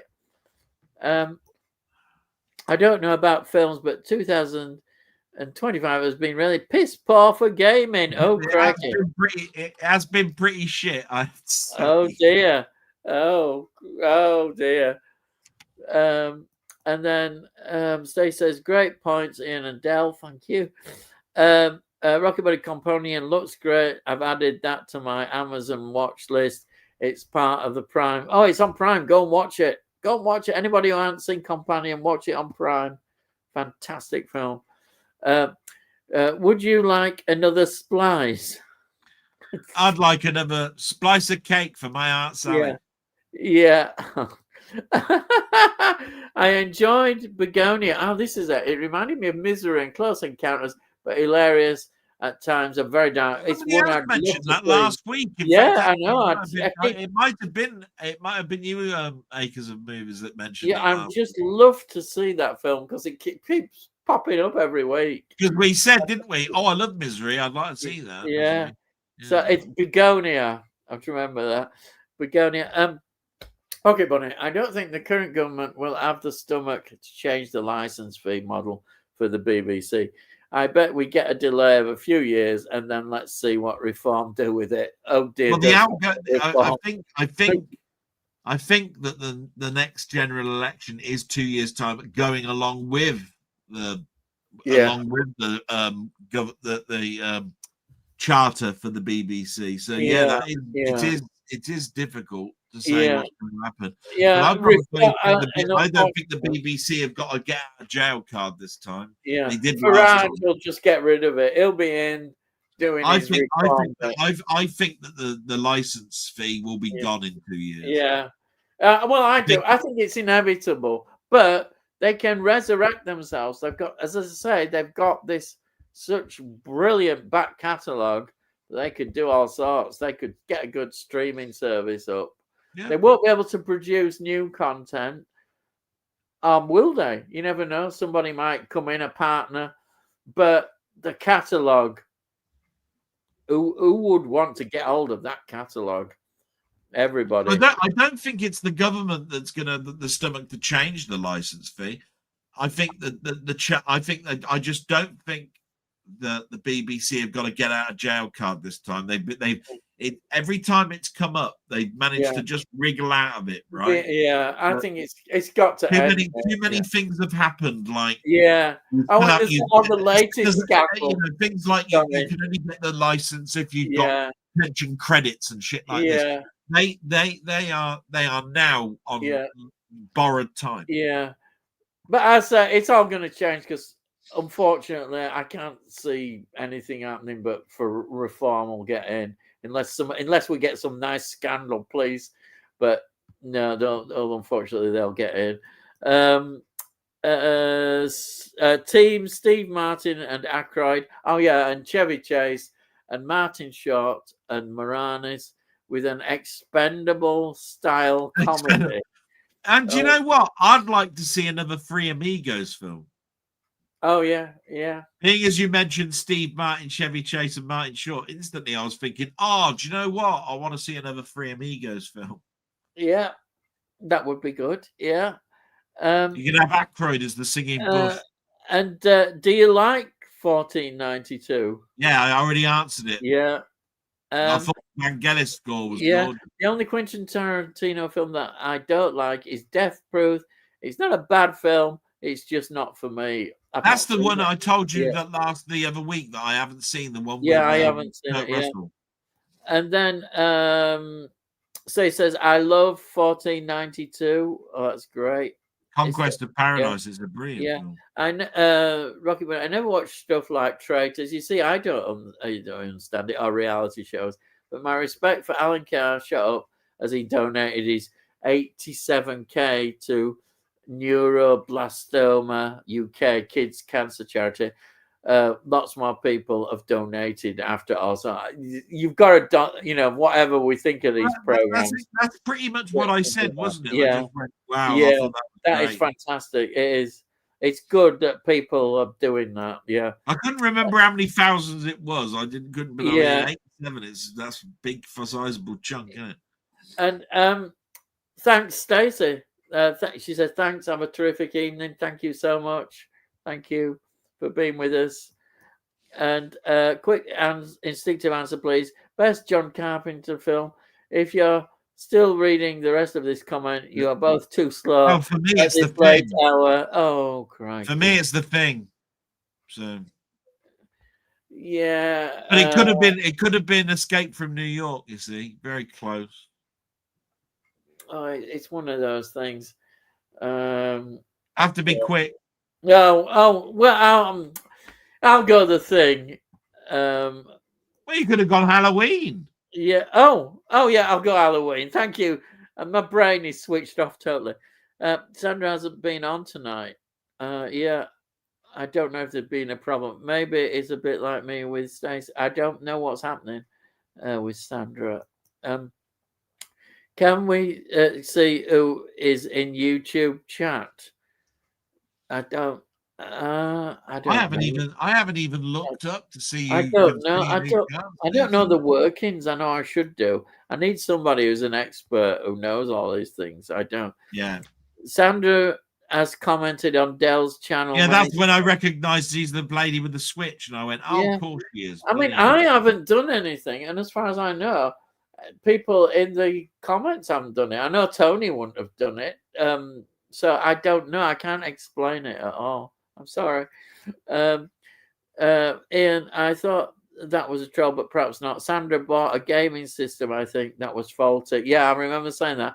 I've not seen any comments from Sandra tonight, and certainly I'm blocked it. No, I know you wouldn't have blocked her, Tony. I don't know what's happened. I'm sorry. No. And I was away for 45 minutes. So I'm not bloody close. When I click participants, it only shows 4 people, and yet there is 10 people watching. I don't know. I'm sorry. I don't know. You still can see the comments, I hope. Yeah. To unblock someone from the channel, it has to come from Ian's side of the channel. Yeah. I leave it to the moderators because I don't know how to do it. JCD, a bit wooden. Justice for Sandra. Yeah, I agree. I did block the want-to-be guy. It seemed rather trollish, calling you gentleman codgers. Oh, that's all right. Yeah, I don't know. Go on, Tony York. Yeah, he said something Good. about you both look very Yeah, bored. I thought that was a yeah, bit yeah. It nasty. was a rude. That's good. I like when people are nice and not rude. Yeah, well, we do. We don't like rudeness, do we? I mean, we No. only do it in play and jest out of comedy, but no, I don't agree with rudeness at all. Um, uh, Power mad. yeah. Sorry, I'm trying to get that to come up. Ah, there it is, Power Man. It won't come up. And then it's gone to your head. Yeah, thank you. Shattered the Fred.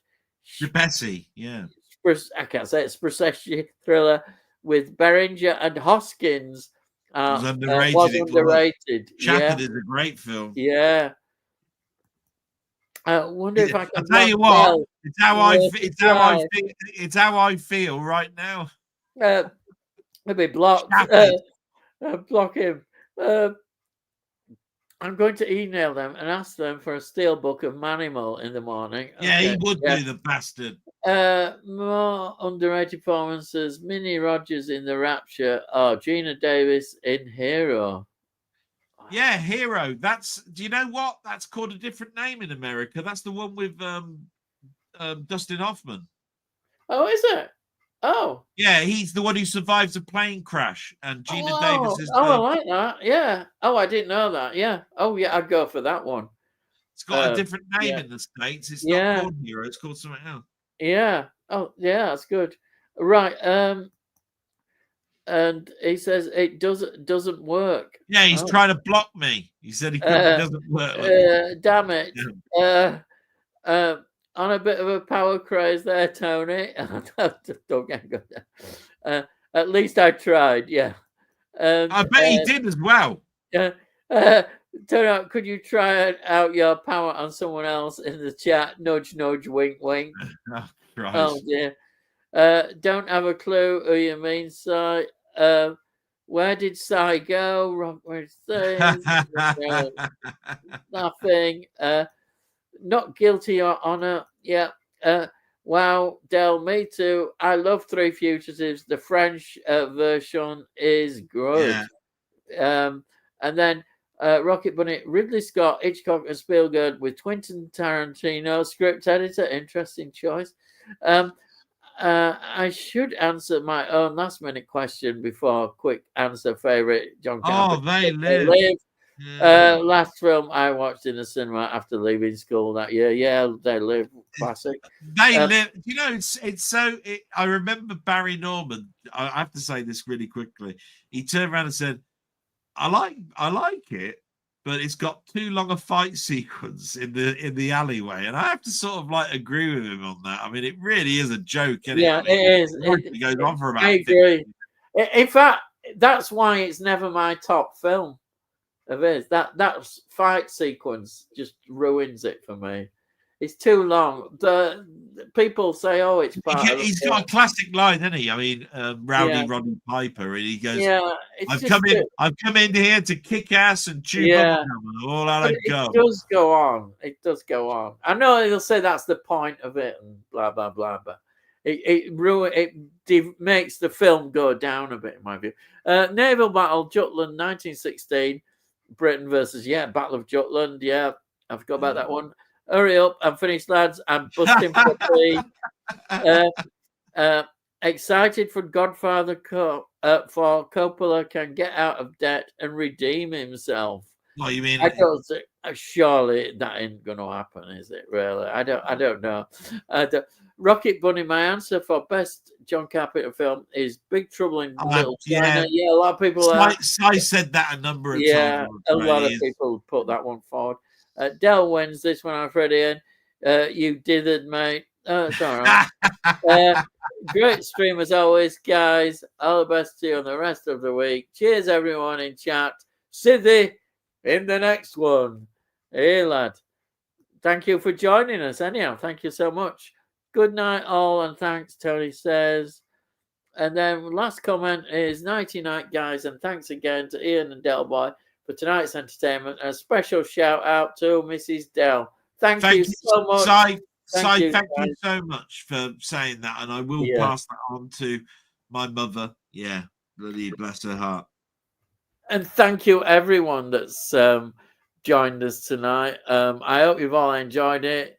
Thank you, Delboy, and thank you for all the people who've contributed with the comments, and also those that have just watched, and hopefully we've entertained and you've enjoyed it. So we're going to go now. So let's give our farewells. I was going to say, I hope you all thumb up the time that we've had here. It's good. It's over 4 hours again. So thank you so much for having me here. And I'm just going to say, and it's good night from me. And it's good night from him. Good night. But as you know, mine is a Frankie Howard salute. And all I've got to say is, I'll see thee again.